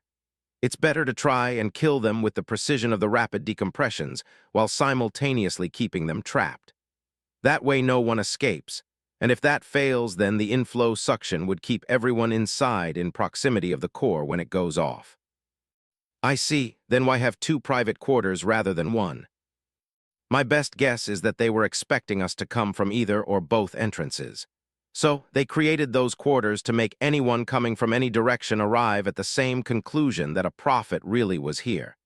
Then they could bait us with that radio signal leading to the central hub for them to spring their trap. It's genius. Are you sure they're genius ones here? Yuri asked. You figured out their whole strategy off top of head, and we are heading to disrupt plan. It's definitely not foolproof. We'll see, Kelly remarked as they stopped at the door. The nav point read 10M. Their objective was just on the other side. She forced her fingers into the divide of the door and tried pulling it open. She gained a little headway, then suddenly stopped and began straining. She glanced at the ODSTs. Ep4, help me with this. Hector jogged to the other side, grabbed the ornate patterning and pulled. Together they pried the door half a meter, enough for everyone else to see the glowing eyes of the cause of their struggle. An Ultra was fighting to hold it closed on the other side. The staff reacted first. He leaped forward, leveled his shotgun at the alien's midsection, and fired point blank. The blast flared its energy shields as it reeled back, freeing Kelly and Hector to pull the door the last of the way and whip around with their weapons. The Spartan burst its shields with her own shotgun. A combined follow-up from the entirety of Epsilon quickly reduced the alien to a rag doll of breached armor and blue blood. It collapsed onto its back, soundly defeated. Kelly took point into the cylindrical chamber beyond. A large pillar occupied the center, descending from a socket in the ceiling down into one on the ground floor. It had a 5-meter-wide diameter and a height 8 times that. Multiple lines of radiating plasma energy ran up and down its frame with pulses of light flashing down their length. Along the lines were bulb-like conduits where the plasma cycled about, becoming more radioactively dense, then surging down the line to another conduit for further radiological condensation. Those had to be the repulsor units. The support strut was encompassed by an alcove bearing step-like attachments that connected and stabilized it to the wall.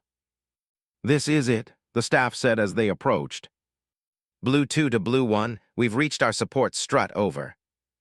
Copy, the others have also reached theirs. I'm still on my way to mines. We start in 1 minute, be ready. Roger. Kelly nodded to the troopers and they fanned out around the target, searching cautiously for signs of anything hiding above. However, the fluctuating lights from the plasma caused the shadows of the wall attachments to regularly elongate and angle around like the hands of a clock, making their chances of spotting anything all the more difficult. Still, they kept their eyes out in case the Ultra hadn't been alone. At 10 seconds to the end, the troopers all set their gun sights on the bulbs. All the while, Kelly patrolled around the alcove, searching for signs of an ambush. The staff counted the last seconds aloud. 5, 4, 3, 2, open up. A collective barrage of SMG, AR, and DMR fire lashed out all at once, striking bulbs along the support struts. The repulsor units proved easy to destroy.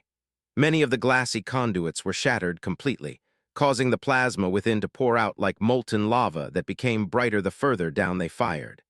Newly arriving plasma began spurting out from the damages, melting the metal where it landed. Duncan had to sidestep a few times to avoid the deadly rain as he popped several bulbs with his first magazine. He ejected the spent clip. As he was reaching for another, he saw a figure leap down from the fluctuating shadows of a wall attachment above. In the split second before it was right on top of him, he saw its glowing eye visors and an energy sword flicker to life in its hand. He was about to roll away when another shadow shot over him. Kelly slammed into the Ultra in midair, sending them both flying over the ODSTs. They crashed into the nearby wall of the alcove. Both combatants shot to their feet and leaped at each other. The Ultra swiped at her head, but she ducked beneath the swing of its sword while bringing her shotgun up to blast it in the face. Although its shields held the elite staggered back, giving Kelly an opening to gun-butt it in the chest, finally shattering its protection. Then the elite grabbed the weapon as it toppled back, pulling them both down with it. The moaning of stressed metal resounded a second before the ceiling split apart in several places, permitting jets of highly pressurized water to rain down into the chamber. The two combatants wrestled in ankle-deep water, Kelly fighting to restrain its sword arm, and the elite trying to keep the barrel of her shotgun pointed away from its torso. She stayed on top of the scuffle, keeping it pinned beneath her knee while resisting its efforts to get the upper hand. "Spartan," the staff called out. Kelly spoke through gritted teeth, "Keep shooting." The water continued to surge in around them, but the ODSTs followed through on their orders. Kelly pushed her shotgun downward, taking advantage of the elite's grip on the pumping mechanism to force another shell into the chamber. Then she flexed her own grip on its hand, twisting and breaking its wrist. As it cried out and dropped its sword, her left hand was free to punch it in the side of the head, denting its helmet. She pulled her shotgun free from its loosened grasp, slammed the barrel into its forehead, and pulled the trigger. Buckshot blew out from the back of its head in a flash of blue blood. She rolled off the body, which floated almost to her knees, only to see a plasma grenade fall out of its hand into the water. It brightened. She threw herself out of the way before the detonation, but while she escaped, the explosion struck the support strut. It channeled into one of the already damaged plasma lines in a continuous eruption of blue flames until it ran out of sight. Fires erupted through the strut's upper socket from a hidden reserve. Successive destruction began carving its way down the rest of the architecture. "We've done our job, Epsilon, now get moving," Kelly shouted. The ODSTs ran for the door, almost having to wade through the tides. Kelly was the last to leave the room as the strut behind them lit up in an eruption of pure white flames. They had gotten 10 meters from the chamber before the blast whipped them forward. A massive roar of grinding metal struck their ears just as part of the command center disconnected, causing the passageway to lift up and send them sliding forward. The passage leveled out once the structure fell back down, but remained slanted, forcing them to run up an incline. "Blue 2 to Blue 1, we just took out our main support strut, over."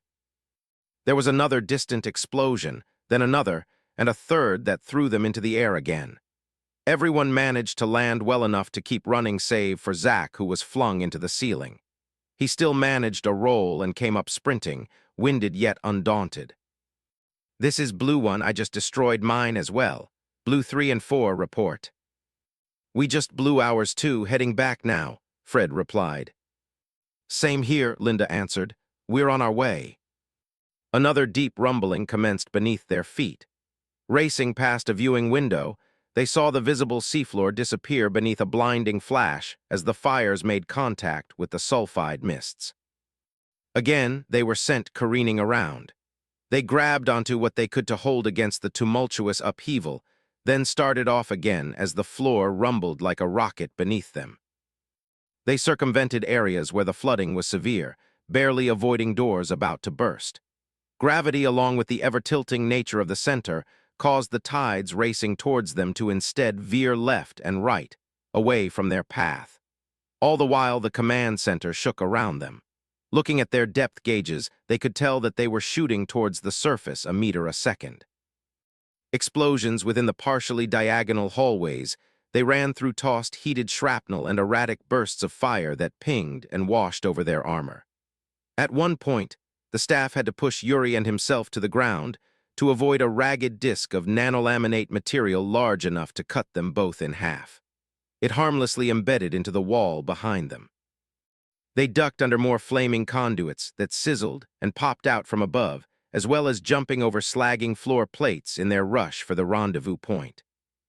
Epsilon soon found itself running across the rounded window of a partially inverted room. It cracked under their boots, mainly the Spartans that carried the rear of the group. Somehow, she didn't accidentally trigger a breakdown until the moment she leaped off the window to head after them into a connecting corridor. Then the glass imploded, swallowing the room in water. It would have shot into the corridor in hot pursuit were it not for the curving architecture which caused it to level out behind them. Once they'd cleared another flaming corridor and started crossing over a three-way intersection, Duncan risked a brief glance at the nav point. The reading, 70M, meant they still had a way to go. Suddenly, as he and Hector were crossing the intersection, there was a nearby interior explosion accompanied by a shift in gravity. While the rest of the squad had already made it, Hector and Duncan were thrown down the perpendicular hallway as the art of the command center they were in bucked upwards. Hector managed to grab onto the edge of the other hallway and held on. Duncan wasn't so lucky. As he fell, he saw the staff and Nova pull Hector in, then stare helplessly at him, as did the Spartan trapped on the other side of the gap. He plunged into the water 20 meters below. Conflicting currents yanked away his gear like a ravaging assailant. Any resistance was beaten out of him each time he crashed into an unseen piece of disformed structuring and damaged conduits. He felt himself beginning to black out when he shot back to consciousness at sensing something familiar slipping out of his back pocket. He immediately grabbed it and held on with everything he had. Then he slammed into something head first and went limp. Asterisk. Kelly watched Ep-8 vanish into the roiling waters below. She shifted her attention to his squadmates who were searching for any signs of him. "Go," she shouted. "I'll find him, just get going." The troopers turned to themselves and looked briefly unsure of what to do. But the staff gave her a firm nod, spared a final look at the surface below, and kept moving. One by one, the others followed his example. Ep-2 was the last to leave. She took one final look at the Spartan, then ran. Not even a second after Kelly looked for a way down, the inclined passageway became aglow with fires spreading from leaking coolant. The angry waves were slowly rising. The Master Chief's words rang through her mind. "Keep an eye on your extraction teams. Make sure not to leave any behind." She wasn't about to either.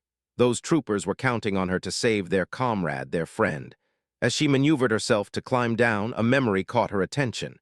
It was of that day when the Spartans first received their armor and were sent to board a Covenant ship. She saw Sam in her mind's eye.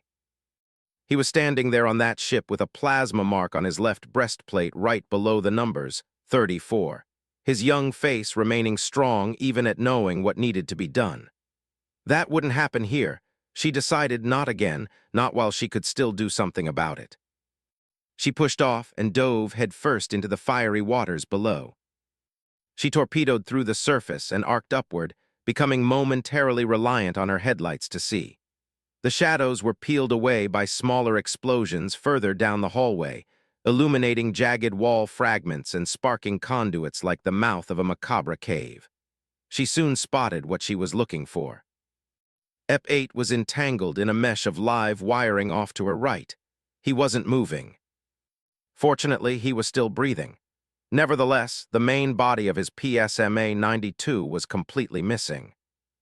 A lack of response from him over the comms made her conclude he was unconscious.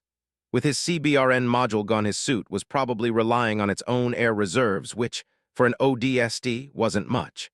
She started untangling him from the wiring, careful to keep the sparking ends from making contact with her own armor. At this rate, he was lucky that he hadn't been fried to death, thanks to the external resistive layers of his suit. She hefted him over her shoulders and saw an object fall from his hand, a rock. She easily caught it, thought to throw it away, but then considered something. It had to be important to him if he chose to hold on to it after coming well within death's crosshairs. Kelly placed it in her utility belt. She worked her way to the surface and began climbing back towards the hallway that the rest of Epsilon had gone through. A moan drew her attention to the wall of the intersection that had only recently become the ceiling. Water dripped from emerging cracks, poured, and finally burst in through the growing gash to rush over her like a waterfall. She tightened her grip on her charge and clambered on. Halfway to the top, she was alerted to the sound of something else giving way, and leaped to the other side just before a piece of flaming debris twice. Her size came crashing down. Nearly there, she was forced to leap again to the other side to avoid a sheer tidal wave that came surging down the hallway they had used to get here. Just barely safe, she pulled herself into the adjacent hallway. She resecured EP8 over her shoulder and ran, ducking underneath flaming obstacles and vaulting over other vertical shafts with volatile, watery basins. Blue 1 to Blue 2, everyone's here at the rendezvous point, including Epsilon. Where are you? She checked the nav point ahead, which read 54M. I'm 50 meters out, Chief. Had to rescue one of my troopers. Can you hold the door for me? We'll try, but the hall outside is ready to buckle. Use your best speed. Goes without saying, Kelly grinned. I guess this is the first time you beat me in a race, hey, Chief. It's because I went alone. Think you can make it? Kelly rounded a corner and slid to a stop to see that the nav point, 40M, lay at a door in the middle of a long hallway more than twice that distance. John and Fred were holding it open from the other side. I'm coming in. No sooner did she say it did the door on the far end finally give way before a raging tide that surged forward. She moved EP8 off her shoulder to cradle him so that she could move faster and pushed off. In under a second, she cleared the first 7 meters to press into her top speed. At 2 seconds, she was halfway there. At 3 seconds, she had reached within 5 meters of the door. The incoming flood attempted to beat her, shooting outward in a broiling flood. Knowing she would have no time to stop herself, she found her solution in the curving braces along the walls. In the last half-second, she leaped onto a brace directly opposite her destination, pivoted, and jumped off. Kelly flew through the gap in the doors and landed in a forward tumble, yet was careful to hold EP8 in a way that kept her MJOLNIR from crushing him. She skidded onto her feet with him still in her arms and turned back. She had arrived just in time as the water began bursting in after her. Once she was through, John and Fred pulled either side of the door closed, cutting off the rapid inflow. Linda and the other ODSTs were standing around the support braces over the entry hatch. Some of them were checking out the escape pods docked further up. There were indications that the Covenant had tried to make a few breakthroughs here. A number of freshly slaughtered elites and grunts lay around or near the chambers, 2 doors along with 2 deceased hunters. Kelly hefted her charge back onto her shoulder as Epsilon spotted her and came over. EP8 squad mates checked him out, trying to see if he was all right. His unconsciousness and lack of his major diving equipment was an understandable cause for concern. He's okay for now, Kelly said. Without his gear, I'll have to carry him. It'll be easier for me.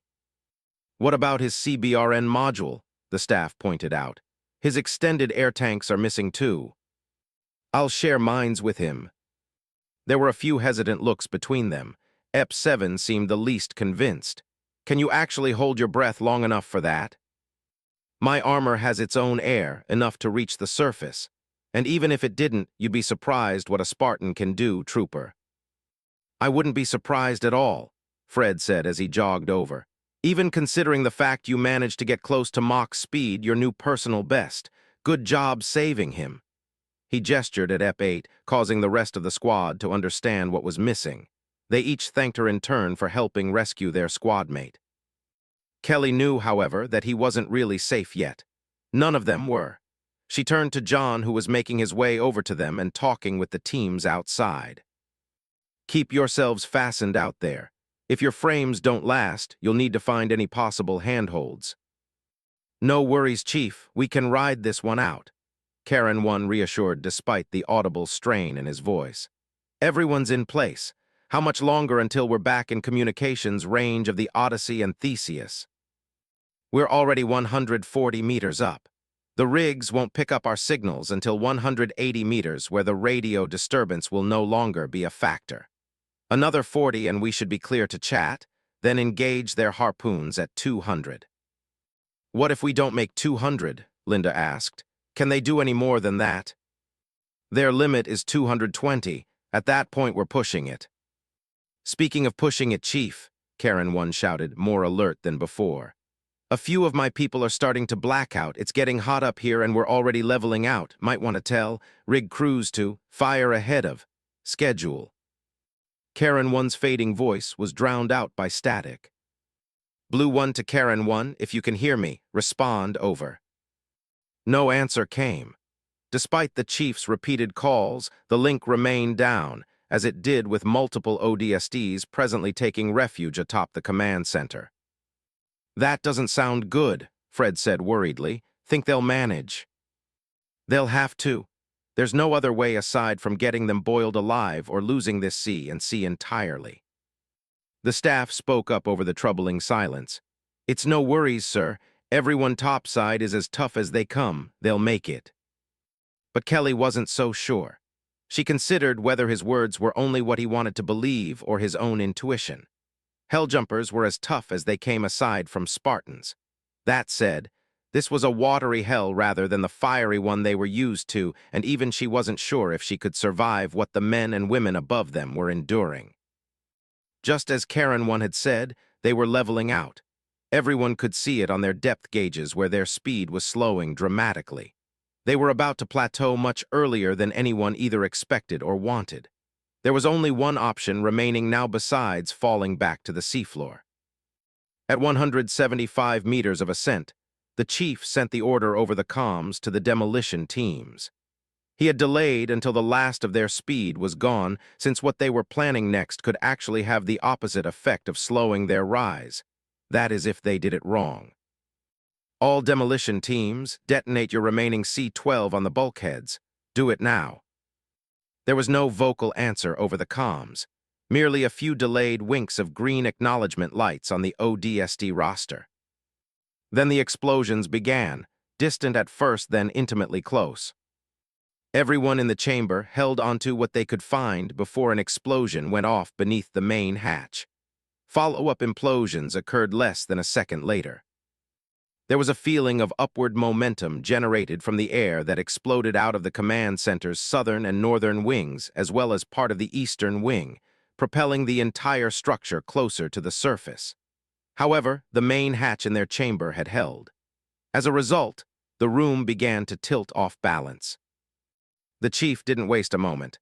Blue team switched to Plan B. Fred, on me. We'll have to pull the bulkhead open. Copy. Fred raced with him over to the hatch. Sliding down to either side, they braced their feet against the encompassing frame, then dug their fingers into the central groove, causing pressurized water to shoot through the gap. They began to pull.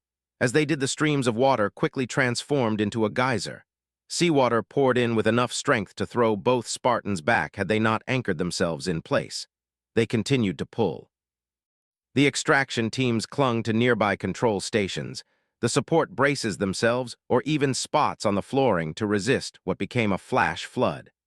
Within the span of a few seconds, the rapid inflows submerged a third of the room. Kelly fought against the currents by maintaining her hold on the same support brace that Epsilon, Hotel, and a few other squads were using. At the same time, she held Ep-8 in place so that he wasn't sucked away. That became the fate of Helljumpers that she saw lose their grips and were sent careening into the currents. A few crashed around, going limp from hard impacts. After 10 seconds, the last air pocket in the chamber was filled, leaving nothing free of the water's embrace. Soon the equalizing pressure leveled them out with the rest of the center. On her depth gauge, Kelly watched the meters go by. 177 m, 178 m, 179 m. The moment it hit 180 meters, John sent out a handshake signal to the communications relays of the Odyssey and Theseus control stations. To everyone's relief, the signal went through. Sergeant Major Rubello's voice came on. "This is Odyssey Control Station. I'm seeing a boiling sea over your entry vector, Blue 1. What's your situation down there?" Change of plans, Odyssey control. We need both rigs to fire harpoons on us now. An EMP took out our booster frames, so we've got to have no other options. Rubello didn't voice any concern at the news or the potentially risky idea whatsoever, replying with a simple "Roger that. We'll reel you in." Captain Jean's voice joined the conversation 10 seconds later. "Be advised, Blue 1, magnetic harpoons inbound from Theseus and Odyssey. Should reach you in 5, 4, 3, 2, hold on." True to her word, the underwater chamber shook once more. Anyone looking up got to see the emerging metal head of a harpoon, the size of a scorpion tank, that pierced the hull and into the ceiling in the blink of an eye. The main spearhead proceeded to break apart like a blooming flower into secondary hooks that latched onto the interior. There were over a dozen simultaneous thumps, possessing a similar resonance across the sea, and see a subsequent renewal of their upward movement, resumed at an even faster rate. The ODSTs that still could cheered over the comms, raising celebratory fists. Their celebration was cut short when tertiary detonations went off, ones unaffiliated with the harpoons. Suddenly, a massive conflagration of burning plasma and coolant rumbled through the two doors of the entry chamber, roughly bursting them out of the way to fill the outer edges in an advancing wall of blue flames. To Kelly, it looked a lot like watching a solar flare coming from two directions to span towards the same target, them. "Chief." "I see it. Blue 1 to Odyssey and Theseus, change of plans. Keep reeling in the sea and see. We're going to abandon the structure to head for the surface, over." Again, Rubello was straight to the point despite the further risks involved. "We'll call your rides back from Icaria to come pick you up. Do what you have to, Master Chief." "We've got your back, sir," Jean agreed. "Roger that. ODSTs move out, head for the surface." Troopers streamed down from their refuges around the room towards the entry hatch. Many carried their less lucid comrades who had floated around the room after having been battered about. John and Fred held the hatch open for all of them.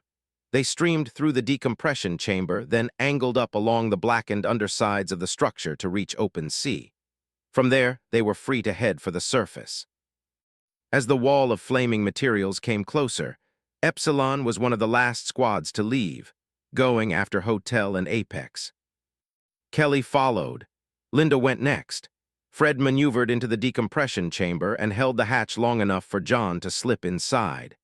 Then the bulkhead closed shut, sealing away the sight of the aquatic inferno that had just reached the escape pods on the support braces. Blue Team went out together, navigated out from under the rising bulk of the command center, and headed upwards. They were still 200 meters down in the darker depths.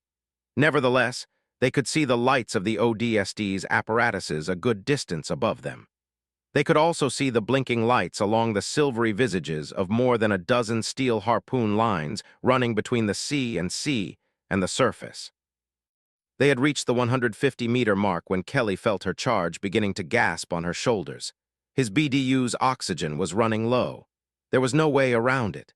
She removed her CBRN module and inserted the rebreather onto the chin section of his helmet. EP8 ragged and short breaths became long and calm again. She knew the rebreather would only grant him a little over a minute without the main air tanks of his harness. Hoping that her speed on land would translate to speed in water, she began kicking her legs with greater ferocity. Her PSMA-92's thrusters responded with a rapid increase in output, propelling her faster than the rest of Blue Team. Soon her harness was no longer able to move faster than her, and she quickly became the one carrying it along regardless of its thrusters. She reached the 50-meter mark, rocketing past the last of the ODSTs. At 25 meters, she surpassed the frontmost group who were briefly alarmed at her velocity. At 10 meters, the waters around her became brighter. She fought aside every thought to push the muscles in her legs to their limits.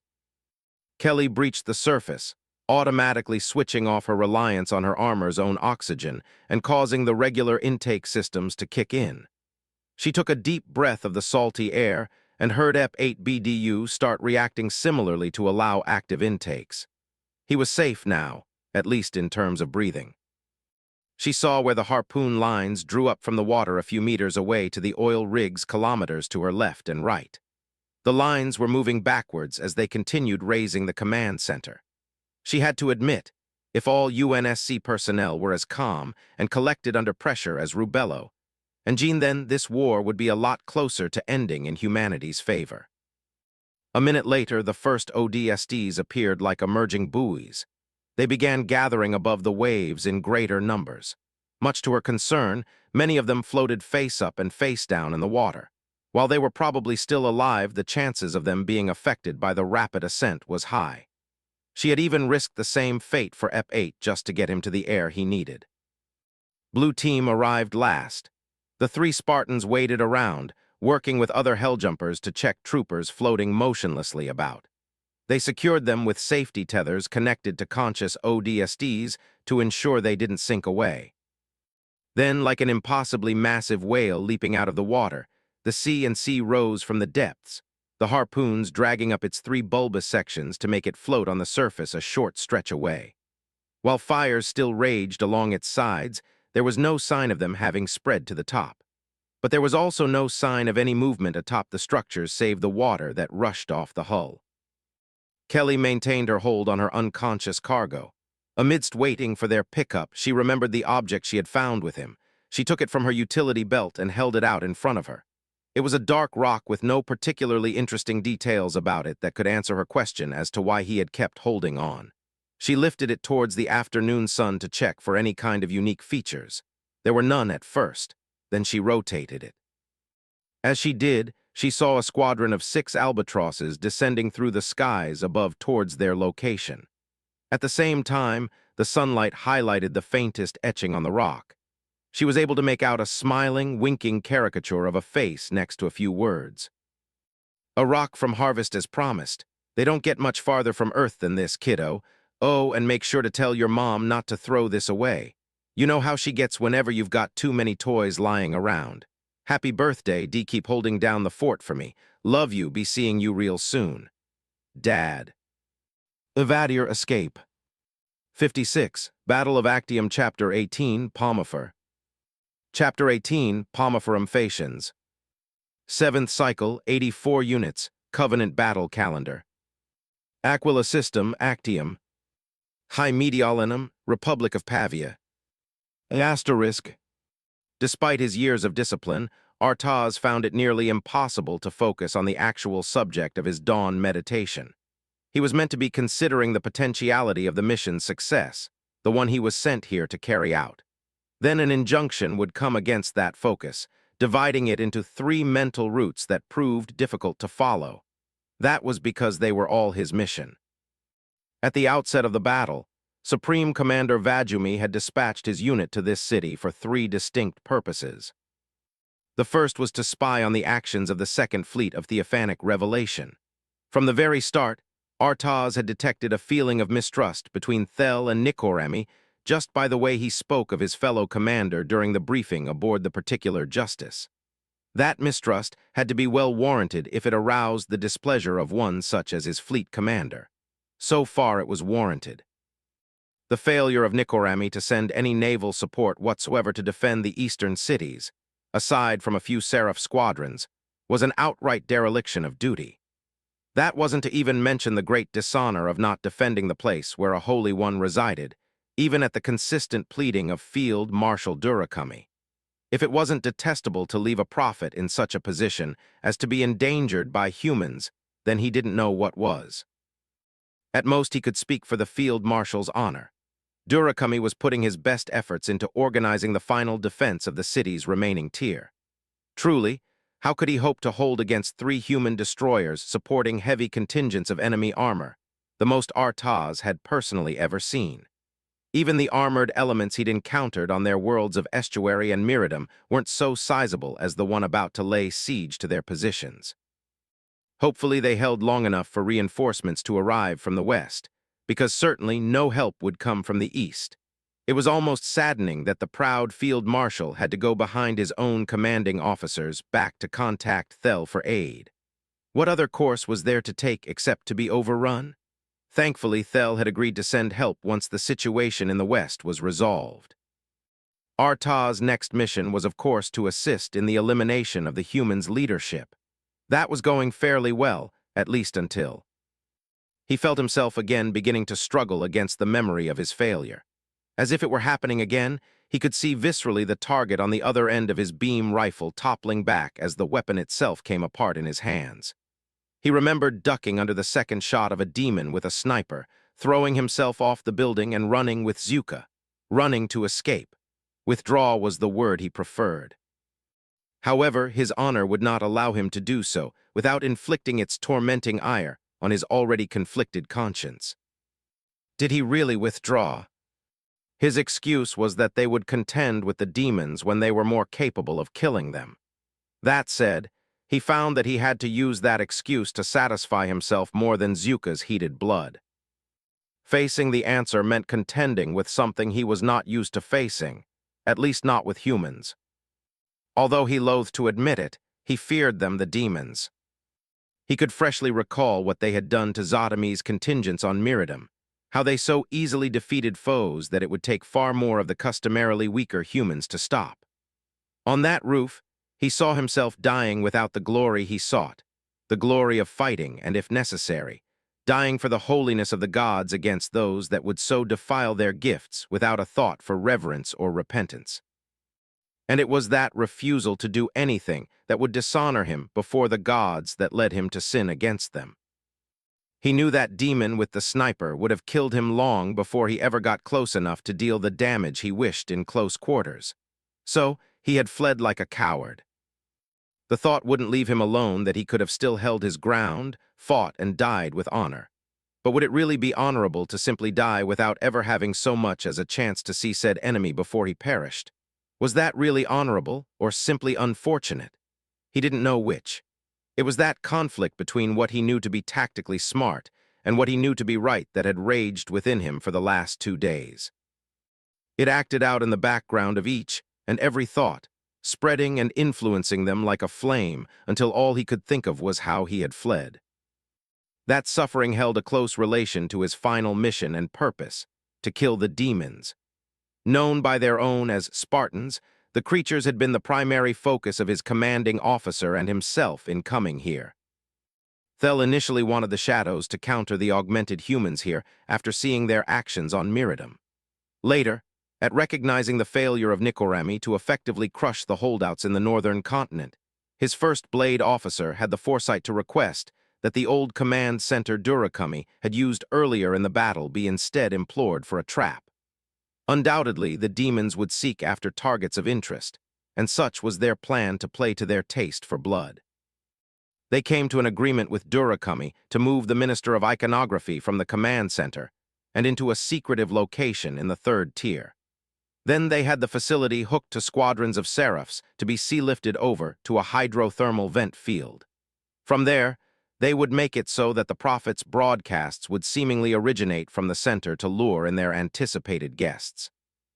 Rather than plant an antimatter charge near the core as Artaz himself had so unironically suggested, his commander decided on what he referred to as a more absolute approach. They would blow select portions of the aquatic structures to corner and kill the demons with explosive decompressions, or draw them close enough to the core for its eventual destruction to finish the job. The operation had taken place yesterday. It was now the dawn of a new day, and he had yet to hear of how it had unfolded. Something, however, made him suspect that the plan hadn't succeeded. The delay in any information about it from his first Blade officer was a factor.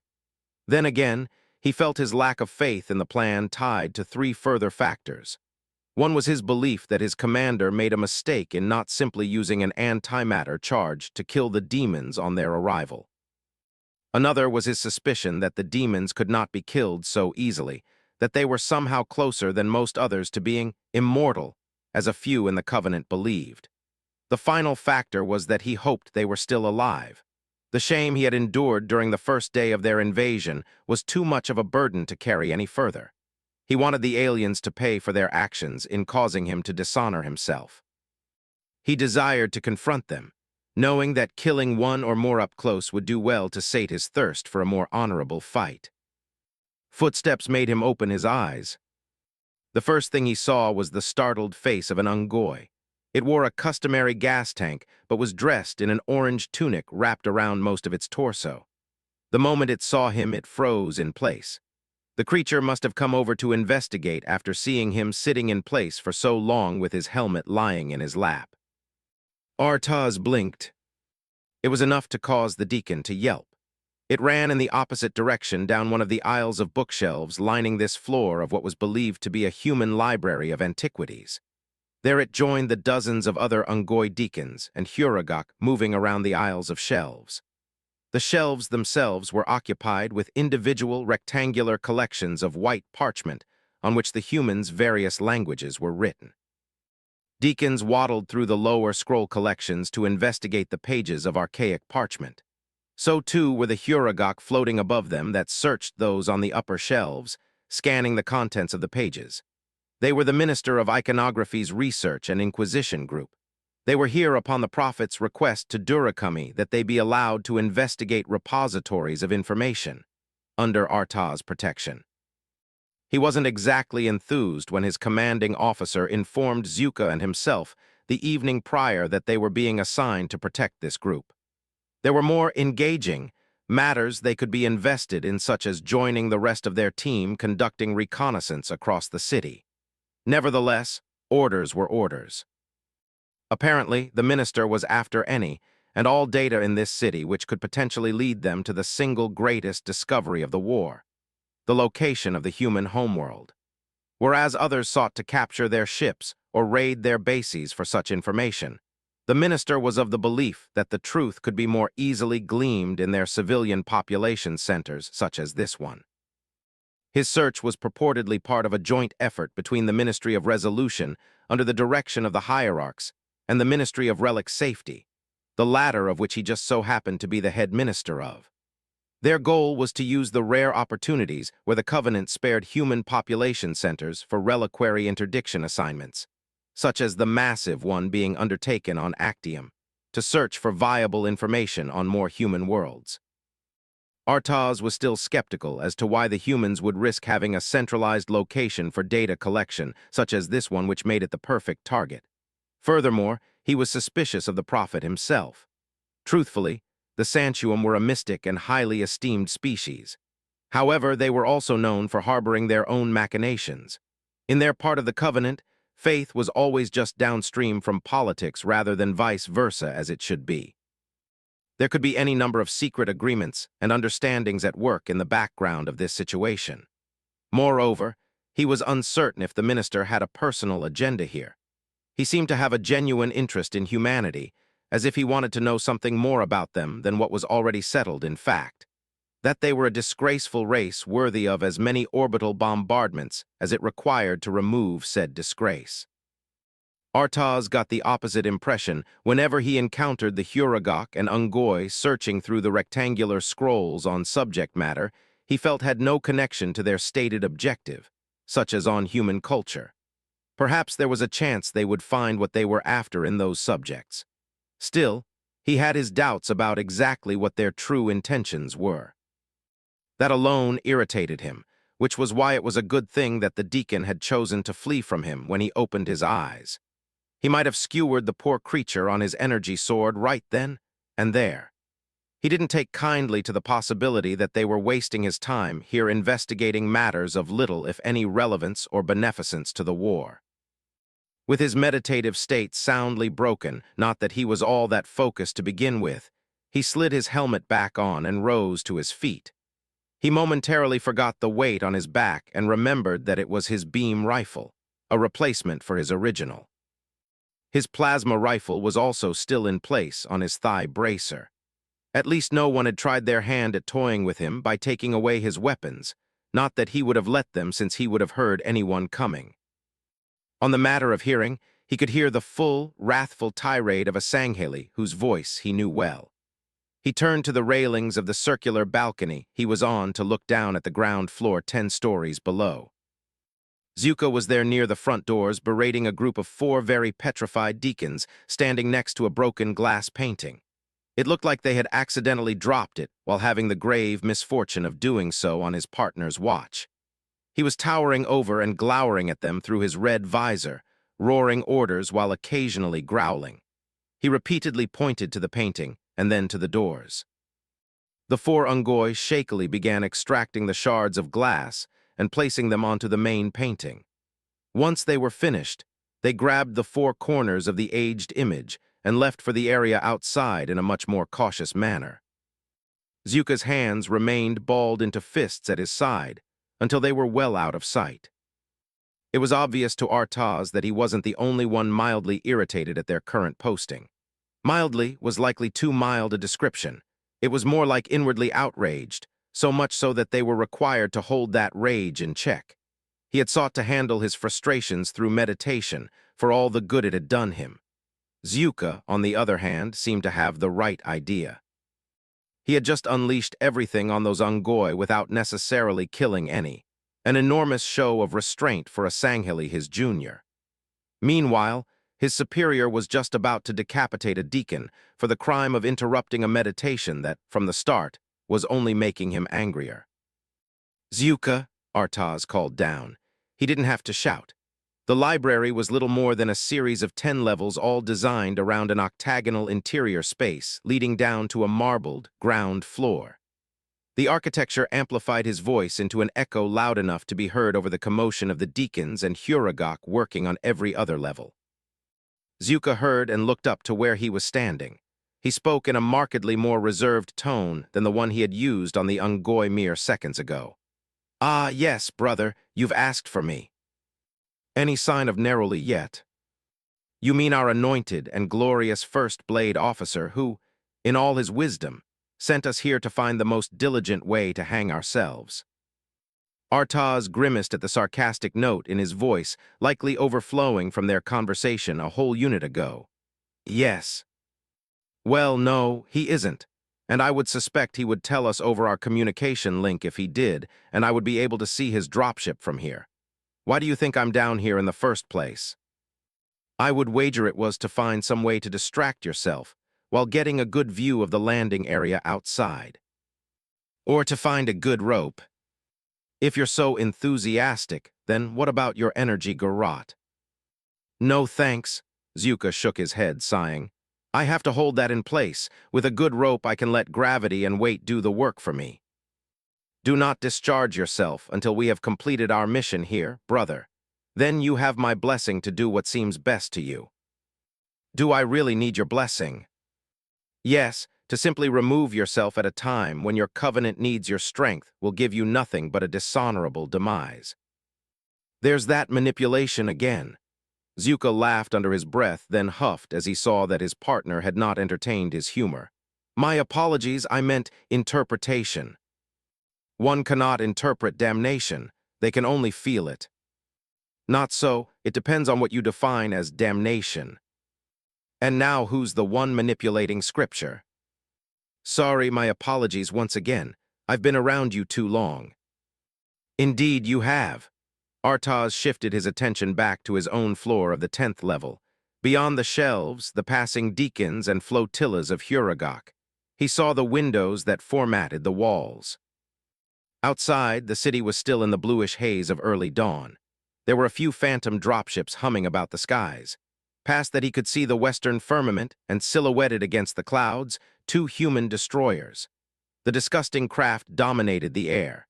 Those, he knew, would be their greatest problem if one or even both came to hover over them during the battle to come. Then he saw a phantom fly across the foliage of tall buildings from the west of the library. It crested over the structure opposite theirs and swooped down, the gentle whine of its engines growing closer. A voice spoke over their comms. "Vajami Zamami, you have a new assignment. Come out to the pad. I'll pick you up from there." Artaz recognized it as belonging to the leader of his unit, First Blade Officer Utana Neruli. It was a relief to hear, meaning by extension that their job here was finished. "We are on our way, leader. Zyuka, let's go." "Might I remind you that you're the one who's all the way up there?" Zyuka chortled. Artaz grabbed the balcony railing in front of him and vaulted over it. He kept his legs straight and arms raised as he fell a full 10 stories before his descent was slowed by the upwards propulsion of a portable gravity lift lying on the ground floor. It propelled him back a small distance into the air so that he landed softly next to Zuka. He proceeded to calmly walk out the doors without giving his partner a second thought. With a sarcastic chortle, he followed. The two came onto the outside balcony, which lay at the junction between the Library of Antiquities itself and the other structure below that, from its various exhibitions, proved to be a museum of sorts. At the other end of the balcony was a landing pad with several consecutive staircases leading to the top. The Phantom was slowly descending onto the surface. After touching down, its drop bay opened to offload a squad of 4 Sangheli miners. The team briefly stopped to stand in awe of him and Zuka. Then an orange-armored major came down and barked orders for them to move forward. They sprinted past the 2 Sangheli, giving them a respectable distance. As the major passed by, he gave a nod to the 2 special operators before leading his team inside the library. "Our replacements?" Zuka asked. "Not our concern." From the depths of the cargo bay, Artaz made out the darkened armor and red visor of a fellow silent shadow. It was Neruli. With a hand, he ushered them onward. They carried on up the stairs and into the bay, grasping the overhead handles to stay in place. Then the Phantom took to the air. However, instead of closing the bay, it opened the other side as well so that the morning air was allowed in freely. It also permitted the faint morning light that peeled away the darkness from around Neruli, making him appear more silver than dark.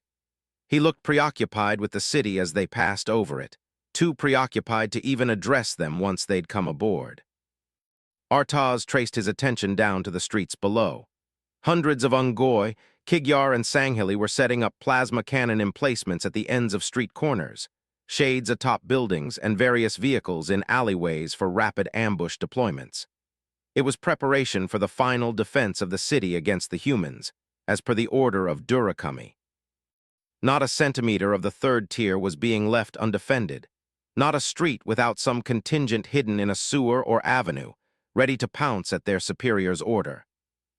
The question silently resting before the silent shadows now was the nature of their own superior's orders, of which Artaz was the first to ask.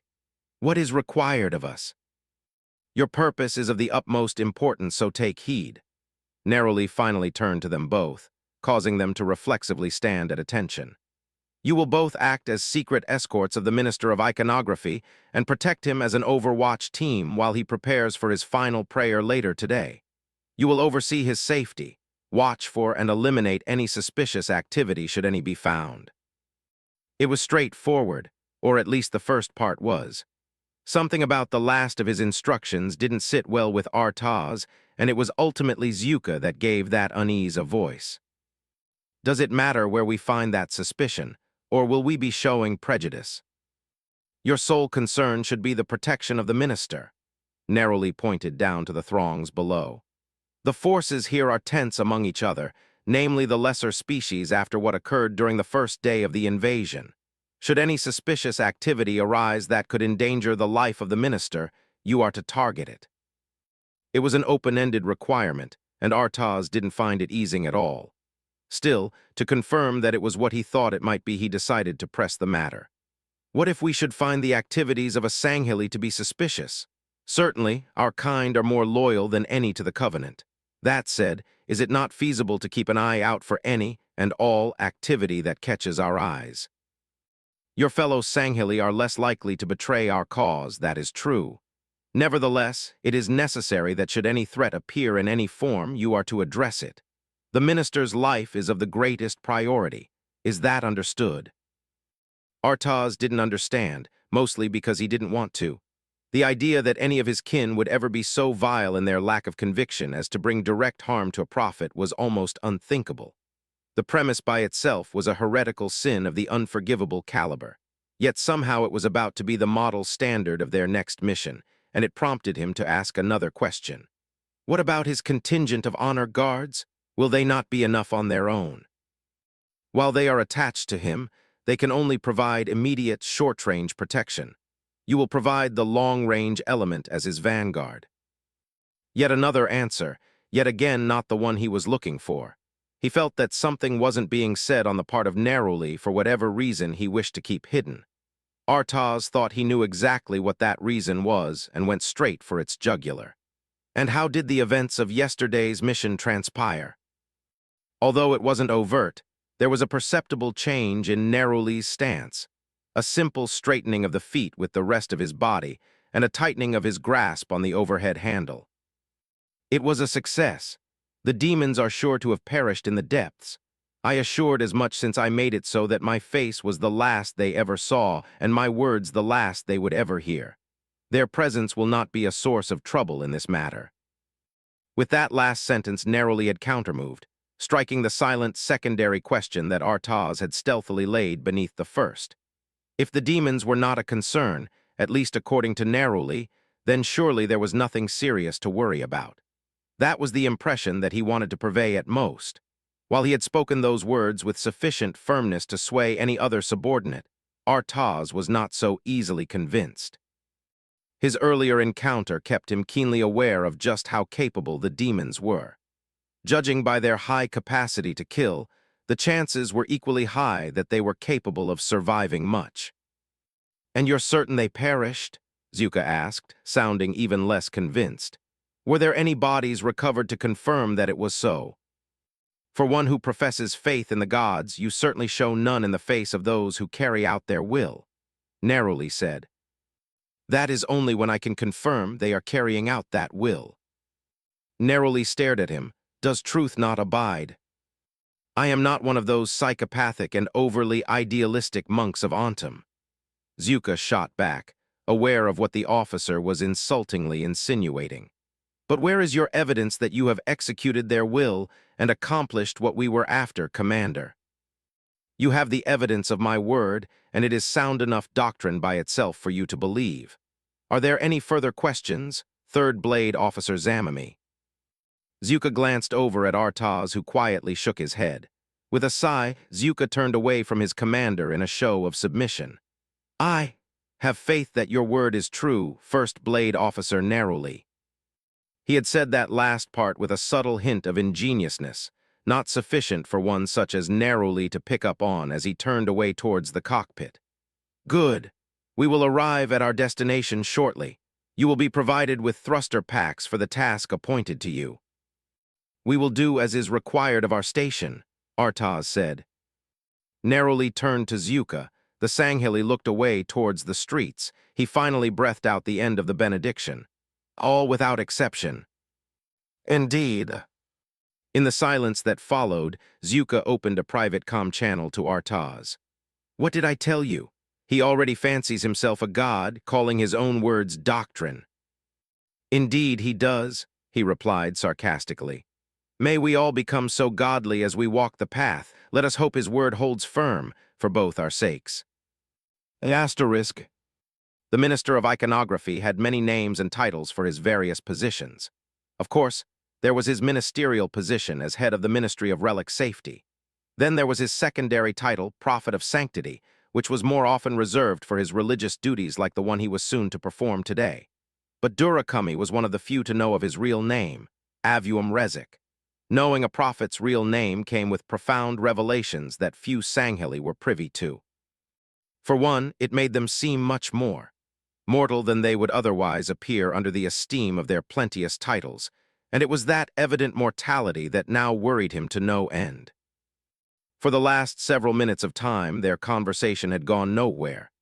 No matter what he tried, the Santuum simply wasn't accepting any of his logic, so to convince him he attempted a different tactic. "Certainly, my prophet, the gods will favor you in your undertaking no matter where you go. Even if you should travel to a location out of the city, more secure than this, the gods will hear your prayer. Once again, I must recommend that you complete your duties in the safety of the interior. My Supreme Commander would be more than able to ensure your protection there, which is something I cannot ensure despite all my best efforts to make such provision. This place will soon become a battlefield, and we do not know what our fate will be. However, those that came before us have received your petitions even in this imperfect city, so surely they will hear you wherever you go." The minister's graying and wrinkled face looked unamused, regardless of the occasional static that flickered across his digital frame projected over the hollow pedestal. Almost in defiance of the limiting weight of his headpiece, he leaned forward and held out a hand in a reasoning gesture. "You do not understand, do you, Durakami? I can see where the faults of your own intentions lie because I was blessed with such discernment for this task." He sighed and leaned back in his hovering throne. "By your own reasoning, I must remain present in this city. It is my presence that enables the gods to ignore the filth of this place and thereby accept my petitions. Should I leave, they would be beholden to its full detestable nature, and my work of sanctification would be left unfinished, if not completely undone. My righteousness must stand in for that nature so as not to offend the sensitivities of the divine." Durakami inwardly scolded himself for thinking he could win a philosophical argument with a Santuum. His kind were often better suited for frontline combat rather than scriptural debates to begin with. That was how the Covenant was initially structured, the Santuum leading them along the path through discernment of the divine scriptures and relics, while the Sanghili acted as their trusted protectors. Still, that very same setup was being thrown on its head. Now here was a Santuum arguing for why he should stay on the front lines, while a Sanghili was trying to keep him out of harm's way. He sought to rectify that error before it became something much worse. Then again, he didn't know how. He searched for the right words. "My prophet, surely you can understand that there is a risk to your life here, a grave one. There is every chance the humans may drive into our ranks with the fury of their ships that are visible even from here." For emphasis, he pointed out the glass window of the top floor of the skyscraper he was using towards the western skies. At the end of his pointing finger were the two destroyers, both of which were his greatest worries. But the sight of them did not perturb the intended observer. Instead, Rezik looked vaguely amused between the ships and Durakami. My, Field Marshal, what prompts your lack of faith in divine providence, to doubt that those who are above all will see to it that their work is not undermined before them?" It was a loaded question. Durakami knew if he answered it wrong, the prophet could have him effectively removed from his duty with a single word. He bowed respectfully before him, something he found himself doing a lot more often than he desired. "I do believe that the gods will grant us the victory we seek. My worry, however, is that my Supreme Commander will not provide us the required resources to make such a victory less costly to attain on the part of my contingents." Out of the upper corner of his periphery, he saw Rezik's expression harden from vague amusement to subdued disapproval. "Rise, Field Marshal." Durakami did so, slowly. Rezik took a moment to quietly consider something. "Your Supreme Commander Nikorami does not understand many things of our situation here. Many things." His gaze flitted up to lock with Durakami's. "However, we do not require his assistance to receive godly favor. I promise you there will be a time and place to address Nikorami's actions. There will be a reckoning." There was a trace of anger in his tone. It made Durakami inwardly shiver and wonder whether his superior would actually face retribution for abandoning his duties as he had thus far. "I see." "Do you? See to it then that you do not doubt. Faith is what will please our gods in this hour, and it will be what guarantees us the victory if we do not waver. I will pray fervently for our triumph during the ceremony. I charge you with this, Field Marshal." He raised a robed hand to point at him, his hardened expression giving way to a genuine earnestness. "You protect this city while I protect your faith. I will do all in my power to ensure my part if you do all that is in yours to ensure your part. Is that understood?" Durakami gave a graceful bow of his head. "I will have faith, my prophet." "Good, I shall depart for now. See to your duties diligently as I see to my own." "As I will." The prophet's image flickered off. Durakami stood there for a long while, his mind caught on the darkening lights of the hollow pedestal. Faith, the word itself and the glyph attached to it journeyed through his mind. A simple circle with an arc running through its center with two dots at either end of the arc and a final dot at the very center of the bisection. It was an understandable glyph and easy to write, but not so easy to learn and even less so to practice. Could he really have faith? He asked himself that question when he looked out the window and saw only the enemy destroyers with not a single battlecruiser to contest them. There was likely no help to come soon either. Their only real hope was that Supreme Commander Vajami gained a swift victory in the west and came to the east to offer reinforcements. Aside from that, They would truly require divine intervention to win here, or perhaps the will of the prophets made manifest. That reminded him of his next meeting. He tapped a sequence of symbols floating around the rim of his hollow pedestal. Shortly thereafter, the hail was accepted, and the image of a silent shadow appeared. First Blade narrowly, are your shadows now in place? Narrowly gave a short bow. My lookouts are in position. They await any need to engage should one arise. Durakami nodded, feeling that at least one more thing was going the way he intended. Good. See to it that the rest of your shadows are also in place before the meeting begins. Regardless of the success of your operation against the demons, there are many other threats to concern ourselves with. None of which should be a match for my unit, narrowly asserted. They are more than capable of seeing through any devious schemes no matter their source and will address it with precise prejudice. Good, remain prepared. If this matter goes the way we need it to, then this will be the beginning of our counteroffensive against the humans. I pray that the gods' strength be with you. Durakami nodded off to him. After narrowly gave his salutations, his image winked off. Durakami watched the hollow pedestal's low hum begin to quiet along with its lights that slowly dimmed. Yet he couldn't shake the feeling that in some way his own remaining time would be just like those lights, fading. Rezik's words echoed in his mind, an assurance that there would be a reckoning. There likely would be, yet depending on his own actions today he could soon find himself on the receiving end of it. He thought back to a time when Nikoremi was not so caught up in himself and his own endeavors, when he was much more committed to the cause and needs of the Covenant no matter the front. He had been a proud commander of his fleet, and Durakami a proud commander of his legions on the ground. Now, however, he had drifted from that conviction. That pride was blinding him to what needed to be done here, and if he wasn't careful, it would consume them all. Durakami just wished he knew what he had found to be of such great importance in the East, that it prompted his betrayal of that which he had once defended. Then Nikorami's guarantee flashed through his mind, one where he promised that swift justice would be carried out against his field marshal should he fail to protect the prophet. Funnily enough, in a dementedly sarcastic sense, Nikorami was doing everything in his power to ensure that became less of an impossibility and more of a potential reality. How would it come? Justice by the hands of the gods, by that of the humans, or his own. All three had been laid out to him as possible punishments, and only one sounded honorable. No matter which way he looked at it, the future of his own soul was on the line along with that of every soul under his command. The consequences of his success or failure here would not only be long-lasting but eternal, unceasing, unending. He decided it was best not to allow his thoughts to go down such dark routes before the beginning of a task, especially one with such magnitude as was before him. However, even as he left the room to attend to the final preparations that needed to be made, his mind remained locked on that one word, reckoning. The only question that really remained thereafter was whether it would be in his favor. Pomiferum faciens. Yielding.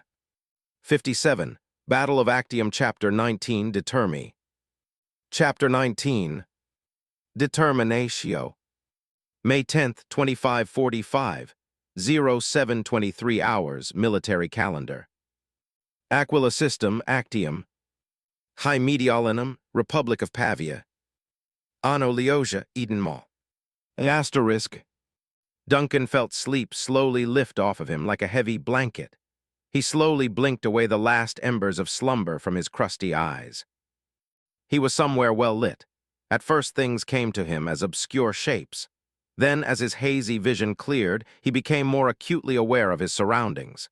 The moment he did, he winced as the pulsing pain in the back of his head finally registered. He glanced around.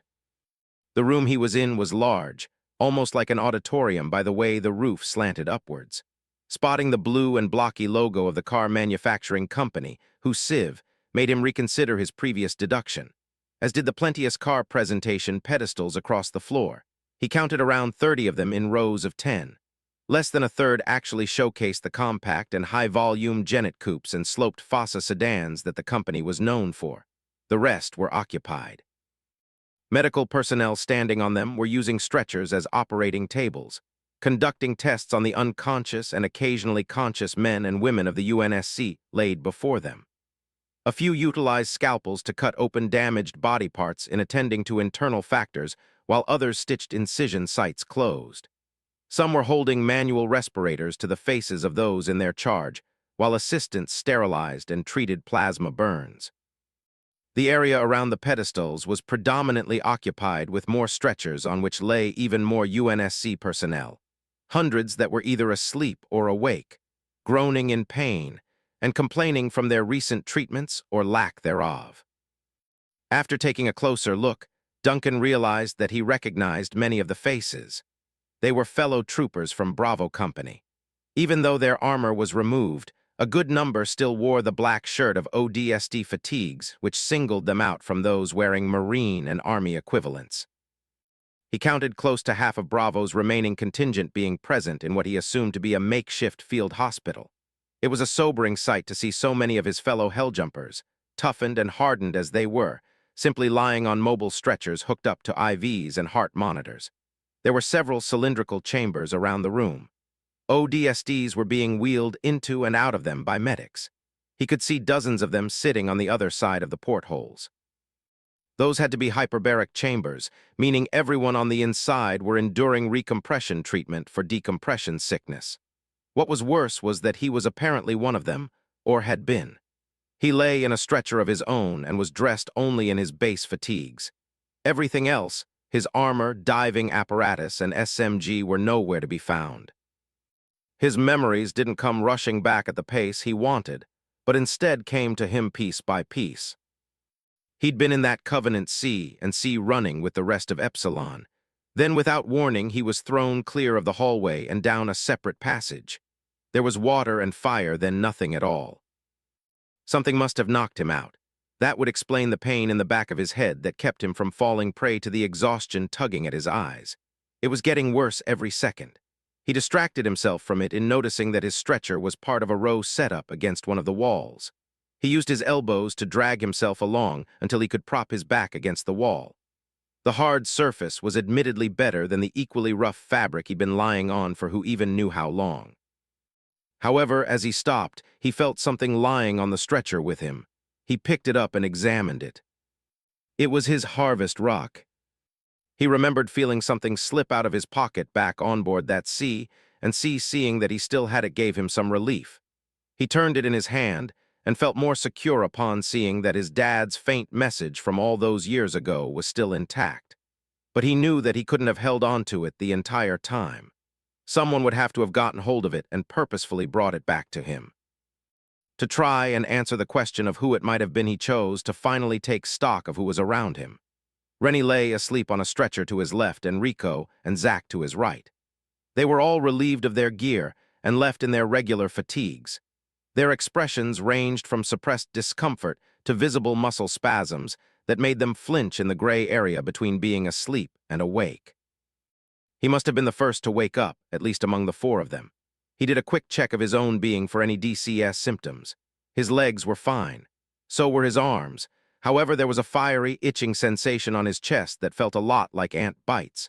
Pulling up his shirt, he found the skin on his breast was an angry red like a bad sunburn. A little tentative prodding with his fingers produced a flaming pain that fortunately dissipated once he stopped poking around. It was a rash, an ugly one at that, which suggested whoever had carried him had made a speedy ascent to the surface. The exposure to the severe undersea pressure had caused the nitrogen stored in his body to bubble after he had resurfaced too fast, creating embolisms. The medics here must have given him outgassing treatment to release the pockets of nitrogen in his tissues and blood vessels concentrated around his upper body. Just a glimpse at his condition would tell anyone he had gotten off easy compared to most others here. Many were possibly suffering from joint pain, worse rashes, or even temporary paralysis. None of them appeared to be dead, though death in their condition was a possibility. Had he suffered any severe embolisms in his own pulmonary veins or aorta, then that would have been the end for him. Still, it looked like he had barely avoided such a fate. He rolled his shirt back down and threw his legs over the side of his stretcher, wincing at the pain that stemmed from the soreness in his muscles. He'd need to work those out before he could get up and find his gear, or anyone else. As he was stretching his right arm with his left, he spotted Nova and the staff entering through one of the room's revolving doors. Unlike him, they were still fully decked in their BDUs and had their weapons on their back harnesses. They looked around, searching the rows of patients and medics. Duncan flexed his arm enough to raise it and waved around to get their attention. The two depolarized their visors as they walked to the disabled elements of the squad. The staff stopped to check over Rennie, nodding at Duncan, then moving off to Zach and Rico. Nova sat down beside Duncan's stretcher with her BR acting like a cane. A knowing grin flashed across her face. "How are you feeling, Irish?" Duncan returned the grin with a bit more strain. "I'm alive," he croaked. "That's about the only good thing I can say." "Symptoms? Rash, a bad one on my chest." "How bad? Ever been bitten by fire ants? Well, it's a lot like that except if you went to sleep and decided to use their nest as a body pillow." "Sounds rough," she said, then switched to a motherly tone. "Need me to rub it for you, sweetie?" Duncan raised a weary brow at her. She laughed, shrugging her shoulders. "Just kidding, I'll leave that to Erica." He sighed explosively at her playfulness, then winced at the pain that doing so brought him. "Try not to move too much or breathe in too deeply. That rash will have to take time to heal." She glanced over at the staff, who had finished his own examination of Rico, to move on to Zach. "Which means you'll be staying here." The pain Duncan felt immediately subsided when he heard those words. He sat straighter and tried to pull himself onto his feet, but Nova rested a hand on his shoulder to force him back down. "Hey, what did I just say? Try not to move, got it? We're about to head into the 3rd tier, right? We're going to finish capturing the city, and I'll be there when we do." He made a second attempt at getting up. Again, she stopped him. "No, we're going, you're staying here." "I can fight." "No, you can't." "I said I can do it." "No, you can't," she insisted more strongly, pushing down his third attempt to get up. Duncan kept resisting her regardless. "What, you think you can stop me?" Nova's brow twitched in irritation. She let him go, allowed him to try getting up from a squat, then, when he was almost there, reached forward and flicked him square in the chest. His eyes bulged in their sockets, and he gave raspy coughs from the resulting surge of pain that racked his upper body. He tumbled back onto his stretcher, landing hard on his backside. Slowly recovering from his coughing fits, he saw Nova glowering down at him. "No, you can't. I just flicked you and you're already half dead. Could you imagine if you actually took a plasma bolt to the chest?" His coughing turned to raspy laughter as he shook his head. "With this pain, you might as well have hit me with plasma. It probably feels the same, and yet." He grunted at his renewed efforts in pushing his legs to extend. At halfway, he wobbled slightly and relied on the wall to pull himself the rest of the way to a standing position. He grinned defiantly back at her. Nova's eyes narrowed to annoyed slits as she sized him up. "You're a stubborn one, aren't you?" "I'll take that as a compliment." "It isn't." They turned to the staff as he arrived after finishing his checkup with Zach. "You brought him up to speed." "No, sir," Nova said. "He's being too thick-headed for me to explain anything." Staff nodded and focused on the squad's tech specialist. "We thought we lost you back there, EP8. Spartan 87 is the only reason you're still around. She saved you from that hallway you fell into, then brought you back up. Everything went to hell after that, as I'm sure you've seen. While no one's died, close to half of Bravo has been left incapacitated by decompression sickness. We won't be fully operational as a company for some time. I came to see who we could salvage from our own casualties. Rennie, Zach, and Rico are too badly out of commission, so there's no going out for them on this run. What's your situation?" "Doing fine, sir, ready to get back on it." "Are you?" Duncan felt the pain in his chest turn from a sharp sting to a dull throb in his pectorals that radiated out across his body in tandem with his heartbeat. He unconsciously clenched his jaw against the sensations.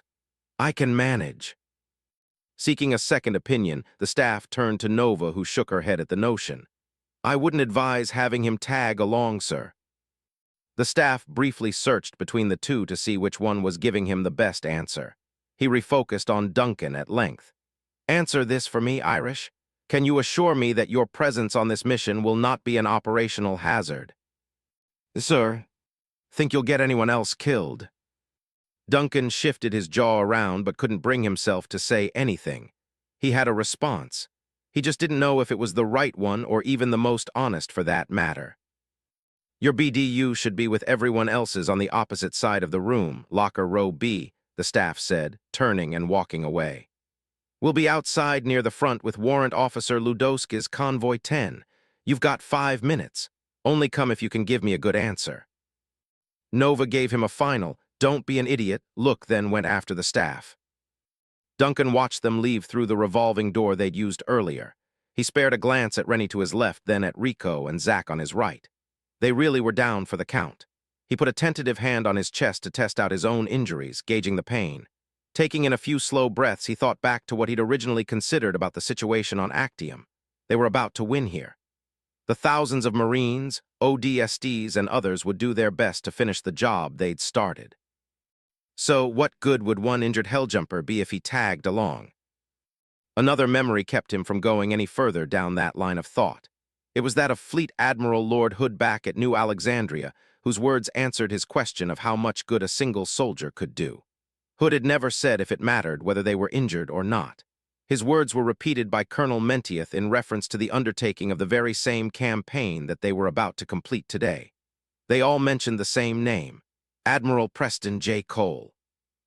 If one man could risk a supernova to kill off a Covenant armada, then certainly a Helljumper, as per his namesake, could risk what was tantamount to a little sunburn to help win back a planet.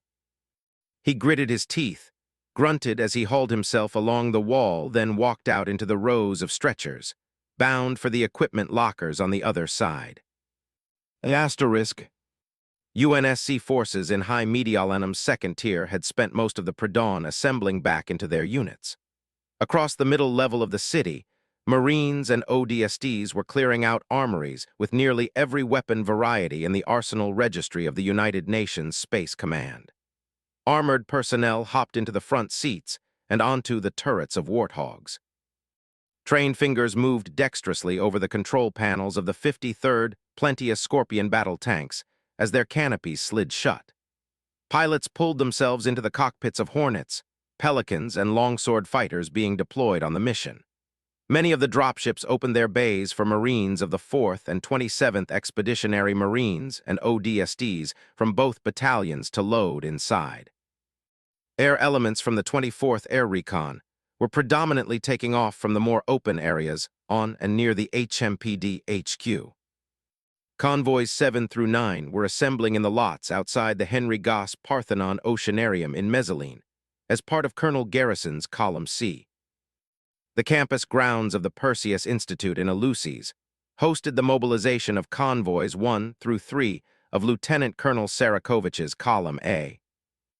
Lastly, the decorative cobblestone surfaces surrounding the Eden Mall in Ano, Leosia, were being thoroughly occupied with the cascading footfalls and rumbling engines of convoys 4 through 6, Colonel Mentieth's Column B.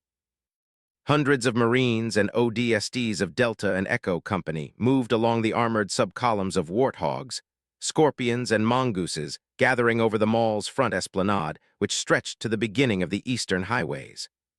Duncan was among them, jogging from one subcolumn to the next, while trying not to be swept away by the currents of personnel moving to and fro between them. He managed to push through the last of Convoy 6 to reach the grassy interval between the mall's front esplanade and one of the cobblestone yards that occupied the corners of the surrounding grounds. It was obvious that it had rained earlier since the grass squeaked annoyingly under his boots. The rain also explained the state of the stony yard itself, since it was relatively clean of the blue blood and tungsten fragments from earlier.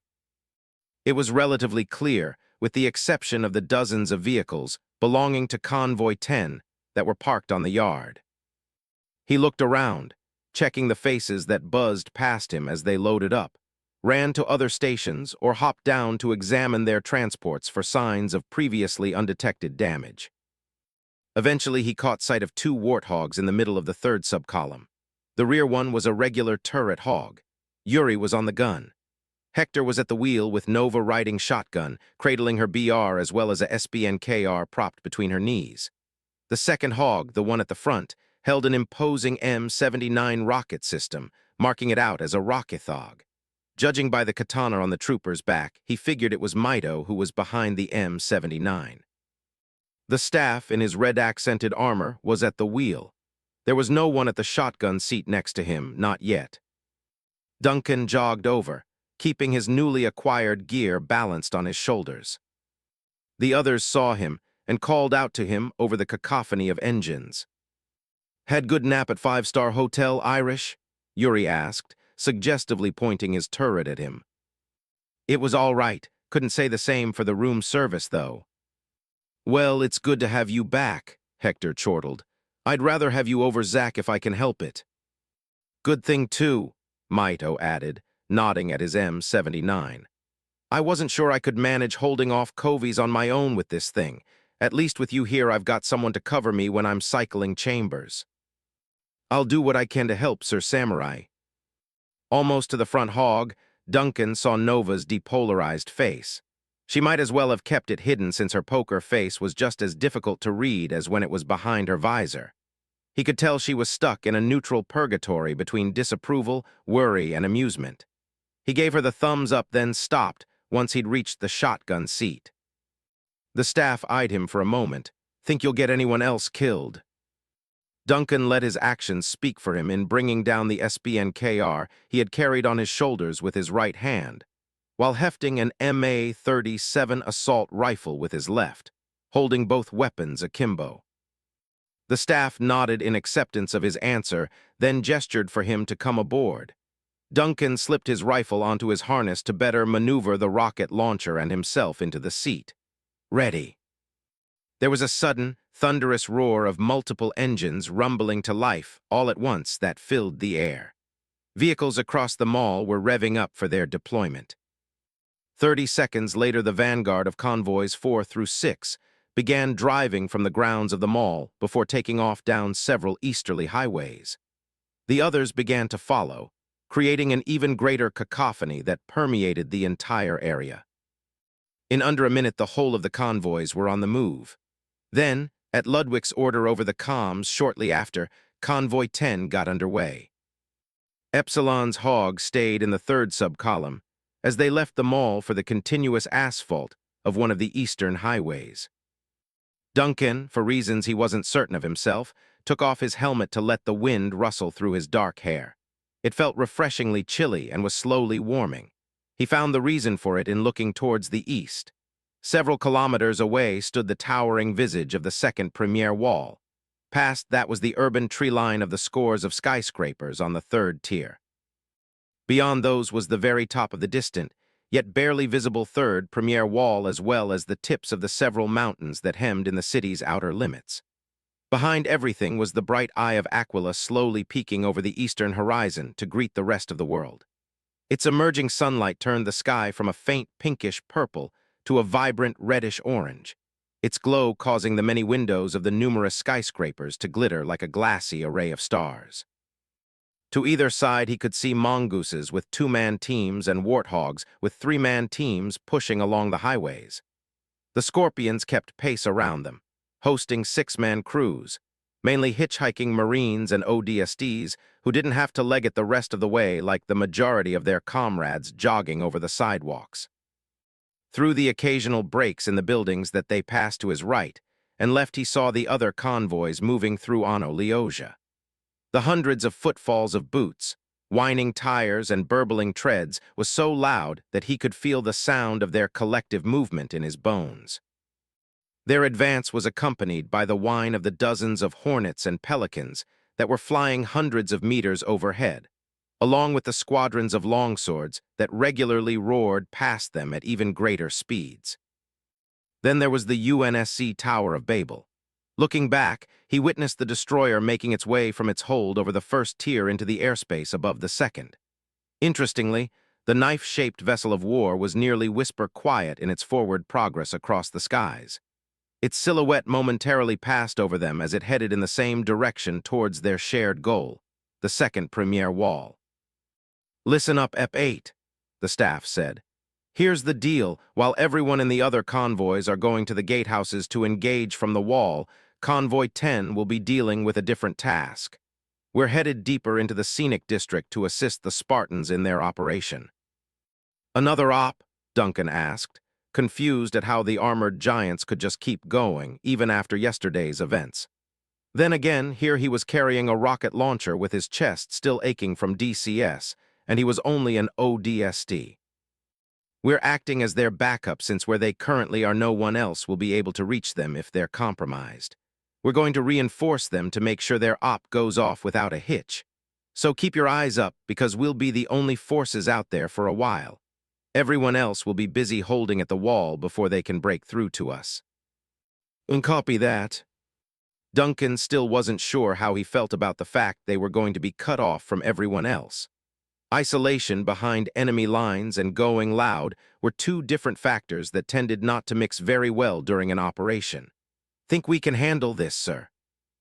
The staff was about to answer when they overheard a familiar voice.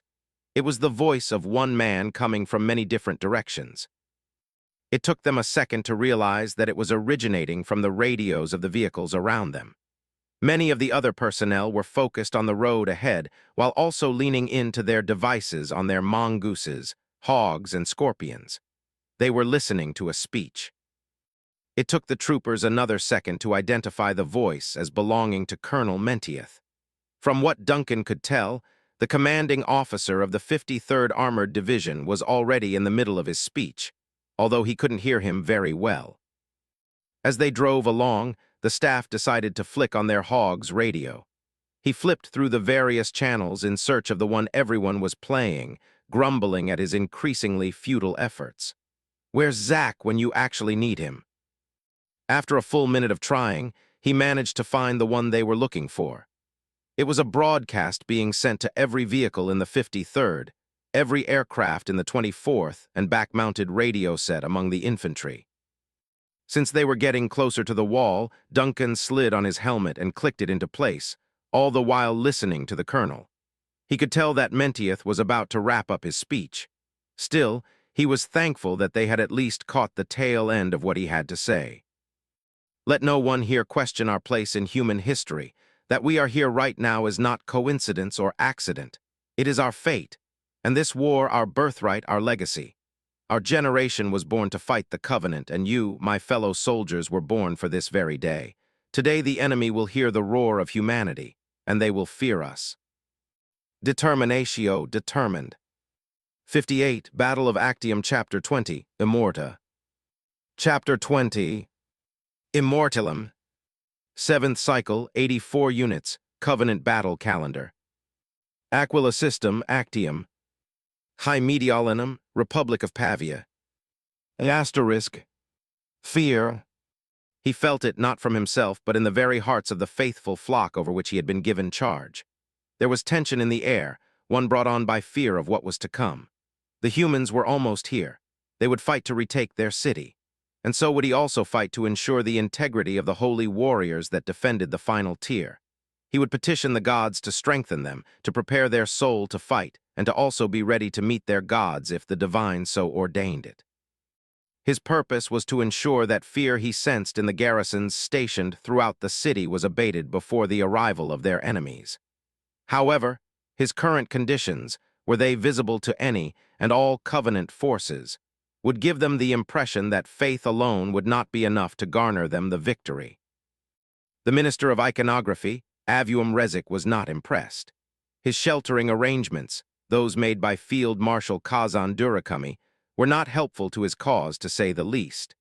They were only helpful in assuring his personal team of 7 loyal honor guards that their spiritual defense meant little against the possibility of an external and temporal incursion. The skyscraper within which he was taking refuge was one of the largest in the 3rd tier and was consequently established near its center.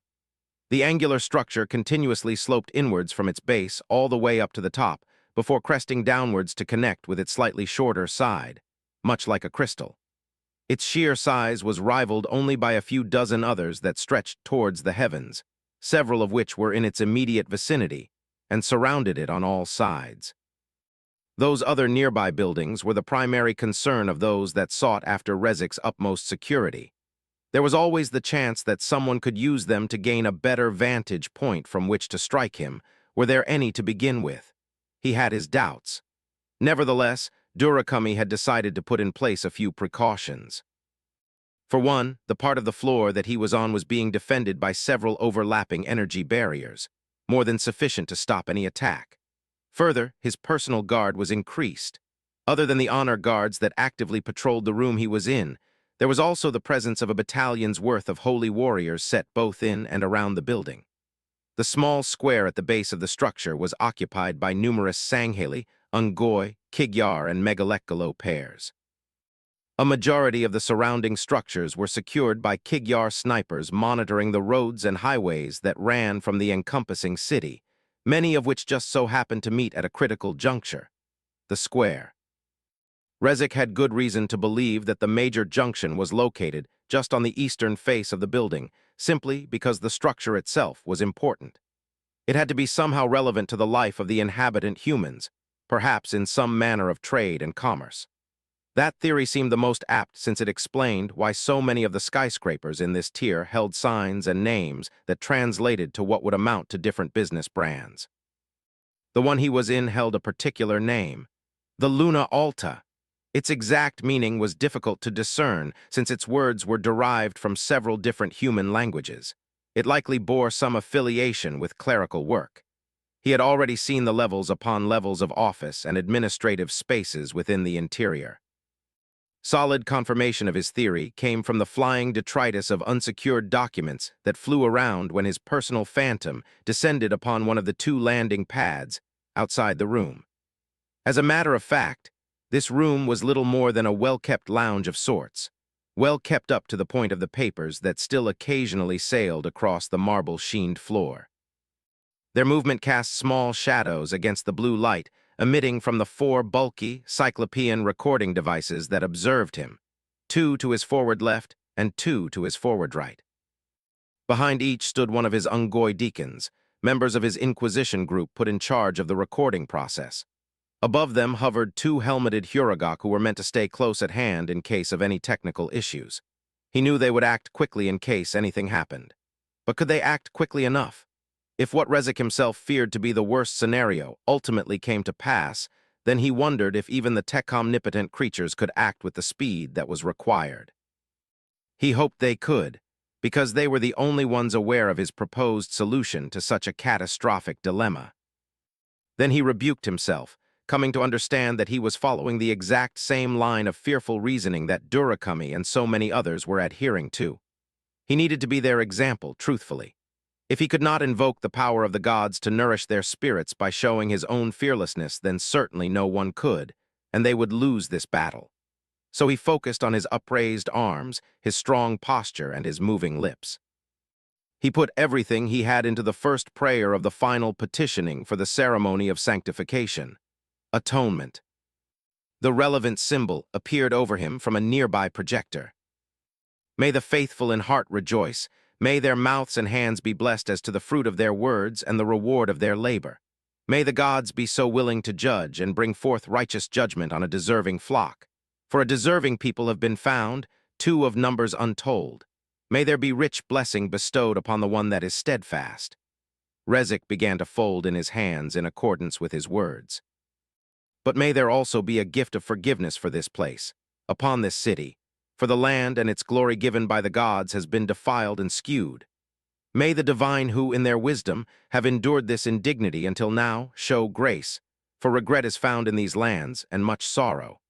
It has endured the sin of bearing shelter to a disgraceful kind, heretics by their very nature that deny the holiness of the gods and the justness of our cause.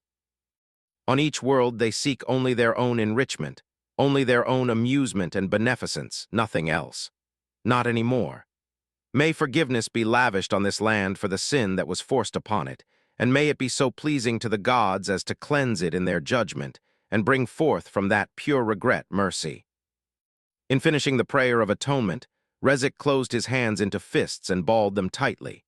He then brought his arms down to hold his fists outward, one to the east and one to the south, his hands tightening even more as if they held in their frail grasp a sword. Then he began the prayer of partitioning and affliction, prompting the next symbol to appear. And yet let there be no mercy, not for the humans. May they be hunted like the vermin they are, cast down from the lofty perches upon which they blinded themselves with their own glory and denied the holiness of the path. Let their punishment be first of separation. May they be judged apart from the land out of mercy for its repentance that we so assisted when we first arrived. Let them be cut out and cut off from all aid. Then may it be so pleasing to the gods to bring them their second punishment, affliction by fire. He slowly uncurled his hands and stretched them out in an offering gesture. May they leave this world in torment to enter another of torment, that the long-suffering of the gods in patiently enduring their arrogance will be brought to an end, and that the suffering of the defilers that desecrated their holy relics might be everlasting. Rezek bowed his head nearly to his lap as he brought his hands in front of himself before stretching them out towards the ceiling and the heavens beyond. He felt the weight of his headpiece settle on him with greater pressure. Yet it was nothing compared to the palpable heaviness of tens of thousands of the rightfully converted undoubtedly watching his every move. He would bring them the hope they needed. The last symbol appeared above him. And let truth reign. Let the lies of these defilers which they believed wholeheartedly be shown for what they are as they themselves are brought low by truth. Even now the heavens set their sights against them, to expose them in their corruption so that they may see that they chose a lie over the truth. But allow them, O enlightened ones, to see fully the error of their course, that they may come to regret their wrongdoing. But do not let them, in your abundant mercy, repent of those wrongs. Wrap them back forever in the rags with which they clothed their souls to blind themselves from truth, that the truth itself may blind them in their own lies. Then they shall be doomed, as the claws of their damnation drag them into the very darkness which they had so desired and embraced all their lives, that it may embrace them for all eternity with the penalty due their heresy. And may the gods strengthen their servants with the truth of the rightness of our covenant, of the righteousness of our walk along the path, so that we may send them to that fate. In his fervor, he felt his hands begin to shake as he clasped them together, raising them towards the heavens in a manner befitting a humble beggar, requesting the favor of a merciful passer-by. May it be so by the will of the gods whom we worship, by the will of the prophets whose prayers they have sanctioned, and by the will of the warriors whose hands they have blessed.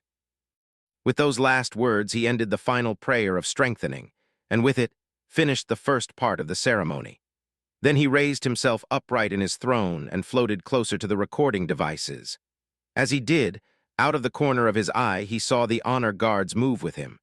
They watched him as they patrolled the main level of the room as well as the upper floor separated by 4 mid-decks along the corners. He stopped a short distance from the devices for those watching to see the lack of fear on his face. He held an empathetic hand to his chest. Know that we will triumph here this day. We shall claim victory. Do not doubt.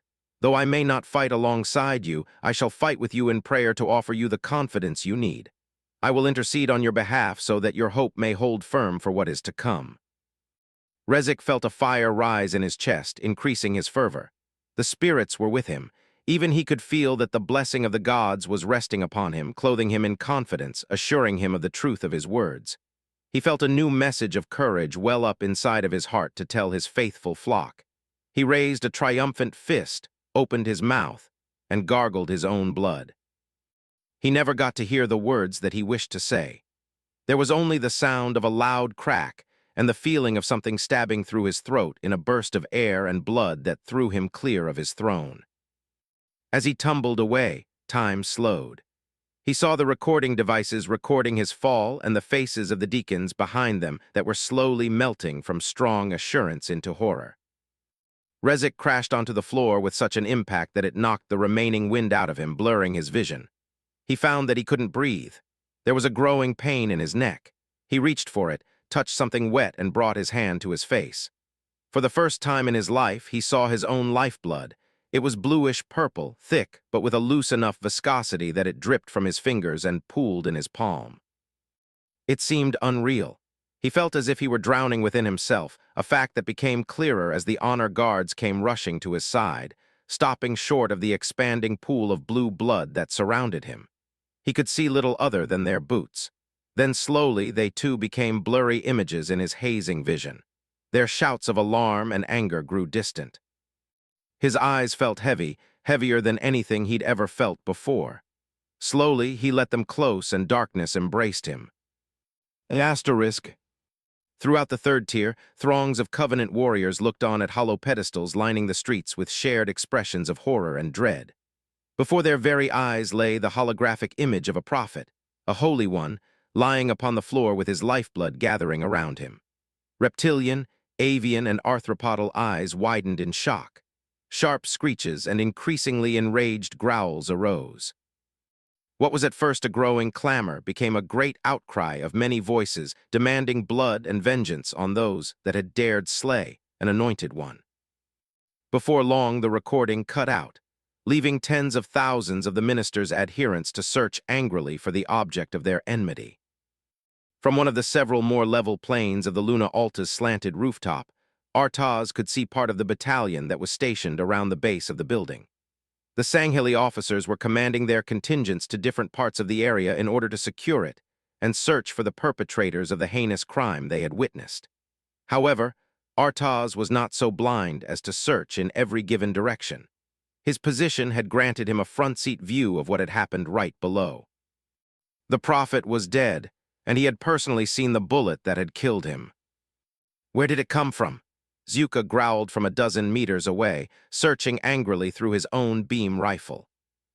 Artaz recollected the trajectory of the flash of human ordnance that he'd seen between hearing it and seeing the minister thrown clear of his chair on the street-side hollow pedestals. He knew exactly what must have happened, and it terrified him. The prophet's position was surrounded by energy barriers in every area where he was believed to be most exposed.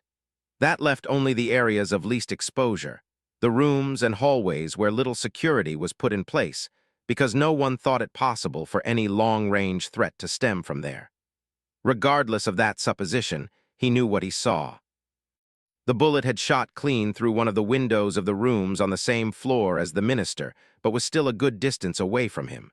So how in the name of the gods could it have reached him?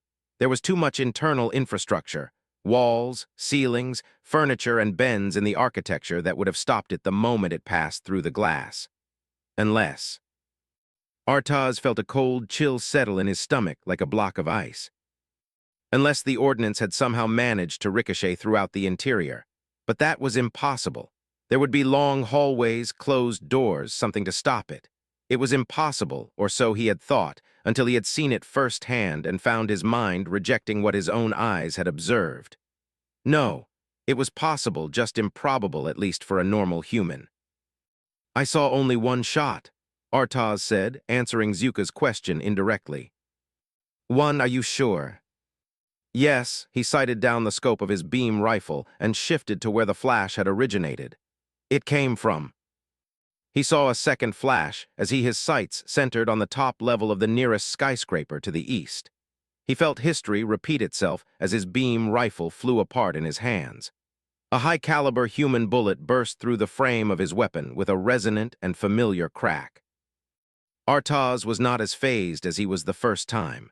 Thinking quickly, he rolled away from his original prone position, down a small flight of metal stairs onto a wider area of gravel roofing. He braced himself against the parapet and glanced back over the concrete platform where the two of them had taken up overwatch. Zuka. Already on the other side, it's that demon, isn't it? What other eldritch creature could accomplish such a feat? He growled under his breath, furious that he hadn't seen it coming. Now he knew for certain that Neroli had lied not only to himself, but to Zuka, to their entire unit, and likely to the field marshal as well. What made matters worse was that a prophet had paid the price for his superior's deceit. I thought Neroli said they were destroyed, Zuka hissed. Did you honestly believe him? No, not for a moment. A shadow flew over Artaz. He looked up in time to see another beam rifle being thrown over to him across the platform. He grabbed it out of the air. Use it, Zuka said. You're a better shot than I am at this range. I'll report their position. Right, keep your head down. I'll keep it pinned where it is. Keeping the demon pinned was all he could think himself capable of doing. Even if he was the better shot out of the two of them, there was definitely a skill gap between him and his opponent, especially if it was the same one from before. He would need to move quickly in order to counter that one. Artaz crouch-walked further down the parapet, then rose up to take aim at the adjacent skyscraper to the east. This time he got a better view of the building. It was an octagonal-sided structure with 3 distinctly segmented sections, each one smaller than the last in order of distance from the base. An off-branching, decorative archway started at the second section before curving and ending at the rooftop of the last. The shot hadn't come from the rooftop. That position was far too exposed. He shifted down to the top level and scanned across its transparent windows, searching the darkened rooms and office spaces on the other side. His dual crescent-shaped targeting reticle remained a neutral blue. The demon must have also displaced, likely out of tactical wisdom in predicting that he had spotted their position and survived to respond. He saw a shadow move amongst the desks and ducked down to avoid the shot that he sensed coming. His senses proved correct, saving him from another round that flashed just overhead. He rolled closer to the platform again, then arose to return a reply, firing a single particle round into the window where he saw the moving shadow. The glass shattered inward at the point of a fist-sized hole punched through its surface, one of 2. The other had to be from the demon. He briefly wondered whether he had struck his assailant when he saw a green-armored figure emerge from the dark, sliding to a crouch in front of the very hole he'd made so that it could aim through it, right back at him. At that moment, on the other side of their scopes, both Demon and Sanghili saw each other. But Artaz refused to fire. He let the creature shoot first, preemptively ducking away so that the shot impacted the post of the rooftop door a few meters behind him, blowing a solid chunk out of the concrete. That was the 4th shot. Those high-caliber human rifles only had a magazine occupancy of 4 rounds. Right now, the creature was probably reloading, which gave him the short window he needed to gamble with his thruster pack. He jetted away from that part of the rooftop. Spotting Zuka out of the corner of his periphery issuing directions on his comms, he refocused on the 3rd most upper floor where he'd seen his opponent. Sure enough, he saw through his scope that they were taking out the spent magazine from their sniper rifle. Since they'd moved closer to the window to get a better shot at him, he could use their own positioning to his advantage.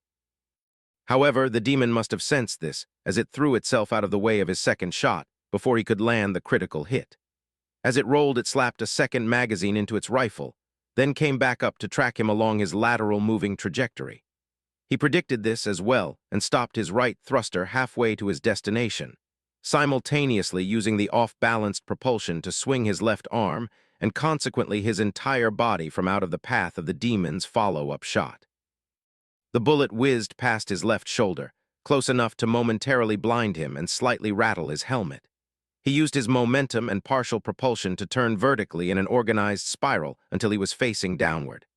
By then, he was dropping down headlong to a lower part of the rooftop, fast enough for his adversary not to be able to track him, if only briefly.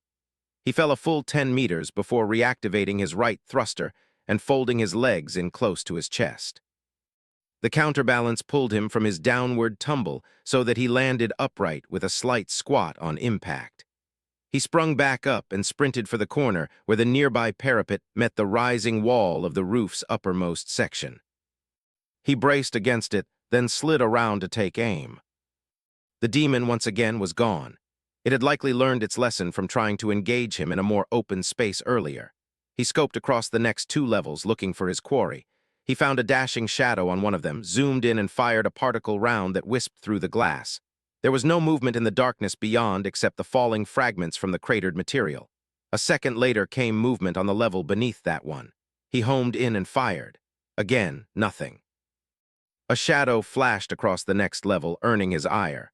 What was this demon doing, trying to get him to waste his munitions? It wasn't possible that they were moving so fast between each level and each of his shots, unless there was more than one. Had all of the demons survived then? The very thought filled him with a brimming rage that made his trigger finger twitch around the firing stripe. Narrowly would have to suffer some terrible consequence for his lies. Then again, if he paid for his actions, then it would likely be that all his shadows would share in it. His entire unit could be punished for failing to protect the minister. Not only that, but the legacy of their bloodlines and their keeps could very well be eternally marred, at which point unending damnation was a preferable alternative. Neroli had put all their souls and all those of their houses at risk, all because he refused to tell the truth, to instead have them stay at a distance and use complicated machinations to solve their problem. Distance. He felt almost as if he would laugh at that considering what he was doing now, but maybe that was the whole point. With distance, he was less able to find his enemy. He attacked every moving shadow in the upper levels with no signs of success. It was almost like a mirror of his frustrations, an embodiment of what he found wrong with the silent shadows. Because of that distance, he could not effectively face his foe. His enemy or enemies kept evading him, blending better with the darkness than he could with active camouflage. They were, in a sense, and to his great intrigue and disgust, better silent shadows than himself. In that moment, he felt something finally give way within himself. It was the last embers of his patience finally dying out, both at his fruitless search for the demons and his equally fruitless search for satisfaction. The consequences for the former manifested themselves far faster than the latter. Artaz saw the ammo counter on his HUD drop to 20 by the time of his last shot, which produced little more than shattered glass. Then he finally noticed a shape moving in the upper corner of his periphery, his eyes widening behind his visor in recognition of the obscure form. His attention shot up to the building's rooftop, where he found himself looking down the sniper barrel of a demon lying prone at the very middle. His reticle turned red. They both fired. He felt his rifle fly apart in his hands from the bullet that passed through it. Only this time it struck the particle containment vessel inside, which effectively blew out his last shot in an uncondensed and uncoordinated blast of azure energy. At least part of it had condensed to several points of plasma that shot into his surroundings, one of which burst his energy shields and pierced his visor. He felt it slice across the top of his head, barely missing a lethal hit so that it blew a hole clean through the back of his helmet. Artaz threw himself down behind the parapet. To his surprise, there was no attempt at a follow-up to finish him off now that he was disarmed. Whether his enemy was eliminated or not, he couldn't tell. What captured his immediate concern was the hole in his visor, along with the blood beginning to seep past his eyes. More than anything, he felt anger over pain. Again, the demon with the sniper had gotten the better of him. It fooled him into thinking it had gone downwards when in reality it had taken the most effective yet most compromising position from which to fire. Even worse, he was rendered useless. There was no other weapon on his person except for his plasma rifle. He could do nothing more here. "Brother," Zuka called over their communication link, "do you still draw breath?" Barely." "Did you kill it?" "I do not know, but we must withdraw." There was a silence on Zuka's end. "But we have them right where we want them, behind our lines, within our range." "They are beyond our grasp now. Let the others have their way with them. We'll fall back to recon the outside of their building. We'll make sure they do not escape." There was a second round of silence from Zuka before he said in the most exhausted voice that he had ever heard from him, "Understood." Artaz hoped that he did indeed understand. He knew how hot-blooded he could be, and deservedly so considering what they had just witnessed. Nevertheless, what glory was there in dying here where there was no effective way to face the enemy? He'd heard that line of logic from himself before and under very similar conditions. He bit back his pride that told him to take up his plasma rifle, to stand and fire and reclaim the honor he'd lost in incurring a wound. It suddenly became clear to him where his troubles began. His logic was not wrong in telling him to run. Neither was his heart, which told him to stay and fight. They were both right. The only thing wrong was that he had placed himself in a position where he could do neither one in keeping with his conscience. He had decided to stalk from a distance and fight for the Covenant in this manner in the hopes that it would bring him the honor he sought, to remain in darkness so as to follow after the wishes he made in the light of his youth. He was a silent shadow. That was where he went wrong. He thought back to that youth where he had personally rebuked a Sangheli he knew quite well for once following in a similar path. Yet here he was eating his own words and living against his own counsel. It seemed that he had more wisdom when he was younger than he did up until now. He was no assassin, he was a warrior. Everything from his own hot-bloodedness to his tactical mind told him such. His logic comprehended that he was in no position to fight, not at this distance, and needed to reach one where he could. His honor-bound heart understood that he needed to fight head-on no matter the circumstances, so he decided that he would act in obedience to both.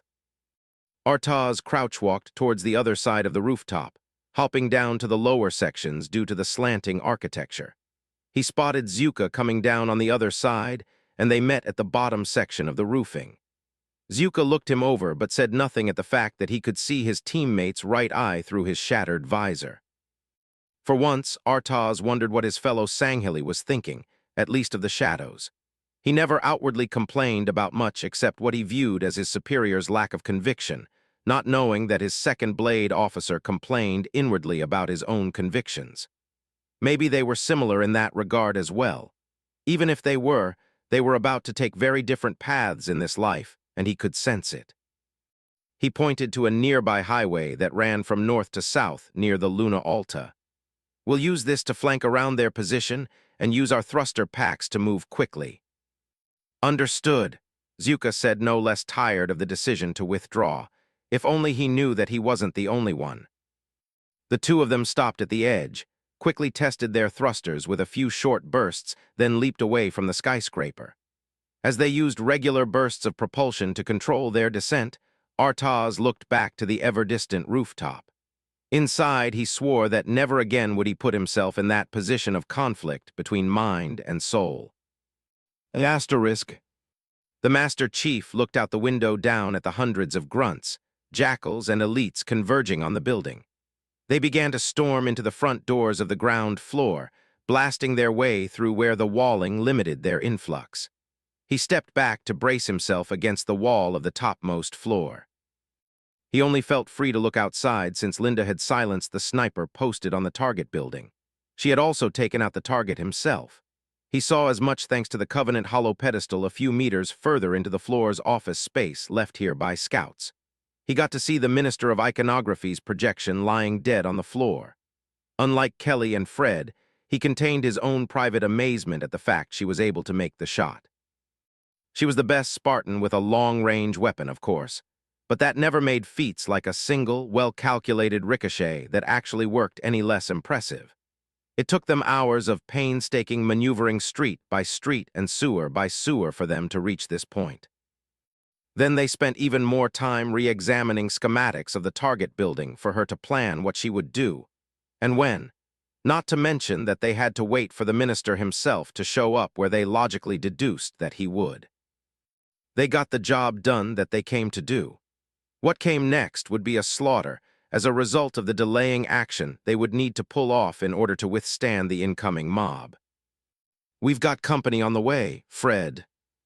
Fred nodded from where he was braced behind a large cubicle further along their floor. "I've already set up the party favors for our house guests at levels 5, 9, 12, and 18. It won't be long before we start hearing them popping off." "Copy that, Kelly." She was further down the aisle of cubicles, using the far wall for cover. She gave the thumbs up. "Levels 21, 27, and 67 through 74 are also set." "Good, break from cover. We'll start setting up our final defenses and hold out for our extraction." The team flashed their green acknowledgement lights.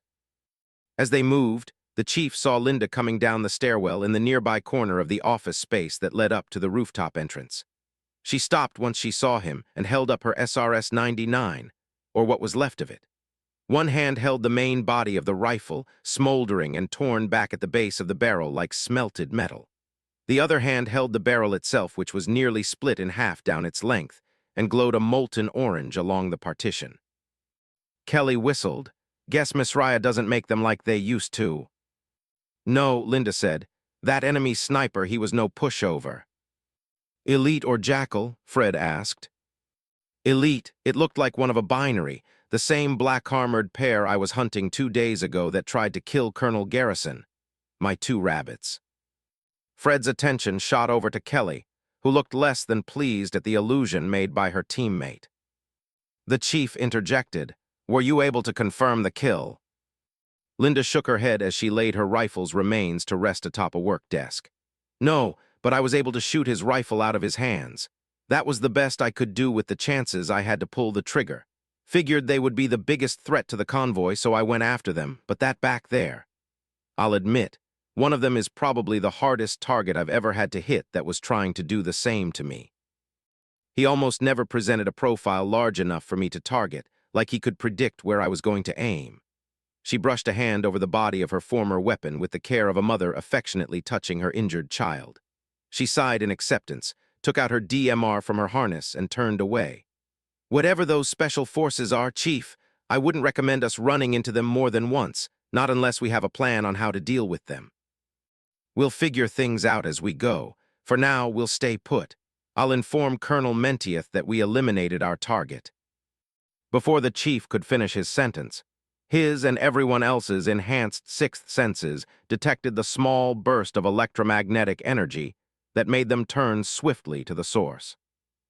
The hollow pedestal was alive and active again, as was the minster of iconography. The prophet was sitting in his throne and looked relatively untouched, even in good condition. He had a look of righteous indignation on his face that soon turned to sympathy. His voice emanated from the device, causing their MJOLNIR's translation suites to capture and translate what he was saying into UNSC standard English. "Do not be alarmed, my faithful warriors, for I yet live." He grasped parts of his robes and held them to the screen. "See, there is no sign of the wounds with which our enemies, the demons, the adversaries of our gods, sought to use to silence me. The sublime ones, in their wisdom, chose to test our faith to see if we genuinely believed in them by allowing you to see me fall. But look, I am still here." The chief heard the commotion outside suddenly begin to subside until it died off in a matter of seconds behind an off-filled silence. He and Blue Team watched the minister as he raised his right hand and pointed to himself with his left. "Those that came before us were pleased to bless me with immortality, that I might be an example to you of the truthfulness of our cause and the path we walk. Transcendence awaits us all on the great journey. None shall be left behind, from the weakest of the Ungoi to the strongest of the Sanghili. All who are faithful to our covenant will be blessed with salvation just as gloriously as I have been. Now go and destroy the enemies of our faith. Go and show them the truthfulness of our cause. Leave none behind to speak of their slaughter." In the wake of his pronouncement arose a unanimous cheer of both light and deep alien voices, crying out across the city with joy and bravado. The Master Chief could do nothing except stand there watching along with Kelly, Fred, and Linda, as a content smile crossed the prophet's lips. He clasped his hands together in prayer and closed his eyes. "I shall pray for you continually that your strength will not waver. May you go forth in the hope and power which I have asked for you, and may we finish the divine work to which our gods have appointed us." Immortalem Immortal. 59. Battle of Actium Chapter 21, Elusina. Chapter 21, Elusinat. May 10th, 2545, 08:05 hours military calendar. Aquila System, Actium. High Mediolanum, Republic of Pavia. Chalcis Block, Mason Harcourt Law Firm. Asterisk. The Master Chief gave each of the 4 grunts rounding the corner a 4-round burst from his MA-5B, leaving him enough ammo to shatter the shields of the elite miner coming behind them. Linda finished it off with a shot from her DMR, leaving a hole in its right eye. The corpses dropped beside dozens of others accumulating in the entry hallway on floor 66. The Covenant were becoming a lot more brazen, so much so that they simply charged through the Antolon-Ant personnel minefields left behind on 6 different levels. Seeing their own get repeatedly blown apart hadn't even fazed those coming after them. Their pace was so fast that the chief had Linda come down with him just to buy time. The next arrivals through the stairwell doors were so bulky that they knocked the metal barriers clean off their hinges. It was a hunter pair. The two behemoths stomped around the corner to reach the hallway where John and Linda were, set their sights on the Spartans on the other end, and opened fire. Both of them wheeled back around the adjacent corners they were using to avoid dual streams of shimmering green plasma. After 3 seconds, the streams subsided, prompting the Spartans to swivel back out. The chief pitched a frag that hit the rooftop exactly above the hunters to bounce down behind them. It detonated, buffeting the juggernauts in a shrapnel-filled shockwave that brought them to their knees. Linda scored pinpoint shots on the pulsing fuel rods extending from one of their cannons. The rods cracked, their shimmering glow rising before spewing a whining detonation that erupted outward in a scythe of green energy, splitting the cannon into 2 jagged halves along with its wielder. Seeing its fallen partner, the other hunter roared in anger. The spines on its back rattled as it charged forwards. To make matters worse, a newly arriving pair came lumbering onto the floor and stomped over the carnage behind it. Blue 4, fall back. Linda flashed a green acknowledgement light and dashed past his position while he covered her. Once she was clear, he sprinted after her towards a door on the other side of the perpendicular hallway. They slammed it shut behind them right as the first hunter turned the corner. He heard the whining roar of a plasma cannon, and the metal door began to glow. They headed up a flight of stairs onto floor 67 and carefully followed the path Kelly had set for them. Their pursuers were less cautious. Halfway to the stairs leading to floor 68, the first of the armored juggernauts shouldered its way through the door onto their floor. The other pair came afterwards, followed by squads of grunts and elites that raced throughout the maze of glass-walled office spaces and work cubicles. Thankfully, the 2 Spartans clambered up the stairs to the next floor before they could be discovered. Blue 2, you're clear to set off floor 67. Got it, Chief, Kelly replied over the comm. Might want to cover your ears. Multiple syncopated beeps emanated from the floor below. A second later, the explosions began. Thunder rumbled beneath them as the Antlian mines Kelly had planted earlier went off in rapid succession, creating a sudden firestorm on floor 67. The chief heard the screams of the perishing forces below quickly subside. Sounds like that got them, Linda commented.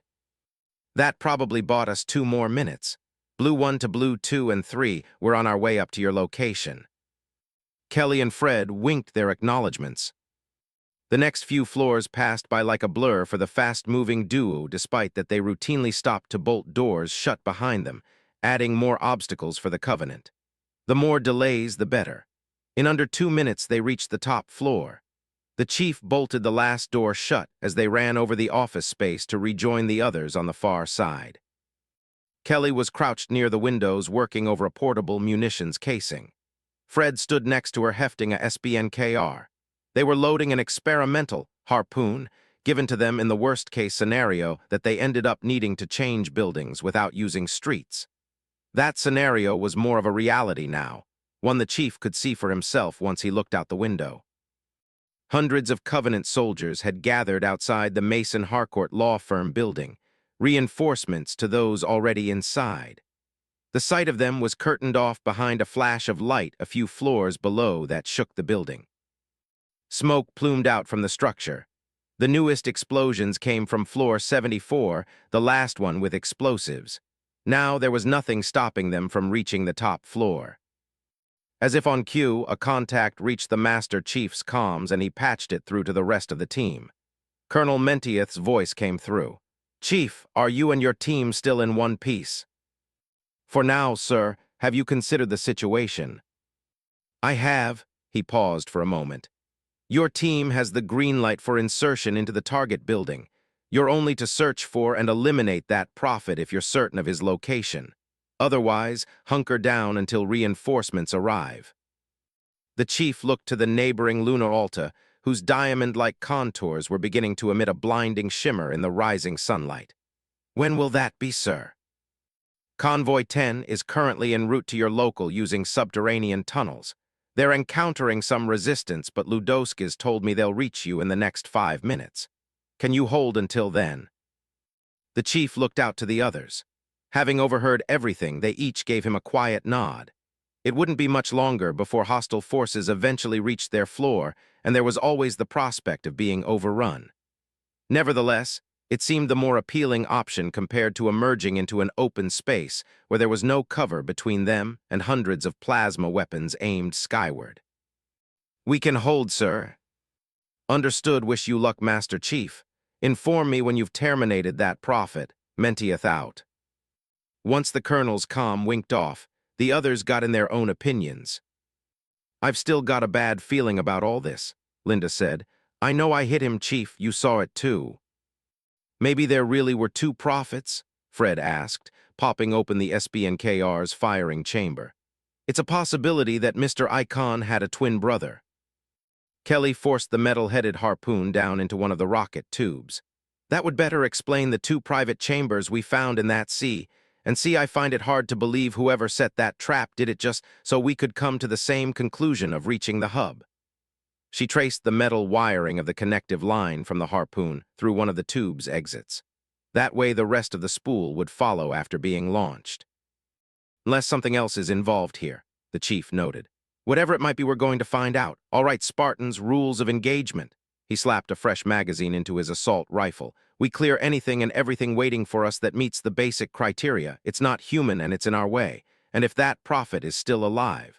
He looked to Linda as the bolt on his gun slid the first bullet into the chamber. "Then we'll just have put that immortality of his to the test." Linda slowly nodded. "Sounds like a plan, sir." "And what about those special forces Linda was dancing with?" Fred asked. "I'm placing my bets on there being more of them where we're going." "They do know how to dance," Linda added, casting a remorseful gaze at the desk where her sniper lay. "Considering their previously observed level of threat to local forces, it would be best for us to treat them as secondary objectives. If we encounter them, we'll neutralize them immediately." "Copy that," the three Spartans said in unison right before the sounds of a commotion began behind them. They whipped around to set their gun sights on the stairway door. There was the distinct whine of plasma rifles accompanied by several glowing spots in the metal framing. "Looks like we're dancing with these guys first," Kelly sighed. The chief pointed them to different spots around the room. Blue team quietly dispersed to superior firing positions near the door. The moment it finally blew off its hinges, they poured fire into the 2-meter-tall silhouettes on the other side of the smoke. Asterisk. If Duncan's memory served him correctly, the Luna Alta was one of the most major colonial banks in the inner colonies, seconded only by the Molnar Colonial Bank headquartered on Reach, or at least it had been until early January of last year. Unlike the Molnar, the company didn't have to worry about a bombing disrupting their business operations. They were dealt an arguably worse hand than their competitors in becoming the center of operations for an alien occupation force. It also consequently served as their target building, one all of Convoy 10 was fighting to reach. They went ahead of the other convoys, using several subterranean tunnels to drive for the surface of the third tier. But Covenant forces were still intent on stopping them along the way. Their efforts were mostly stomped out under the coordination of SBNKR-wielding mongooses, turret hogs, and scorpions comprising the different subcolumns. Subcolumn 3 was having a field day the further it went up the 25-degree angled highway. Ghosts with elite riders shot out of hidden side passages and maintenance corridors to harass the oncoming convoy. However, the tunnel's restrictive nature limited their movements, making them easier to hit. Mido released another 6 rockets from the M79 at a quartet of ghosts flanking from a nearby bypass corridor. The barrage struck out 2 of the assault vehicles in flashes of red and blue flames. The last 2 attempted to veer off their attack path, but Duncan struck another with a rocket from his launcher, blowing the elite clear from its seat, so that the vehicle's burning chassis crashed into the sidewalk. The last succumbed to an overwhelming hail of high-caliber fire from the hog ahead. "Ura!" Yuri exclaimed as his turret's triple barrels slowed their rotation. "Hey Nova, vydolzhny poprobavet Ito." "Maybe later," she shouted back from the shotgun seat. "Your loss." He started up on another trio of ghosts coming down one of the bicycle lanes. Several turret gunners further up helped chew into their numbers until the last one was reduced to embers of rent metal that corkscrewed past. Why are they so weak now? Are they still sad about second tier? Hector piloted them around a wrecked ghost, causing other hogs and mongooses coming after them to do the same. Nah, I think we just got better at killing them. Then again, two things can be true at the same time. No, I like first one. Scared enemy isn't fun enemy, not unless you poke it enough. Then let's keep poking, Mito said, firing another barrage ahead of them towards a plasma cannon crew entrenched in a passing service corridor. The two grunts were reduced to bloody splotches before they could get off more than a few bursts. Passing the corridor, Duncan could see several waddling shadows moving in the darkness within. His next rocket raced in after the fleeing group. He heard the explosion's reverberation as well as the last echoing screams of his targets. The exit to the two-way passage appeared less than 100 meters along the path of their ascent. The staff planted a nav point on it. Eyes up, Epsilon. Once we're out, we'll be trespassing on Covey real estate. Prioritize corners and rooftops. Shoot only what you can hit, leave anything else for the tanks. It'll be our real estate soon enough, Nova commented. Soon, the staff said. The vanguard of their subcolumn emerged out into the open, where the sounds of fighting only intensified. Here we go. The vacillating blue lights at the rim of the exit passed over them far faster than Duncan was expecting. They drove down a small black and yellow streaked ramp onto a tarmac highway. Hundreds of skyscrapers were sprawled out in every direction, even well beyond the skyline. Braced and wall-framed high-rises dominated their surroundings. Many of the diamond-shaped buildings held decorative Romanesque pillars on their outer verandas and lower observation platforms. Most followed a black or gray painting scheme with white accents, the glare from their thousands of shining windows amplifying Aquila's sunlight. It was almost beautiful. Almost. Blue and green plasma flashed overhead from Covenant soldiers on the streets. Cannons spewed silvery blue torrents from deployable lookout towers and behind energy barriers at the dozens of hogs and mongooses streaming past. Marines and 53rd personnel responded in kind with devastating machine gun and rocket salvos while they continued past, heading east. Targets coming up, the staff shouted, pushing the accelerator to lessen the time that the upcoming shade would have to target them. Mito set his sights on the emplacement swiveling towards them on the sidewalk. The M79 pounded its circular frame until it flared up, leaving behind its smoldering remains. Duncan switched to his MA-37 to pick off softer targets that presented themselves in the form of a band of retreating jackals. He put 10-round bursts into their unprotected backs, dropping 3. The elite miner leading them turned about just to have its agape mouth, and everything else filled with hot lead from Yuri's turret. He diced through its shields to add one more carcass to the mix. The high-pitched resonance of a beam round zipped onto the road ahead, eliciting a spray of blood from the skull of a nearby hog driver. The man flew out from his seat to tumble down the highway. His driverless hog still had enough residual speed to veer into their path. The staff banked right around the driverless hog.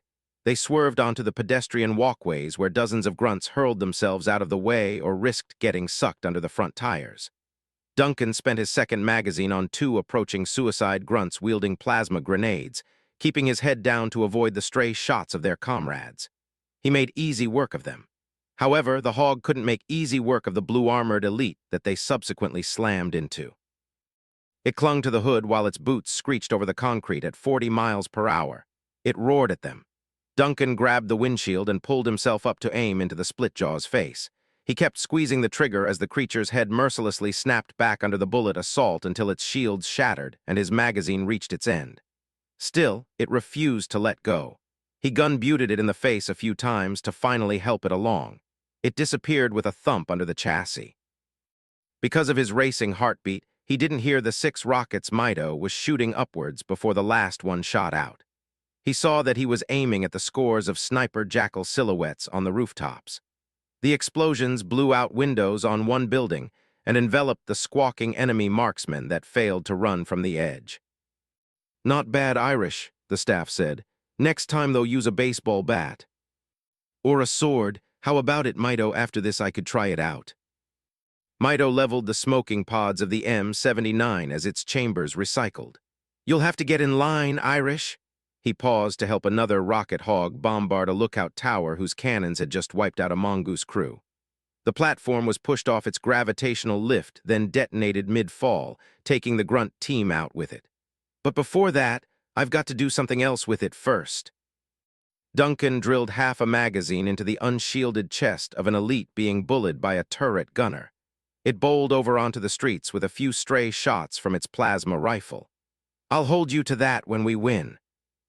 The staff drove them around a line of parked vans to tail Hector's hog. I would keep my cards close to my chest if I were you boys. Duncan slapped a new mag into his rifle. You don't think we can win, sir? It's not over till it's over. Just as Duncan was about to answer, the bark of a cannon did instead. A throng of nearby jackals were swallowed up in the wrath of a tungsten shell. He peeked over his shoulder to see the scorpions grinding their way out of the subtunnel exit. Already, they were blasting into the larger emplacements that the rest of the convoy weren't able to dispatch. They brought up the rearguard in a display of lightning-fast cannonades and busted enemy vehicles with the Marine ground pounders coming up beside them. Further back in the western skies, he glimpsed the UNSC Tower of Babel. The destroyer was well above the third tier, but was sticking close to the second premier wall. It was busy launching several Archer missiles down onto different locations across the promenade. Looks like the other convoys are fully engaged. And we're about to be too. The staff pointed further along the highway, where it met a complex interchange of expressways spanning above a lower section of the scenic district. The vanguard was turning down two off-branching expressways that curved back southwest from their previously eastbound path. Soon, Epsilon's hogs were steering down the looping interchange with the others. Get ready, Epsilon. From here, it's a straight shot to the Luna Alta's front yard. The ODSTs flashed their acknowledgement lights. They waited like the other servicemen driving around them as the curving descent slowly leveled out onto another groundside highway. The lower section of the city notably had plots of grass framing the roadway, probably what was left of the original flora pre-urbanization. They zipped past the visible, concrete foundations of neighboring skyscrapers, under the shadows of overpasses linking the higher levels, and around the fleets of abandoned vehicles littering what gradually, lane by lane, became an open freeway. No one came out to stop them. It was close to unnerving that the path leading to their target was left unguarded. Duncan wondered where the garrisons were that had probably been here earlier. He didn't have to guess. Rather, he saw them as they came out onto a commercial area with a number of skyscrapers distinguishably taller than most in the city. One of them, an octagonal-sided structure with 3 segmented sections, was so tall that he had to crane his neck just to see its full extent. Smoke billowed out from what looked like interior explosions on multiple floors. It was human ordnance, judging by the extent of the damage. What weren't human were the slew of Covenant soldiers pressing their way into the building on all sides. A quick look around revealed that they were actually part of a concentration of Covenant forces diffused around a wide, marble-tiled plaza, at least a full square kilometer in size. Many more manned positions near the stony benches, inactive fountains, and decorative rectangular pools. The plaza itself was divided into several square plots, each surrounding one of the larger buildings. The building in the very middle was nearly the tallest, its black paint and diamond-like composition complemented by a silvery logo near the middle. Luna Alta. The bulk of the enemy were concentrated there. Groups of hogs and mongooses were zooming across the north and south sides of the Luna Alta, shooting and running over Covenant forces stationed there. The rest of Ludowski's Convoy 10 had arrived, though notably without their tanks. It wouldn't be an even fight for long without them. They would simply have to make do until they reached them. The warrant officer came in on the comms. Ludowski to Sub-3, 1 and 2 are securing the northern and southern sides of the target building. You take the east. We've got 3 minutes to secure this plaza for the Spartans. The convoy was barreling into the crowds of gathered hostiles seconds before he even finished relaying his orders. Sub-Column 3 broke off into separate units to commence smaller action across the plaza. Epsilon took a route leading to the eastern entrance, joined shortly by a Marine squad manning both a turret and rocket hog, the driver of the latter nodding off to the staff. Duncan winced as a grunt managed to jump and hang onto his side of the vehicle with an angry squeal. He gun-butted it in the face, dislodging its grip so that it tumbled away. But its plasma pistol landed in his lap, something he knew right away would come in handy. Suppressing fire from 2 of the 8 shade turrets manning the area in front of the eastern entrance made it clear that his recent luck was probably skin-deep. All 8 shades were focusing on different crews driving past. Epsilon and the Marines took advantage of their split attention to make a quick strafing run on the 2 nearest emplacements. They got within 10 meters before battering them with the first rocket volley, then cycled around for a second run. Midway through their rotation, Yuri shouted, "Wraiths incoming." Their attention shifted to the eastern streets, where a dozen Wraith tanks were pushing out onto the outer plaza. Swarms of drones flew out from behind them to flow over the area. Clouds of hundreds of the brown and gold creatures buzzed overhead, thundering irritable screeches, and releasing a growing rain of green plasma on the ground below. Though most of it was uncoordinated, sporadic instances of organized fire evaporated entire pockets of human resistance. Others yanked drivers and gunners away from their hogs to be torn apart in the swarm. In their advance, they quickly began breaking up into smaller groups of 10 and 20 at a time to pursue lone vehicles. With sheer numbers they grabbed hold of and completely immobilized the rides of less fortunate crews. They paralyzed them long enough for Wraiths to lob balls of silvery blue fire that swallowed up both the UNSC targets and the insects keeping them still. Duncan hadn't imagined they would commit to sacrificial friendly fire, but it was the Covenant. The tactic was effective at allowing the less maneuverable enemy armor to neutralize the comparatively faster crafts. As more and more crews began to fall, the staff issued new orders. "EP4, you're on point. EP5, use your turret to keep the buggers off of us. EP2, you're on defense. EP10, use that M79 to bust those Wraiths wide open." The squad flashed their acknowledgement lights and moved forward as part of 10 other hogs turning about to face the incoming tanks. They would either need to force them to retreat, destroy them, or stall until the Scorpions arrived. Their objectives varied by the degree of ordnance in their possession, as well as the size of the swarm they ran into. Epsilon faced a group of 20 drones, originally 2 separate groups that rushed from burning wrecks to meet them. The gathering momentarily cut off the sight of the nearest Wraith, sitting on a 3-way bordering the plaza's eastern edge. The screeching aliens swept forward in a flurry of plasma. Hector gunned it through them. Some of the braver bugs smashed harmlessly off his windshield. Yuri handled the smarter ones shooting from above, sparing the first 4 just the right amount of attention from his turret to reduce them to splashes of yellow gore. He stuck behind the limited cover provided by his triple-barreled weapon to dodge their replies, and did the same to the next 4. They fell out of the sky as 2 more landed atop the hood to start banging mercilessly on the surface, each hammering blow denting it more than the last. Nova shot a few 3-round bursts into the torso of either one so that they fell away. In fighting the buggers, they were inadvertently kept from noticing that the chosen Wraith had turned to face them. It fired. Hector swerved off so that they veered along the edge of the plaza. The energy mortar landed less than a few meters away. As they sped off, Yuri kept exchanging fire with the elite on the tank's plasma cannon. What the Wraith probably wasn't expecting when it turned back was to see another hog, this one with missile pods, as well as an overloaded plasma pistol aiming straight for it. Once they were within 20 meters, Duncan released the overcharged bolt from his newly acquired pistol. It raced like a green ghost over the 3-way to splash across the gunner's face. The bolt did much more than break the elite's shields as energy sparked and rippled across the tank's hull. The energy mortar detracted, and the entire craft collapsed onto the tarmac. But the gunner, though dazed, was still able to start another stream of rapid plasma bolts that etched over the hog. The staff turned left, staying steady for Mido to get off a barrage. All 6 rockets impacted the Wraith's vulnerable hull, producing bursts of blue energy from the inside.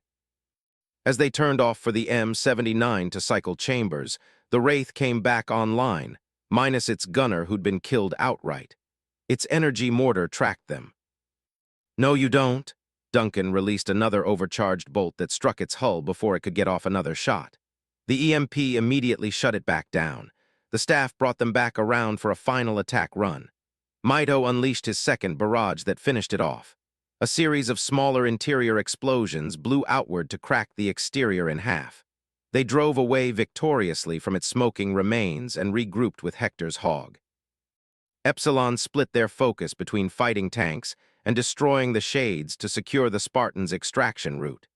They drove along the front area of the Luna Alta's eastern entrance to assault the enemy turrets until they either blew them apart or put the gunner out of commission.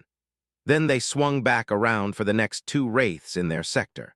One had positioned itself at an avenue bordering the plaza. It fell after Hector's hog distracted it from the front, while the staff flanked behind to give Mito a clear shot on its exhaust port. The other had cut them off from the freeway their sub-column had used to reach the Luna Alta. Bruised and battered, it was about to succumb to attacks from several different hogs performing hit and runs from various directions when a tungsten shell thundered into its back, killing it outright. Shortly after that, the first Scorpions came rolling down the freeway. The first line of batatanks pushed past the dead wraith to fan out across the plaza. Their cannons got to work pummeling the larger drone swarms hanging in the air above. One salvo after another tore away their numbers. Fire their machine guns whittled them down further. The arrival of Marine platoons coming behind the tanks added to the action. To the north and south of the Luna, more tanks and Marines were arriving on the scene, bringing up the rear guard of the other two sub-columns. They similarly began breaking down the hovering swarms and eliminating the remaining wraiths around the plaza's outer edges. In under a minute, the local garrison was reduced to a third of its original strength. That number was halved, then halved again, until what little remained had either retreated or was systematically wiped out. Then everything became quiet save for the echoes of the battle unfolding at the promenade. Warrant Officer Ludowski came over the comms. All forces begin establishing a three-layered perimeter. Sub-1 will take the outer streets. Sub-2, you're on the plaza. Sub-3, stick close to the building. Get into your positions, let's go. The slowing action was replaced with a growing roar of burbling engines. The different elements of Convoy 10 began slipping into place, forming three staggered lines of Scorpions, Hogs, and Mongooses, their weapons aimed outward at the surrounding cityscape. With their formation, they had cut off the Luna Alta from the encompassing area as well as any potential counterattack. Now all that remained was to hold fast while the Spartans took care of business on the inside. Asterisk. The Master Chief was in the middle of unloading a clip into the torso of the 14th Elite to run through the entrance when the comms came back on. It was Ludowski. Be advised, Blue Team, goal post is wide open, over. Copy that, Blue 3, get on it. Roger. Fred disengaged from his cover to sprint down an aisle between cubicles. He fired back with his MA-5B and struck two eager grunts that had tried to get the better of him. He slipped around another cubicle near the windows, kicked through the rectangular glass of the closest, and grabbed the SBNKR off the work table behind him. He crouched to stabilize himself while he aimed out at an adjacent floor on the Luna Alta. He squeezed off a shot that flew out with a thump. His roped harpoon spiraled across 200 meters in less than a few seconds to crash through a window. Fred tested the rope to make sure it was taut, then pulled out the head of the other harpoon from the munitions case. Linked to the first by the same rope, he stabbed it into the ceiling. This one beeped twice before its base opened outward into smaller hooks that latched onto the ceiling. He pulled the line again to test the connection. We're in business. The chief nodded to Linda on his left, then to Kelly on his right. Linda displaced from her cubicle. She ran to Fred's side and they both took out handlebars. They slapped the magnetic clasps onto the line. Linda took a running start. She raised her legs at the edge so that she glided away on the zip line. Fred followed her lead. Kelly slipped out from her cover to fire buckshot into a group of drones that flew inside, spattering their remains over the office space. I got you covered, Chief. Copy. The chief took out a frag, lobbed it into the gathering horde, and dashed for the zipline. Kelly covered his retreat for him to reach her. The grenade exploded behind them, sending several grunts and their elite leader flying across the room. "You better be right on my 6, Chief," Kelly said as she hooked her handlebar into place. He slipped his onto the line behind hers. "On your 6. Kelly took her running start, then leaped out. Plasma fire raced after the Chief. He grasped the handlebar with one hand while shooting back with his M6 as he glided away. The reinforced grips of the handlebars held the weight of the 4 Spartans in their race over the air. The Chief took the chance to glance down. The plaza far below was littered with Covenant corpses and UNSC vehicles, some of which burned and lay derelict. Most were fully operational. Some of the crews spotted Blue Team. A cheer began from Marines and armored personnel on the ground that waved up at them, raising fists as they passed over their heads. "That's a welcoming sight," Fred said. "One we don't get to see every day. Hey, Blue 4, Kelly harped. But Linda was busy sighting down her DMR to shoot the Covenant in the building they'd left. The Chief saw some of the grunts firing plasma at the base of their zipline, likely trying to break it. He and Linda picked off the several methane-breathing nuisances that had picked up on their ploy. The elites among them looked like they were beginning to figure out what their slain companions were getting at by the time the first Spartans reached the Luna Alta. Kelly had landed inside when an energy sword cut the base of the line. The Chief was sent into a free fall. He fell 10 meters before the others caught the end of the line again. They quickly pulled him back up to them. When he was close enough, Kelly reached out and grabbed his hand to hoist him inside. Not even fazed, he pointed to an open door on the other side of the office area that they found themselves in. Blue Team proceeded onward, their guards up and weapons raised. Asterisk. Epsilon's hogs were set up in front of the eastern entrance as part of the last defensive line. The spot allowed Duncan to see the Spartans zip over to the Lunar Alta. He got a little worried when he saw the Master Chief nearly fall to his death some 500 meters below, then relaxed when the others pulled him up. Nova whistled from the other hog. "That was close." "Very," Duncan said. "You think that prophet's really still hanging around?" She shrugged. "Who knows? I'd figure that 58 is their best sniper. If she took the shot, it wouldn't make sense for that thing to still be breathing right now." "Stranger things have happened," Hector noted. An unusual object in the corner of Duncan's vision drew his attention to what looked like a Covenant hollow pedestal outside one of the doors. However, unlike the others he'd seen up to this point, this one had a different, darker purple design. Its distinguishably larger leaf-like patterns around the rim made him positive it was something new. "Have they?" He hopped out of the hog and pointed to the pedestal. "Hey, Ep1, can I check it out?" The staff sized up the machine. "Go ahead, but be quick about it." Duncan hustled over to the device. A cursory look-over told him it was offline. He waved his hand over the surface and it warmed. Recognizable glyphs appeared in a rotating pattern. He pressed one that would lead him to an active broadcast. The prophet's image flickered to life, already speaking. Rennie's software began translating the words into English. He was praying. There were words like damnation and salvation being flung around like mad. So, he is alive, or at least he looks that way. Without a translator of their own, the noise caught the uneasy attention of a few mongoose crews close to the pedestal. He stopped the broadcast. Then he noticed a button that hadn't been there before, not on the other pedestals anyway.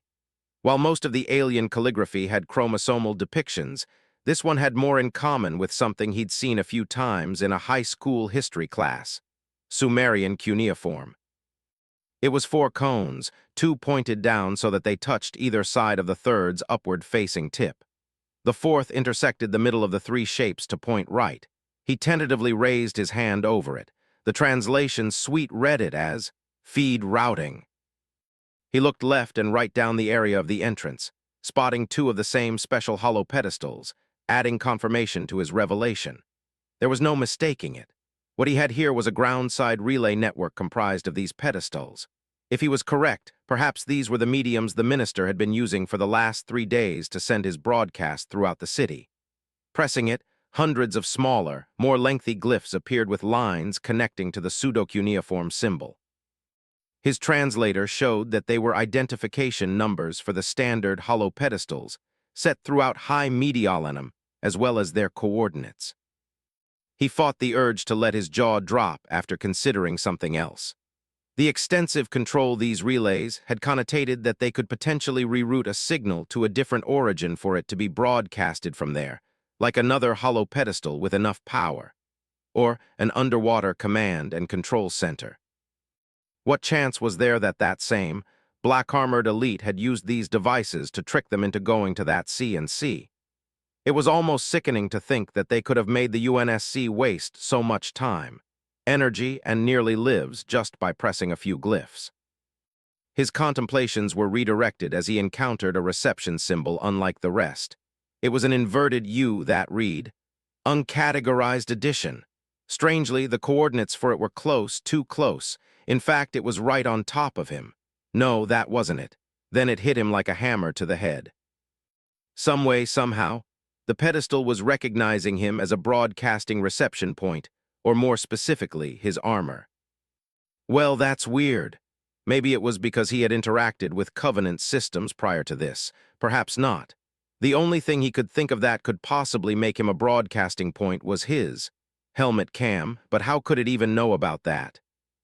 The next powerful revelation nearly floored him. This machine, or perhaps all of the machines like it, had gained access to his armor because he had accessed their systems. That meant it was interacting with his BDU's BIOS software every time he made contact. Neither Rennie nor the tutorial her translation software came with had warned him about that possibility. Was it a glitch, or just an unforeseen circumstance that even the ONI techs couldn't have anticipated while reverse engineering Covenant tech?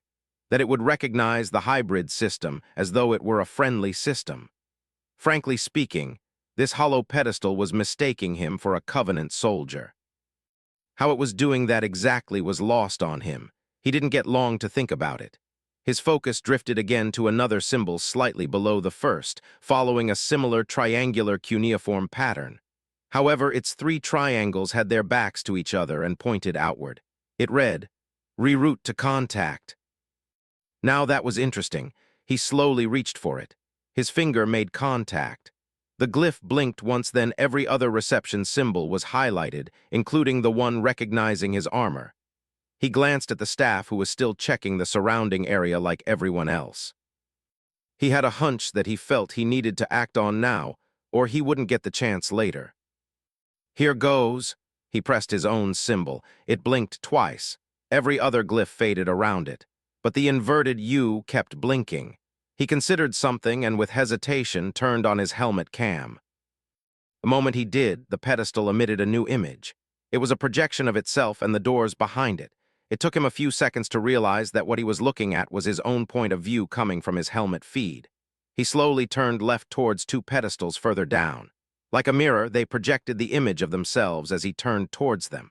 He looked right to see the same thing on those pedestals as well, then took a few steps back to test the connection. The feed never faded. He quickly flicked off his helmet camera, feeling as if he'd run a marathon and won. His discovery was groundbreaking.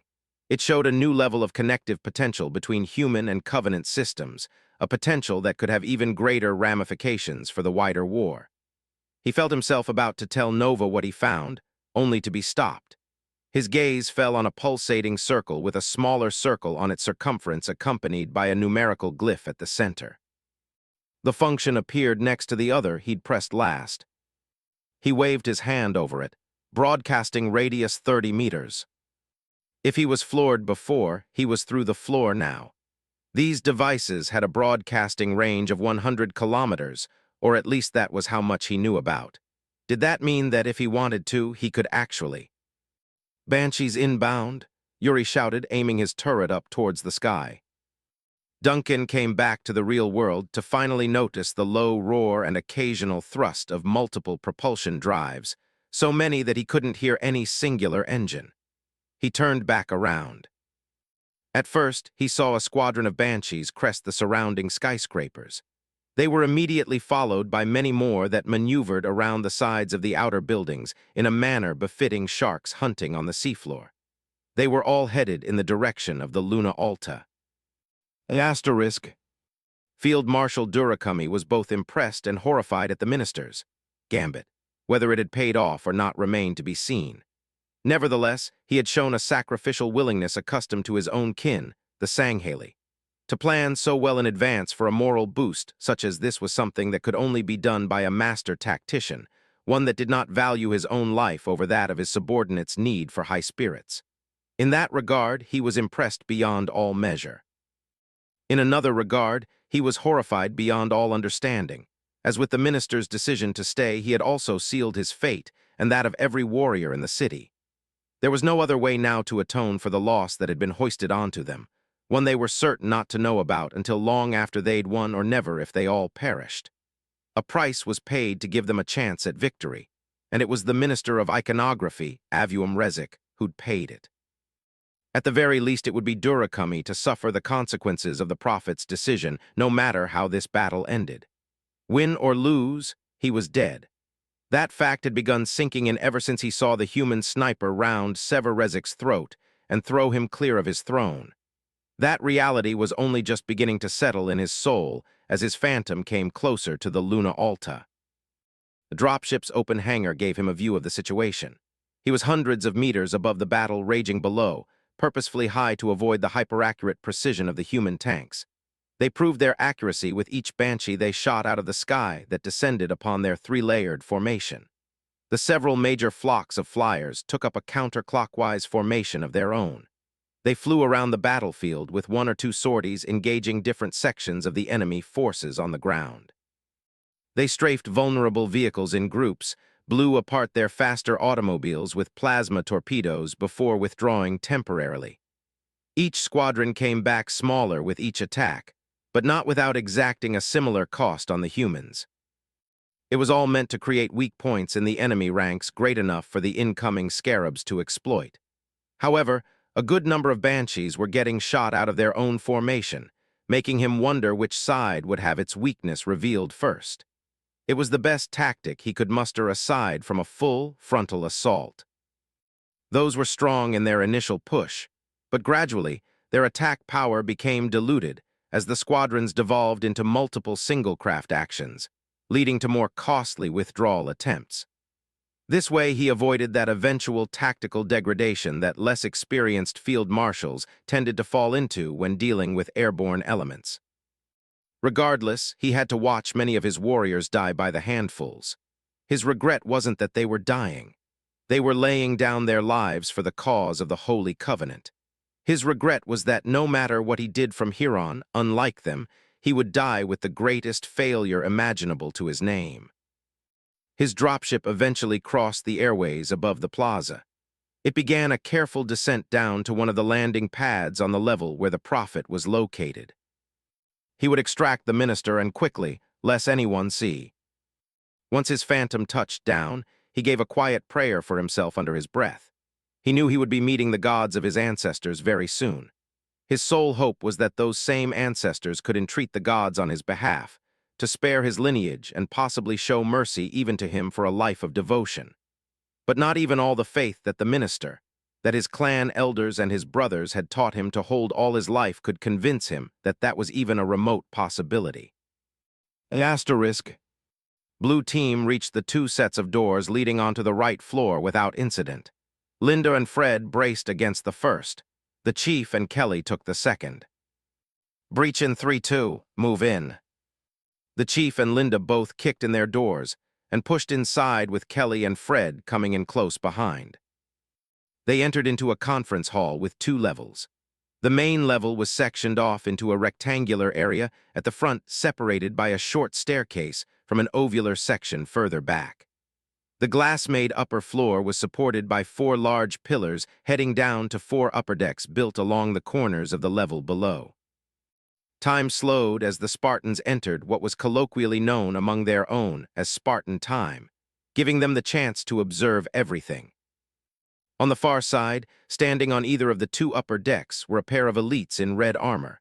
Yellow accented patterns sprung up into arcing horns on their helmets and shoulder pauldrons. They were the ones wielding plasma rifles. The other 3 on the ground were moving across the ovular section towards a glass door leading out to an executive landing pad. Waiting for them, there was a phantom dropship. In the split second between seeing them and time speeding back up, the chief saw that two of what he presumed to be special guards were carrying something between them. It wore torn purple robes, a shattered headpiece, and a head hanging limply from a half-ruptured neck. The prophet's throne lay, discarded a stone's throw away, right where it had landed after Linda's first shot. The chief's orders were swift. Blue 3 and 4, target those escorts. Blue 2 on me. Kelly joined him in sprinting forward. Fred and Linda sidestepped to cut them a path straight to the prophet. The guards became alert to their presence. One of them, escorting the prophet, stepped in the way to take Linda and Fred's shots with its energy shields. It roared back at the pair, carrying the prophet, who moved faster. But the guards on the upper decks didn't open fire. The Spartans were completely blindsided by the shower of plasma that was suddenly unleashed on them from either side of the hall. The chief and Kelly were forced to take cover behind several cyclopean devices at the room's center. He traced the fire to the two upper decks that initially appeared unoccupied. He slowly identified 4 translucent shimmers. Elite's active camo, 4 on the rear decks. Take them out before. A shadow fell over him. He swung around to see that one of the guards had rushed forward to leap over his cover. It stabbed down at him with an energy stove. He dodged right and used the momentum of his sudden turn to deliver a hearty uppercut that blew out its shields. He brought up his rifle, but the elite swapped it aside with its stove, then lashed out at his throat. The chief ducked under it before springing forward to barrel into its stomach. They both toppled into the open. He came up with a roll, as did his opponent, albeit with a weapon. The elite lunged forward with its sharpened stove leading. The chief sidestepped the thrust to his stomach and got a firm grasp of the rod. For a moment, the two struggled in a brief tug-of-war. A hasty reanalysis told the chief several things. Firstly, that Linda, Kelly, and Fred were now engaging the camouflaged enemy. They traded shots while pressing close to the walls of the upper decks to limit the effectiveness of the higher ground. Secondly, the guards on the other decks had jumped down to join the other two going outside. He glimpsed a phantom occupying the pad where a pair of ultras received the minister's body from the other guards and brought him aboard, towards the red and blue accented field marshal standing in the center. It was glaring back at him, looking furious and also confused. He refocused on the elite in front of him and fought to gain control of its stave when a burst of plasma glanced off his shoulder from behind. He gripped the weapon harder and rolled to the side, forcing the guard to turn with him. Now he could see the translucent shimmer nearby. The other elite chose that moment to reveal itself from where it stood less than 5 meters away. A familiar black armor reflected the sunlight at odd angles, as did its V-shaped visor that glowed a menacing red. "Finish with him, demon, so that I may kill you." He remembered that voice. It was a match to the one he'd heard aboard the C&C, the same elite that had threatened to end the lives of his entire command on the bottom of the Coronia Sea. "You." The guard broke the deadlock in thrusting forward, consequently throwing the chief onto the floor. He lost his grip. The elite quickly closed in for an overhead stab. In anticipation, he brought his arms over his faceplate then, as it thrust down at him, waved out his hand so that the blade deflected off the side of his arm bracer. It plunged harmlessly into the floor near his head. He punched through the metal rod in a shower of sparks. As expected, the guard had put his weight into that thrust and fell forward with nothing to support it. The chief caught its falling form with his left foot before delivering a devastating kick with his right that snapped its entire head back, cracking its neck. He got back up, grabbed the corpse, and held it like a shield. He searched for the black-armored elite from before. It was gone. Plasma burst struck his shield from another part of the hall. He kept the cadaver close, dragging it along while trading fire. Ahead, the door to the pad was getting closer, yet the prophet was growing ever distant. He saw the hangar doors of the Phantom finally beginning to close as it lifted off. A squadron of 6 Banshees parked on the adjacent landing pad also began taking to the air. He dropped the dead body and ran for the doors. He crossed the threshold just as the Phantom shot off towards the east with its Banshee escorts. He sensed a presence right behind him and ducked underneath the lateral slice of an energy sword. The chief rolled away onto the pad, coming up to face the black armored elite that now stood with a red energy sword in hand. "You have been a thorn in our side for long enough, creature." As it charged forward, he dipped beneath the first swing, but the alien's knee crashed into his stomach with sufficient force to push him back several meters. He grunted from the pain. Winded, he looked past his assailant to the room. The rest of Blue Team was preoccupied with 3 other black-armored elites. Linda and Fred were exchanging shots with a pair on the upper decks.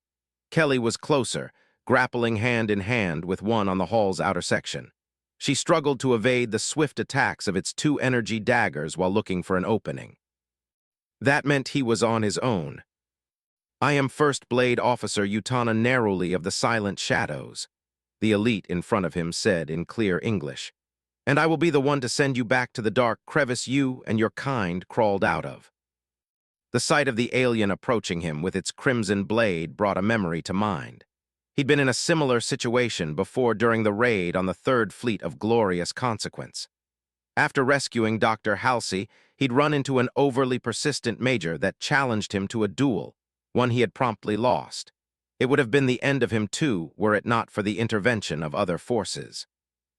Here there would be no such intervention. He'd told the good doctor that day that he had to become stronger. Now, as the elite lunged forward, he was being given a chance to test that strength. The elite known as Narrowly leaped towards him, setting his blade on a course for his neck. The Master Chief leaned forward, then suddenly leaped back towards the pad's rimming wall. Narrowly quickly recovered for another lunge. But this time, the chief pounced forward so that he slipped just underneath the lunge to catch his wrist one-handed. The other hand powerfully punched the crux of his foe's sword arm, flaring his energy shields and pushing the bones out of joint.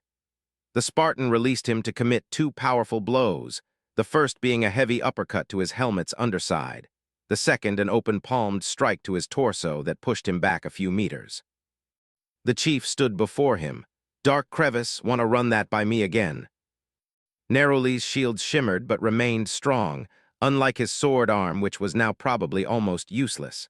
Still, with a raging growl, he persisted forward.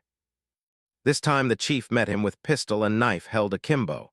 He managed to squeeze off 2 shots into his enemy's shields before he resorted to ducking and weaving under a myriad of rapid strikes. He jumped over an arcing swing leveled at his knees and drop-kicked the elite. Narrowly staggered back. As the chief landed, he rolled back to shoot off 3 more rounds that pushed the elite's shields to breaking point. Narrowly pushed forward with an enraged roar and again closed the distance between them in 3 succinct strides. His blade swung backwards in a down-to-up arc that the chief instinctively knew would be impossible to block. Instead, he barreled over to the side, yet narrowly pivoted about with violent grace so that his blade span around for the Spartan's neck.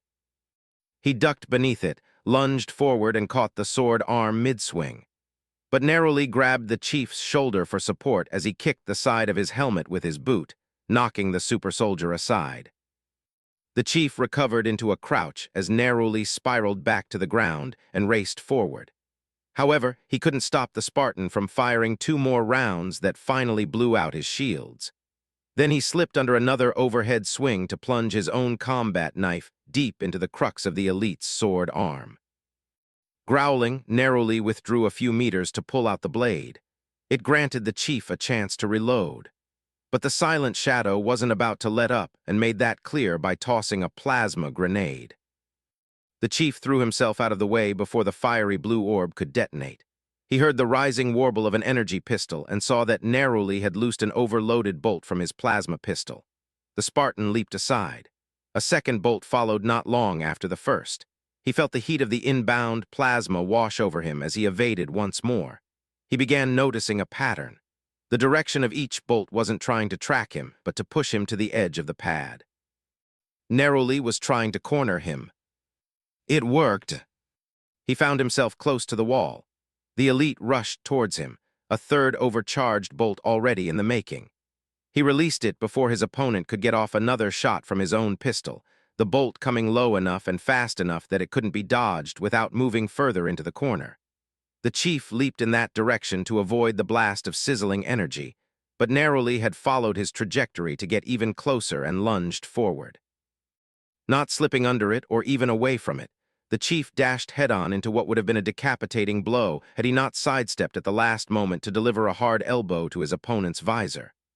The strike knocked the elite's head hack, but his body withstood the momentum and narrowly grabbed the elbow to hold it in place. He moved to swipe his sword against the Spartan's vulnerable midsection when the sword arm was recaptured in a vice grip, now at the dislocated joint. The chief squeezed hard, eliciting a pained growl from his enemy. He twisted both the alien's arms over his head to hold them in a restraint lock. He pulled Narrowly's sword arm hard over his shoulder, breaking it with an audible pop. Yet the shadow refused to even scream. Instead, he kicked the chief in the back of the leg, forcing his knee to bend so that he fell into a crouch. The elite rolled over his shoulders with a leftwards twist and reversed the lock, breaking him free to spiral around with his energy sword. Nevertheless, the Spartan caught his wrist once more, only for Narrowly to punch at him with his free hand. He allowed the blow to be purposefully caught in midair so that he could bring his full strength to bear. Narrowly pushed until the soldier's back crashed against the wall of the pad. He began to push down with his blade as if his arm weren't dislocated and broken. The chief winced at the sword's heat. No matter what he tried, the blade began to cut into his left arm bracer, treating his MJOLNIR like paper before the flames. Hydrostatic gel began leaking from the wound in his armor. The true pain began once the blade reached his skin. He could think of only one option. With a grunt, the Master Chief raised a boot and slammed it as hard as he could into Narrowly's knee. The force was so incredible that it pushed the entire joint a few inches backwards, making the elite cry out in agony. He seized the opportunity to pull them both over the wall. They tumbled over each other down the half-meter slope leading to the very edge of the pad, neither letting go of the other. The chief timed it so that he was the last one able to grab hold of a divot in the slope's edge while letting go of Narrowly. He whipped out his M6 just as the elite spun around to lash out one last time. He pulled the trigger, sending a single round through Narrowly's visor that came out the back of his head. First Blade Officer Narrowly released his sword as his own blood flew out around him. His red visor flickered offline as his limp body succumbed to gravity's claim, falling hundreds of meters to the plaza below. Checking himself, the chief saw that his numbers 117 were sliced diagonally by a glowing gash cut across his chest. It had been a close call, far too close. Had he shot the elite even a split second later than he had, that fight would have ended with no obvious winner. The Phantom and its escorts were little more than dots now that continued shrinking into the east. He switched on the comms, turning to the UNSC-wide E-band frequency. This is Sierra 117 to all UNSC forces. The Prophet is confirmed KIA. I repeat, the Prophet is KIA. What's playing now is a pre-recording. Covenant forces are withdrawing to the east from the Luna Alta via Phantom dropship with the body. Possible Covenant commander is also on board. Requesting immediate pursuit by anyone in the area. I repeat, break off and pursue, over. He watched the dropship grow ever distant. However, he was surprised when he looked directly below it. Even before he'd finished his orders, someone was already giving chase. Two dots he discerned to be warthogs were racing after them via a highway. Whoever they were going where there would be no backup, and they had to have known that. Chief. He turned to see Kelly, who was reaching over the edge for him. He took her hand, and she pulled him back up onto the pad. How are the others? She nodded back to the door. Sure enough, Fred and Lena were both making their way out onto the pad. In the room behind them, they'd left 3 dead silent shadows lying in pools of their own blood. Judging by the glowing scratches and plasma scoring on their armor, it had been a close fight. So what do we do now, Chief? Fred asked.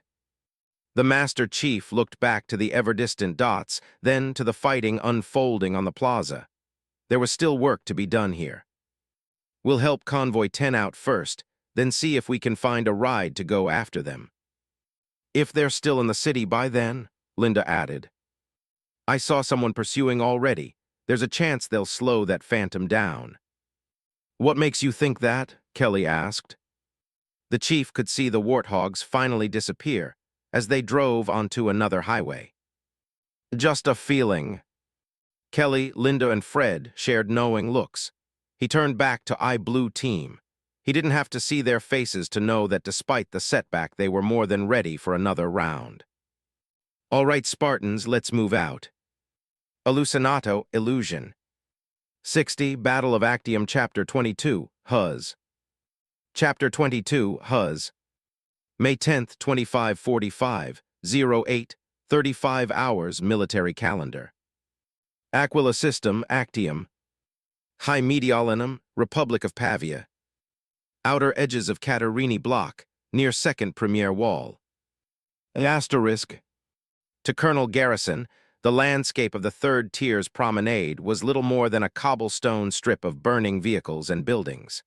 To the Covenant, it must have looked more like a massive funeral pyre, one most of them seemed eager to run into. The siege of the scenic district was underway, with one wave of Covenant soldiers folding over the other in a near-endless stream of opposition. Garrison's Column C had departed from Sishan and made their way up the second premier wall via Gatehouse 9 through 12. The armored elements went onto the lift platforms first, and they were the first to roll off into the fray when the fighting began on the promenade. But the Scorpion tanks weren't the first ones off. Instead, the M313 heavy recovery vehicles, or elephants, were sent in ahead of everyone.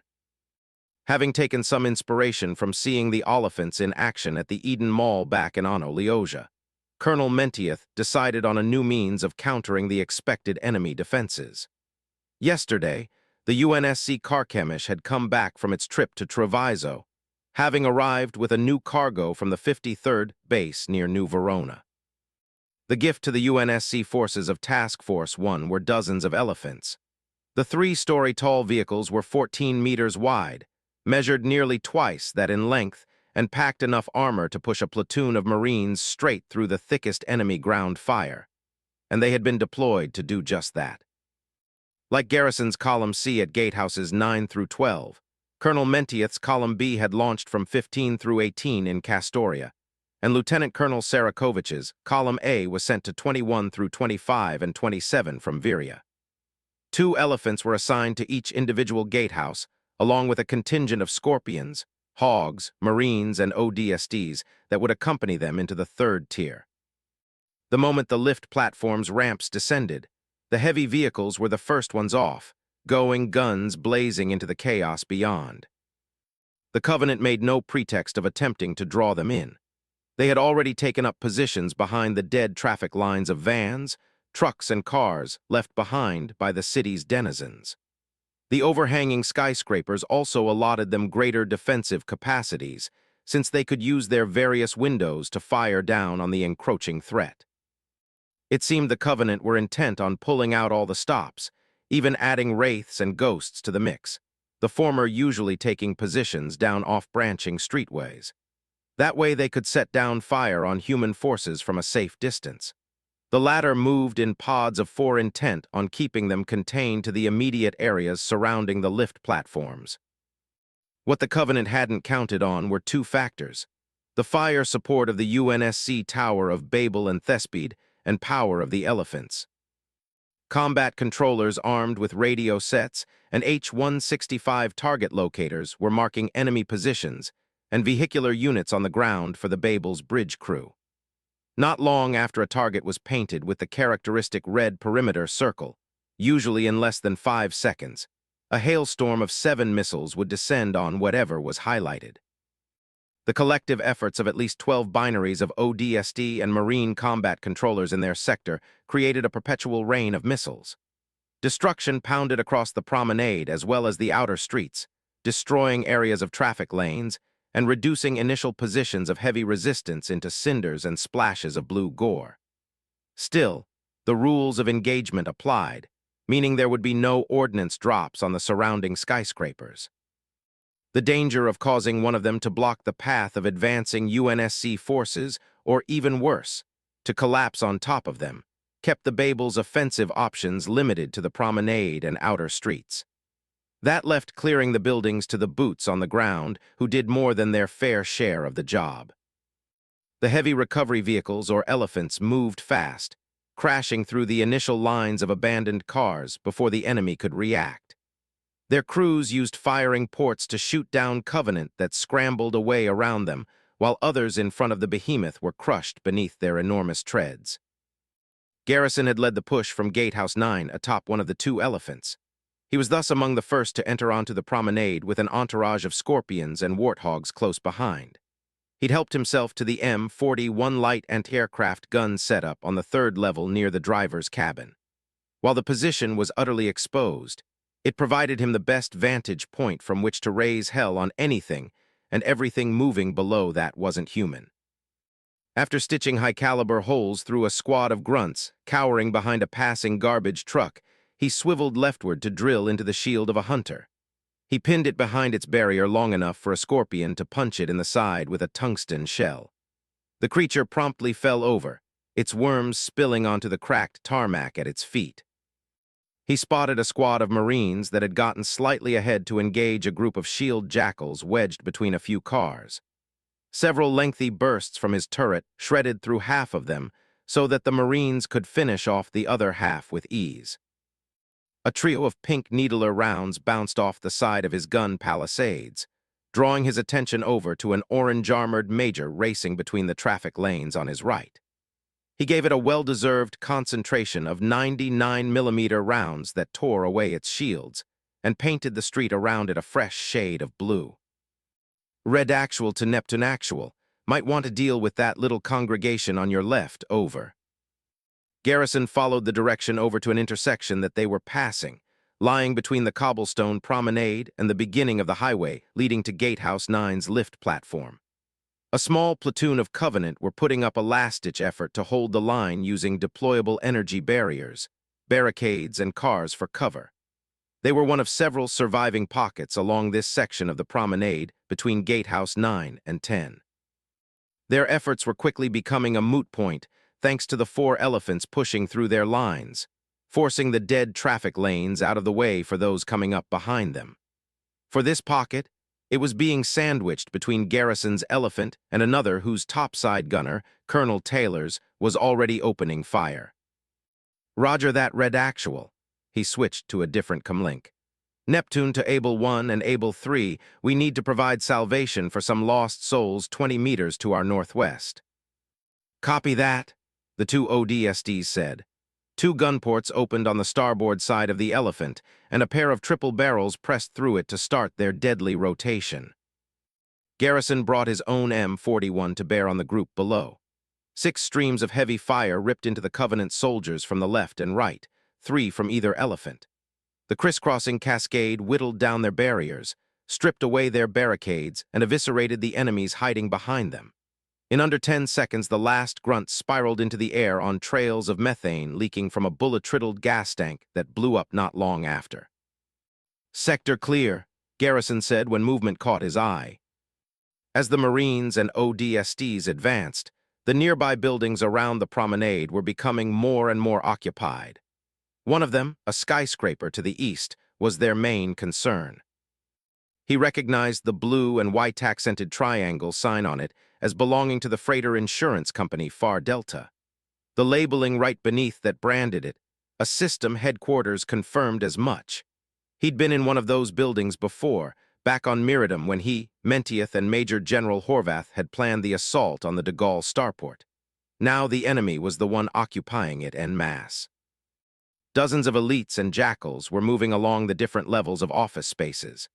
Their movements were visible through the glass windows, many of which they began shooting or breaking open to provide them with superior firing positions on UNSC forces advancing across the promenade. They were doing the same inside 2 parallel buildings to the right and left of the headquarters. Neptune to Red Actual, got my sights on Far Delta and 2 other buildings to the southeast and northeast. Covies are lining up for us. I see 'em, Taylor's replied. Recommend we take care of Far Delta since it's the biggest. I'll get my boys on the other elephant to target that LLC on the northeast. Copy, I'll have my people do the same with that southeast partnership. He switched links. Able 1 and Able 3, we've got new targets. He set a nav point on the far Delta building, then switched links again, waving over to the topside gunner on another elephant to the south of his own. Goliath 1, set sights on that partnership building. Don't leave any scraps for the jarheads coming in behind you. Roger that, the ODST said, and began relaying orders to the cabin driver. All 4 elephants, like the other 4 further south down the promenade, began lining up to face their targets, crunching over the last of the traffic lanes to get closer. The Covenant troops within the buildings waited for them to get in range, then opened fire. "Spool up," Garrison began stuttering his reply across the most occupied levels of the far Delta building, eliciting bursts of plasma, shattered glass, and blue blood. The elephant turned slightly to port to provide the other 2 gunners with a better visual. They immediately joined him in shattering more rows of windows and more alien bodies standing on the other side. But as a drawback, the portside turn increased the targetable surface area for the several plasma cannon crews operating inside the building. Torrents of plasma washed over the vehicle's tough hide. Though it remained sturdy, concentrated bursts slagged the titanium armor in some places and set it aflame in others. A lucky burst of plasma struck one of the open firing ports below. He heard screaming from Able 3 as his gun went silent. Able 1 shouted for one of the squad's medics to tend to him and for another to take his place. The screams were drowned out by Garrison's own plight as he homed in on the plasma cannons to take them out one at a time. Though they started to set their sights on him, he was fast enough to the draw to silence the last before it could cause too much trouble. By then, Able 1 and 5 were backing him up again. Together, with the help of a few hyper-accurate tungsten shells from a pair of tanks sticking close behind, they raked clear the remaining levels. After 30 seconds, the last resistance in the building was cut down, leaving little more than showers of twinkling glass and drops of alien blood that showered over them as they moved on.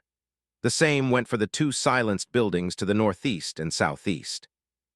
It wasn't long before the next obstacles appeared in the form of squadrons of phantom dropships that crested and looped around skyscrapers on the edges of the scenic district. They descended to cut off the UNSC forward elements breaking out from the promenade to the intravenous network of streets and highways. 3 of the dropships came down to hover over the highway that Garrison's elephant had driven onto. The first 2 each dropped off a Wraith tank. The third was about to release a lookout tower armed with 2 active plasma cannons when he shouted, "Able 6, get up here now." Private Gadsden ran up the rear ramp onto the topside deck. Unlike before, he was decked out in his radio set as well as a target locator held firmly in one hand. He ran to the colonel's side near the edge. Garrison pointed him towards the phantoms in their way. "Get a marker on them."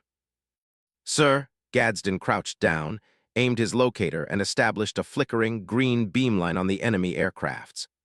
A moment later, a 30-meter-wide red circle appeared on their HUDs, encompassing the 3 dropships while setting a warning triangle on the one at the center. The salvo from the Tower of Babel came 3 seconds later.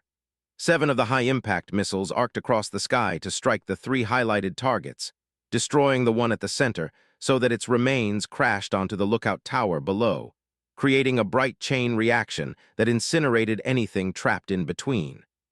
The second Phantom was skewered as a missile punched right through its hull to damage the Wraith directly below.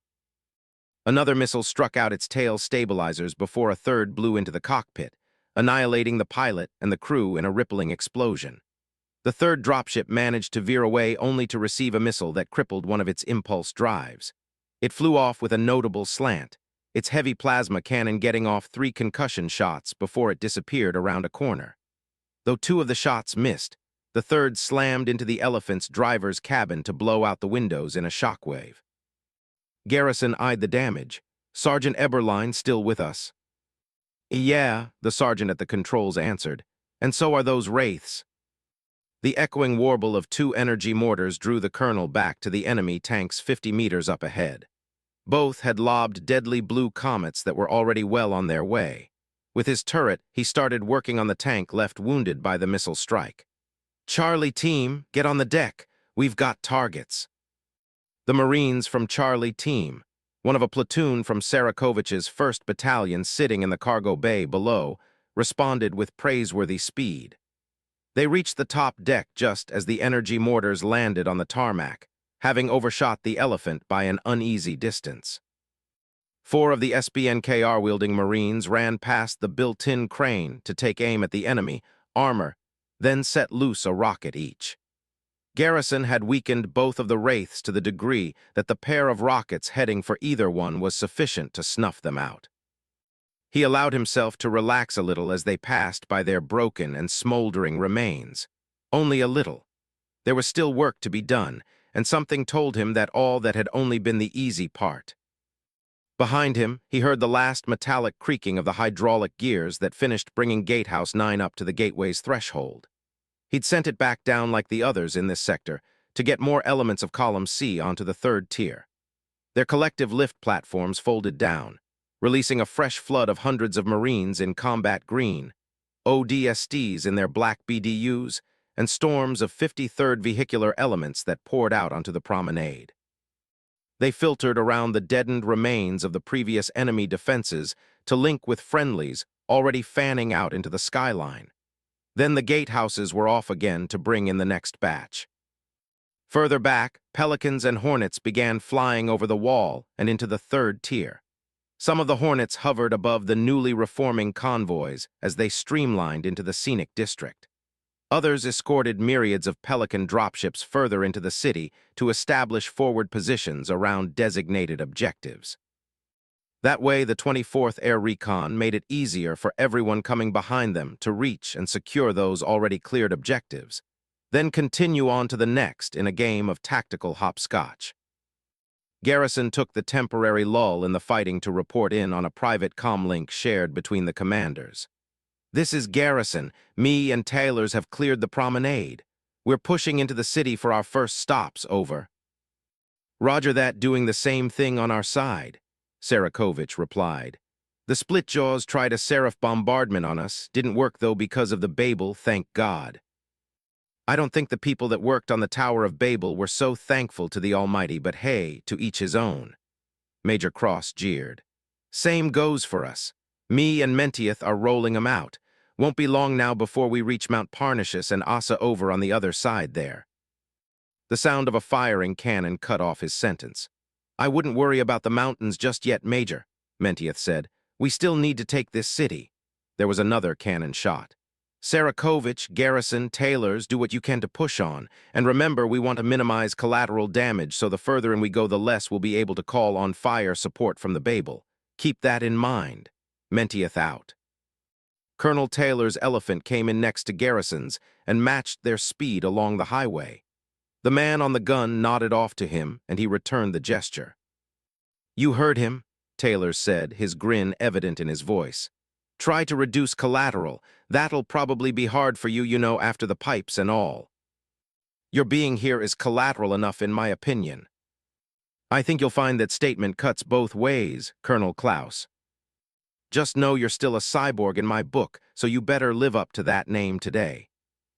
Taylors yanked back his turret's charging handle, then let it slide into place with a fresh belt of ammo. "Sir, yes, sir." The two colonels began wheeling their weapons from left to right, searching off-branching roadways, passing windows and rooftops for any signs of the enemy. The scores of mobile ground forces forming up behind them echoed their example, checking corners with rifles, turrets, and cannons as they moved deeper into the 3rd tier. Asterisk. Duncan watched the second Banshee disappear in a flash of blue-white flames as his rocket caught it in the fuselage. He gave an excited whoop, then held on, as the staff turned hard around the circumference of the ovular skyscraper that they were rounding. Several hundred meters further up and about that same distance in the sky, he could still see the Phantom they were after. It had stayed on its eastward flight, despite the fact that the second Banshee and its entourage had been taken out, the first having fallen earlier to a precise lock-on from Mito's M79 and Yuri's LAAG. The pilot obviously didn't care who they were leaving behind. Or maybe they understood that what they had aboard was too precious to even risk turning around.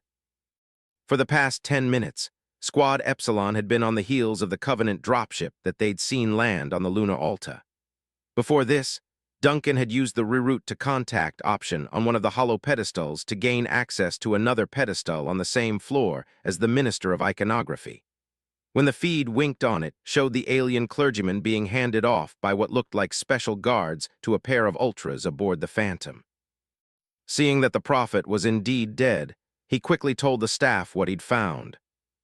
The fighting began not long after as swarms of banshees broke over Convoy 10's outer formation in several places. Eventually, a hole was formed in the second defensive line that became a cause for concern, then gradually turned into an advantage for Epsilon. Duncan just so happened to glance at the nearest pedestals to watch the Phantom take off without the Spartans being able to stop it. With his own eyes, he saw it moving away and pointed it out to everyone else. The staff ordered for them to pursue, namely because they couldn't allow the Covenant to simply get away with such an important cadaver, one they could use to potentially demoralize the enemy if they got their hands on it. So they used the very same gap in their lines as a means of driving out of the plaza and into the city. Adding further fuel to the fire, they picked up the Master Chief's message shortly after departing. Thanks to him, they learned that a very important elite, if not the most important in the city, was presently on board the eastbound dropship. That made this an even more perfect opportunity. 5 minutes later and here, they were driving in the wake of their target, but never out of sight of it. At first, the airborne escapees had tried to let ground forces mop them up. However, several dead ghosts and 4 burning shade wrecks later, they changed tact. 2 of the Banshees broke off to attack them. That wasn't nearly enough, not for Mido's M79 that battered their frames, Yuri's turret that made one corkscrew into a high-rise, or Duncan's rocket launcher that gouged the second clean out of the sky. In more recent times, it seemed that the Phantom and its escorts were reverting back to letting ground fodder take care of the matter, or to at the very least slow them down.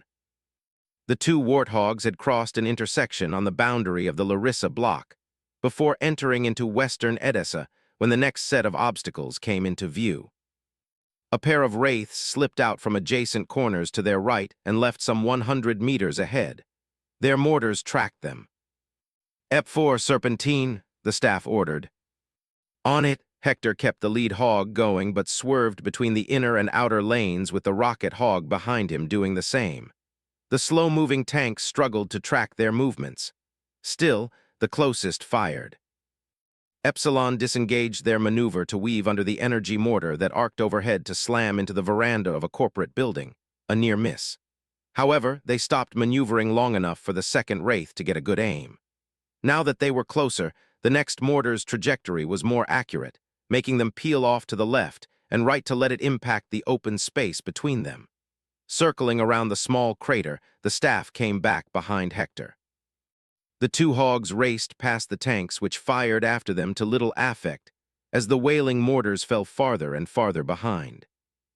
The Phantom and its escorts were still a good distance away and far out of the M79's range. They would need another 200 meters just for Mido to get a lock on, not an easy feat given that their target was always on the move. Mere seconds after the wraiths, they found themselves dealing with a growing number of Covenant pedestrians headed west. Company-sized contingents were making their way down the highway, likely headed for the fighting at the wall. The enemy troops tried overwhelming them with potshots taken from the sidewalks as they zoomed past. Everyone else had to duck their heads, while Yuri and Mido did their best to suppress them. The addition of the occasional corner-side lookout tower made running through western Edessa just a little less tenable. They had just turned onto another highway when the ground began to rumble, not continually like an earthquake, but stochastically like footsteps. Giant footsteps. Something massive collided into the other side of a skyscraper further up the highway. The building shook before a secondary impact caused it to give way, its windows shattering as it began collapsing forward onto their path. "Gun it," the staff ordered. "Copy." Hector floored the acceleration in tandem with the other hog, so that both sped forward into the oncoming destruction. A debris cloud was swiftly billowing outward from under the lower floors, which were crushing down on top of each other. Still, they shot into the rising smoke even as the 300-meter structure falling over their heads grew ever closer. In the darkness, Duncan felt pieces of smaller debris bouncing off his armor and pinging across the vehicle as they followed after the faint silhouette of Hector's. Around them, the shadows of scorpion-sized debris rained across the roadway, forcing them to drive more defensively. They swerved around them in prediction of where they would land. But the rumbling grew unnervingly closer with each second of their progress going unbearably slower. At the 7th second, Epsilon emerged onto the other side of the highway, clear of the smoke that bloomed after them as the skyscraper fully collapsed in an earth-shaking boom. They were momentarily caught in the cloud again, then broke free in time to avoid the waterfall of debris, and so did something else. Duncan heard it coming and turned back to get a view of the colossal shadow moving above the fallen skyscraper. A pair of metal, insectoid legs pushed through the haze like a curtain to crash down on the tarmac. The shadow's image became illuminated by a growing green glow before it released a throaty, multivocal roar. "Scarab 6 o'clock. The staff spotted it in the rear-view mirror. "It's about to fire Ep-4, go evasive." "Yes, sir." Epsilon's hogs broke left and right as the expected stream of emerald plasma shot through the smoke to split the roadway along its length, separating them by a sizzling, 20-meter-long trench. Another near miss. No sooner did they get out of its relative range that a second threat appeared another 100 meters ahead. This time the towering assault platform grazed another skyscraper to send debris tumbling forward as it strode into their way.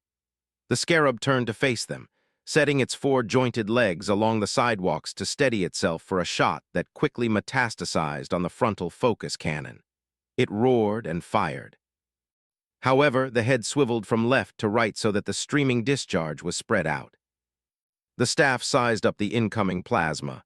Ep-4 left in 20 meters, then right in 50. Hector took the lead in swerving hard left away from the landing plasma.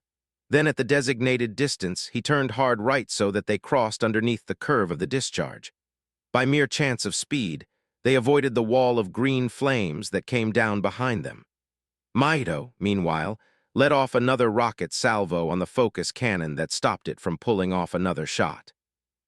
They drove under the Scarab's prodding legs, weaving around the rear set that nearly crushed them as the platform maneuvered around to face them. Even in escaping to the other side, they weren't free from the rotating gaze of the rear anti-air turret, which shot a series of bolts that thundered after them, searing the area at their backs. Still, it missed, and they moved out of range once more. Looking up, the Phantom and its escorts were still visible, just a bit more distant than before. The sight of their quarry was cut off by a squadron of 4 Seraphs that soared beneath the dropship, headed for its pursuers. The teardrop fighter at the head of the diamond formation was the first to release a single bright pinpoint of light. It expanded out from its drop bay into a lance of blue-white plasma that screamed down towards the highway. "Split up." At the staff's behest, the hogs again drove off from each other. They hugged the sidewalks as the first plasma charge napalmed across the highway. The wall of superheated plasma energy created a brief air suction that dragged them closer as it fueled its rapid thermal expansion.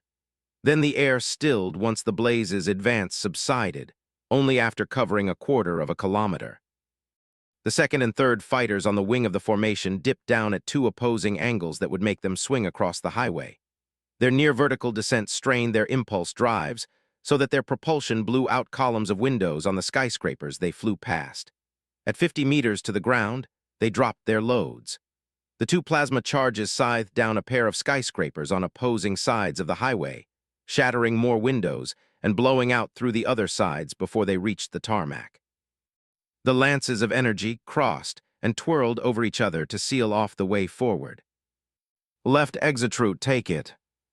Hector drove left for the upcoming exit, and the staff shot after him. However, the thermal expansion had started, and in getting closer they were exposed to the suction effect, which nearly pulled their vehicles into a sideways tumble. They reached the exit at the last second, and their tires slammed back down safely onto the road. They sped around a Q-shaped roundabout while keeping their target always in sight. Emerging onto another highway further north, they were greeted almost immediately by the appearance of the 4th Seraph fighter heading straight for them. Hector swung right and the staff left, But the fighter also changed course, setting itself on a direct attack run for one of the hogs. "Hey, hey, hey, it's focusing on us," Duncan said, bringing his SBNKR to bear despite knowing it would do little good against the craft's energy shielding. "Hold on." The staff flattened the accelerator in an attempt to get ahead of what was coming. In response, the Seraph realigned itself accordingly. It made a sharp dive and released a plasma charge that sliced diagonally across the highway towards the rocket hog. The staff watched its path, patiently waiting until it reached within 20 meters before he was confident enough to veer right of its trajectory. Obscene amounts of heat washed over their bodies as the plasma charge flashed past less than several meters to their left. Duncan felt the cold sweat on his forehead evaporate. He heard the whistling roar of a gale as the air around them was sucked in by the thermal expansion. The air rapidly became turbulent enough to make the hog lift off and spiral leftwards as the lean of the vehicle conspired with what became a wind tunnel to pull them off the ground. They twisted sideways several times, holding on so to not be thrown clear. At the end of the momentary expansion, they landed roughly back onto the tarmac less than a meter from the wall of flames. Nevertheless, they had survived and regrouped with Hector's hog. "You guys all right?" Nova asked. "We're hanging in there," the staff replied. "They must be coordinating these airstrikes to stop us from going after their boss. No matter what, keep on that dropship." "Yes, sir." The ODSTs drove on. Much to their surprise, their newest route had brought them closer to their quarry. There was now less distance between them and the Phantom, at least 200 meters less. What remained was for them to speed up to cover the next 100 for a lock-on. But the sight of the third premier wall loomed closer, a reminder that their window of opportunity was slowly closing.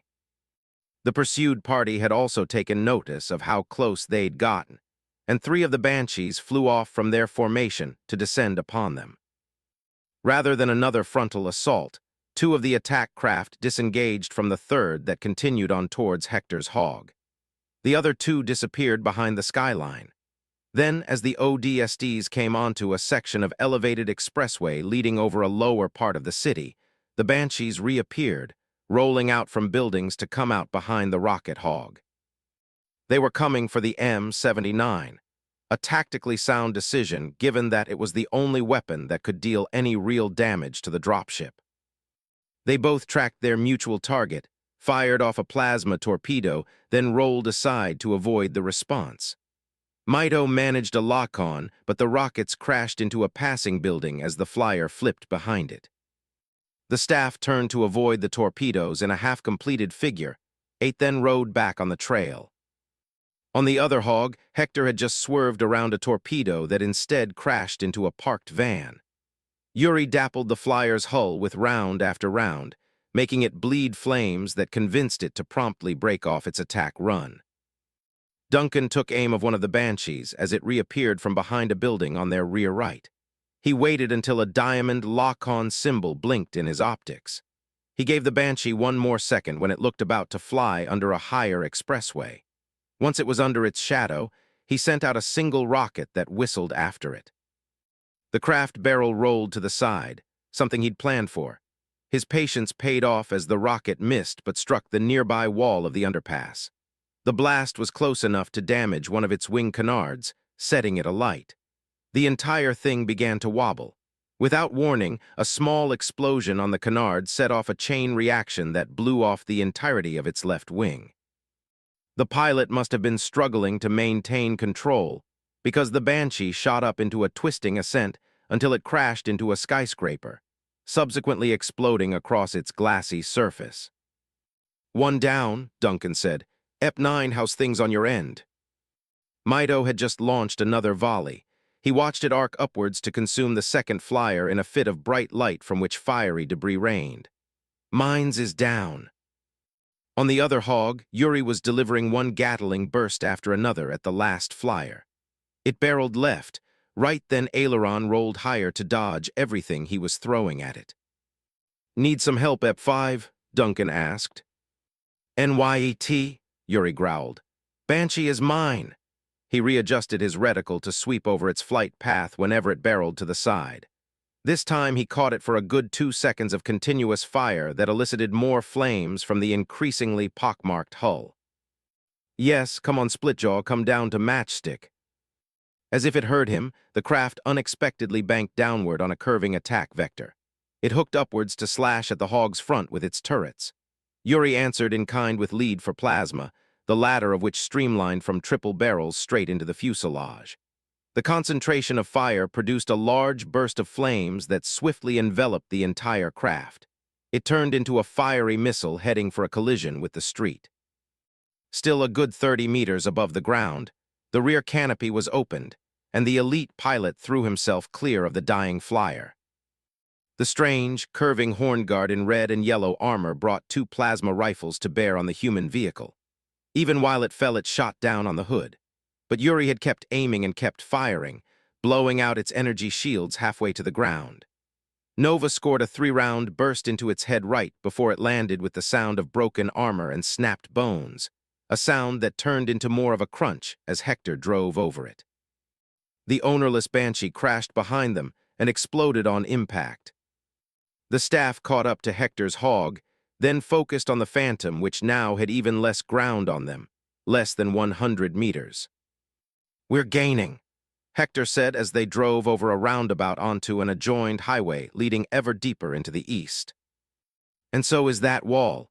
The staff planted a nav marker on the 3rd Premier wall itself, which stood more imposing than before. The marker read 500 meters and was dropping drastically.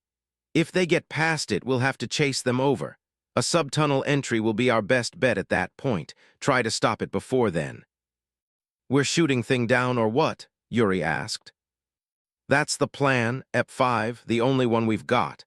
At this rate, that minister's body is forfeit, but we need that field marshal dead. Once he's out of the picture, their leadership will be completely decapitated." "Sounds like a plan if there ever was one," Nova noted. Her attention shifted to the buildings bordering the more open area that they had drove into. She flinched. "Ambush." At her word, the newest firefight began.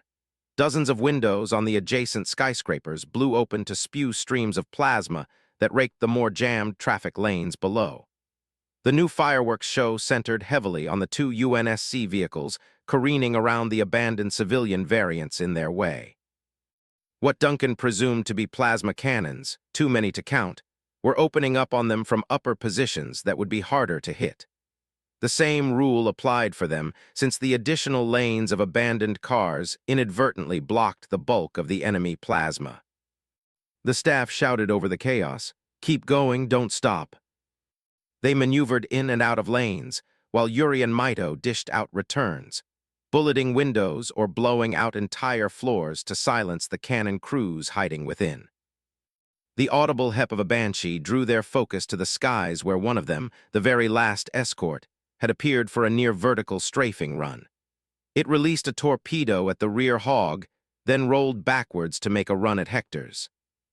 With less space to move, the staff had to hit the brakes to let the torpedo crash harmlessly ahead of them. Driving back after the other Hog, Mito and Yuri buffeted the aircraft, using rockets and turret fire. Wising up, it quickly backed off and boosted away behind a neighboring building. After 20 seconds of constant assailment, the last cannon crew fell behind them. "That was too close," Hector sighed. Duncan took the chance to load his final rocket into his SBNKR.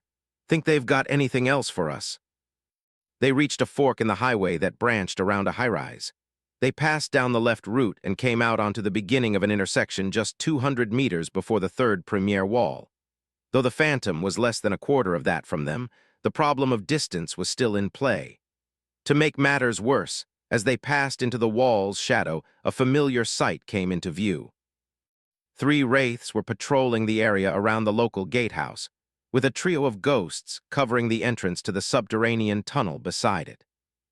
"I'd say yes," Nova said in answer to Duncan's earlier question. "EP9, can you get a lock?" the staff called back. Mito's grip flexed on the M79's controls as he zoomed in on the lone Phantom. After 3 seconds, the lock-on icon appeared. "Got it!" He pulled the triggers, sending 6 rockets on a self-altering course for the Phantom. Their flight covered the distance quickly and impacted the rear of the craft with 6 shaking explosions. Though it remained in the air, the 2 hangar bay doors slid partially open, allowing the crew to fire back with the onboard plasma cannons. Thankfully, the blue showers missed widely. The same couldn't be said for the Covenant garrison at the wall that finally noticed them coming. The wraiths posted across the far end of the intersection turned to face them. The 3 ghosts copied them in dispersing around the tunnel entrance. Mito got off another volley that struck the tail of the craft, then another. By the time they'd gotten within 100 meters of the wall, his 4th rocket volley had slammed into the dropship's underbelly, birthing blue flames on the hull. His last salvo ended with even more flames spreading over the metal surfacing. The first wraith finally hurled an energy mortar in their direction, followed shortly by the other 2. The incoming mortars forced them to peel away from each other. As they passed over the intersection's middle, Yuri blazed the nearest tank with suppressing fire.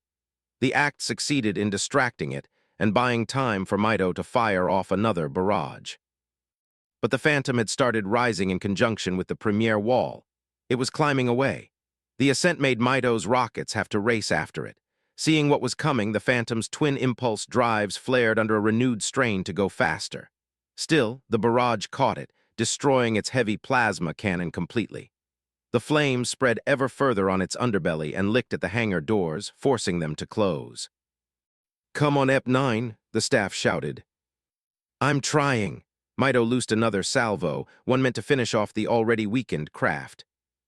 Duncan watched the rockets race after the Phantom, which had already reached 2/3 of the way to the wall's top. Then he heard the hep of an impulse drive and saw the last Banshee, burning and wounded, fly up from behind a skyscraper. It rolled into the decreasing airspace between the Phantom and its demise. 5 of the rockets instead impacted the flyer, destroying it in a flash of silvery blue light. The last struck the Phantom's damaged tail, but did little more than make it reel forward. It recovered quickly. "No, come on." Mito fired another panicked salvo. However, the Phantom slipped over the top of the wall, leaving their heat-seeking to lead them into the surface of the slanting barrier. Their explosions detonated harmlessly near the top. The staff floored the accelerator again, hell-bound for the tunnel. "EP8, clear out those ghosts. We're going after them." "Yes, sir," Duncan set his SBNKR on the tunnel, ignoring the energy mortars landing all around. He fired off one rocket, then another to strike the ghosts sitting between them and the tunnel entrance. The first slammed into one of the assault craft to utterly erase both it and its grunt driver. The remaining 2 drove away from the blast radius of the second rocket, inadvertently opening the way forward. A shadow fell over Duncan from the side. Out of the corner of his eye, he saw a wraith boosting towards them. It suddenly stopped, the propulsion drives winking offline so that it crashed onto the tarmac. It exploded a second later after its exhaust port succumbed to Yuri's turret. The other hog zipped out from behind the wreck. Instead of going after theirs, Hector piloted away to let Yuri bat off the 2 remaining ghosts coming after them. "We'll make sure these guys don't follow," Hector said. "Get going, EP1." The staff nodded back as they drove into the entrance. Duncan saw the other hog weaving expertly under energy mortars and turning to address a newly arriving squad of ghosts coming from the city. Then his view of them was cut off by the blinking red lights of the tunnel's ceiling. The road became a gradual incline. They rushed through the vacillating darkness at top speed, wheeling around abandoned vehicles and bodies in their way. Seeing that his ammo was dry for the SBNKR, Duncan ditched it over into the street, brought out his MA-37 and clipped his plasma pistol to his thigh bracer. He had a feeling that what would come next would be nothing short of close range. The staff glanced over at him and Mito. "EP8, EP9, you know what to do. Don't let me down, understood?" "Yes, sir," they said in unison. The remainder of their upwards journey passed by quickly. After a minute, the exit came up, and they drove out into the light of day. What greeted Duncan's senses first was the sheer lack of any buildings at all. Mount Parnassus and Mount Janaz towering visages lay to their north, their floral-caped masses unhindered by the presence of any tall skyscrapers. The same could be said for the other 2 mountains to the south, Asa, and Ida, altogether being part of the coastal mountain range that hemmed in the city of High Mediolanum. They'd come out into an area of grassy plains that spanned out for kilometers from the top of the nearby wall, only stopping at a line of forestry that marked the beginning of Pavia's interior. The wide-open plains ahead were partitioned by what looked like interstate highways leading further into the interior. However, the highways were bisected by a small chasm running north to south with a river at the very bottom. There, the paved highways connected to drawbridges built on either side of the chasm. The Phantom, wounded as it was flying low over the highway, headed for the nearby drawbridge and the open air beyond. They drove after it, moving over the highway to reach the beginnings of the bridge until the Phantom was less than 30 meters away. Ep9, aiming. Just as Mido was getting a lock on, Duncan heard the sharpening scream of an impulse drive. He saw it then, a Seraph fighter flying in from the south. Incoming. The fighter dropped a plasma charge that expanded behind it as it continued north. The charge thundered across the bridge in front of them, blowing through the metal infrastructure to send flaming metal slags showering over them. Their sightline on the Phantom disappeared behind the rising wall of flame. But there was no stopping, not now that they were so close. Hold on, the staff gunned it towards the breach. Duncan clung to his seat as the Hog drove up the slight incline provided by the damaged infrastructure. They flew into the air above the chasm, rising just above the flame for Mido to get a lock on. He fired another 6 rockets in the middle of the jump. Yet the distance to the other side was too great. They were about to tumble down to the river far below when the thermal expansion of the plasma charge finally kicked in. The air suction drew them into the barrier of fire. They burst through the other side of it just in time to see the last rockets impact the Phantom's underbelly. It was enough to rupture one of its 2 drives in a flowering explosion that knocked the craft into a tilt.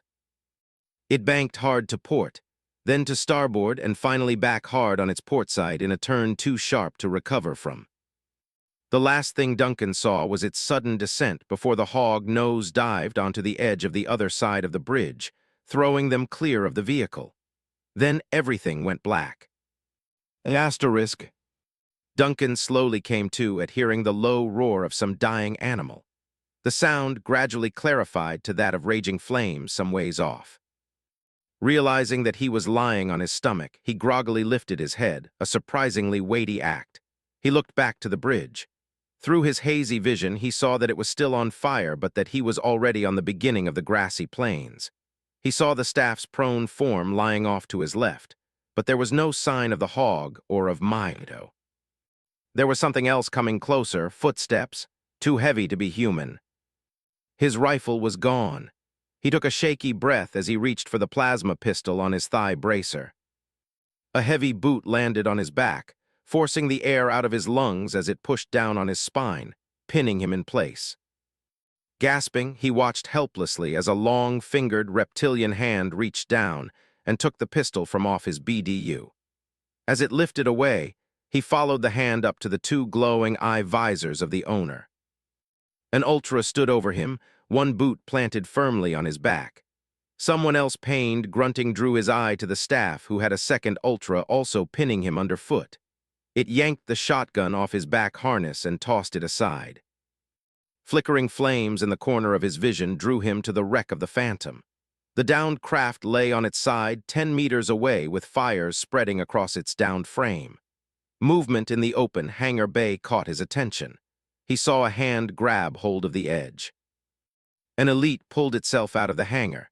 His vision cleared to help him recognize the armor as belonging to that of the field marshal. It landed on the ground holding a purple-robed prophet over its shoulder. While he didn't know how their expressions worked, the alien seemed to glower down at the 2 of them. Duncan tried to pull himself out from under the Ultra. It merely pressed down harder so that he could barely breath. Then he saw it aim a plasma rifle at the back of his head. Memories raced through his mind.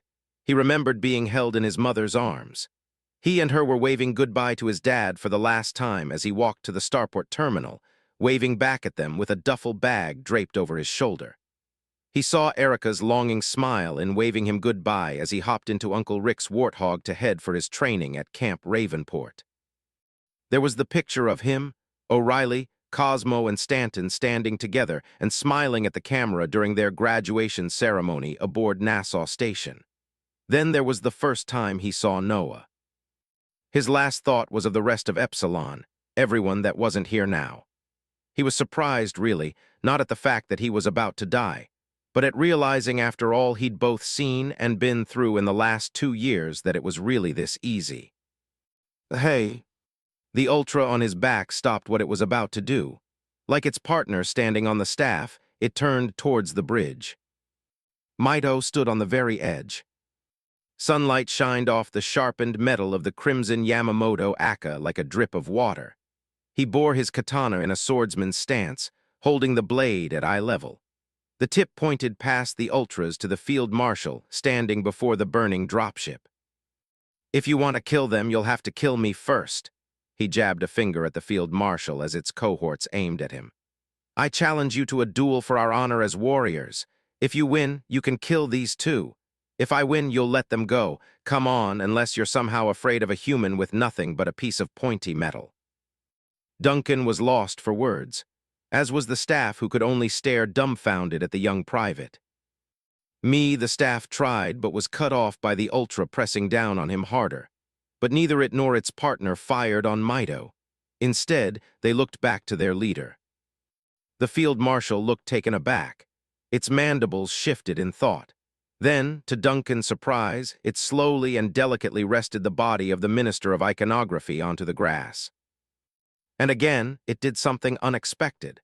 Its jaws maneuvered into what Duncan could only surmise to be amusement.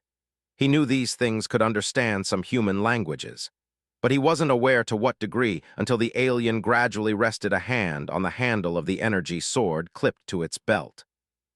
Asterisk. Field Marshal Durakami had never felt this way in his life.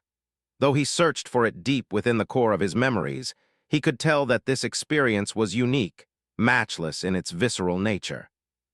3 emotions were at war in his soul in a fight for supremacy. There was the dread of the eternal punishment that likely awaited him for his failure.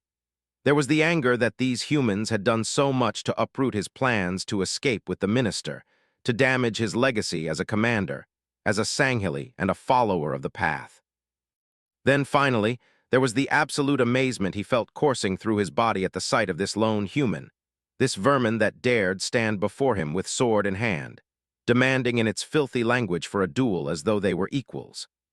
Yet somehow, seeing it standing before him asking for such a challenge brought all 3 emotions into balance, forming an uneasy triumvirate that set his attention on the reddened metal blade. The weapon being held against him was of an archaic design. However, the sunlight glimmered off its tip in such a brilliant way that it held his gaze. There was something different about this human. What it was exactly, his mind couldn't discern. But deep within his soul, the answer hit him with the full force of a rebuke directly from the mouth of the gods. He'd been running, escaping, fleeing from the battlefield. What Sanghili warrior worth their salvation would do such a thing, even with a prophet in their possession? What came first, he wondered, his duty to the Sanctuum or his duty to the sense of honor that his people proudly bore upon their shoulders? Deep down, he felt that the latter was truer as the whispers of the former died away within the eternally shut eyes of the minister lying at his feet. He looked back to the sword. Humans weren't known to fight with close-range weapons such as these. They certainly couldn't be good with them, not against the Sanghili whose superior proficiency and technology would enable them to cut down such arrogance with just the swipe of an energy sword. Regardless, this human shock trooper felt that it could pull off such a feat. That alone was insulting, and refreshingly so. Perhaps, in some way, this was the gods' will in helping him to correct his mistake, to aid him in redeeming himself before them by, at the very least, slaying this human that had come so far to stop his retreat and been so brazen as to challenge him to a duel. It could be a test for only one purpose: to prove that he was still a warrior. If this was truly their test to redeem him, which he was starting to believe it truly was, Then he would meet it head-on and regain what honor there was to be had in the eyes of the divine. He spoke to the creature roughly in its own language, while holding out his energy sword at his side. "Your challenge, human," he said, the blade flickering to life in his hand, "is accepted." Huz chased,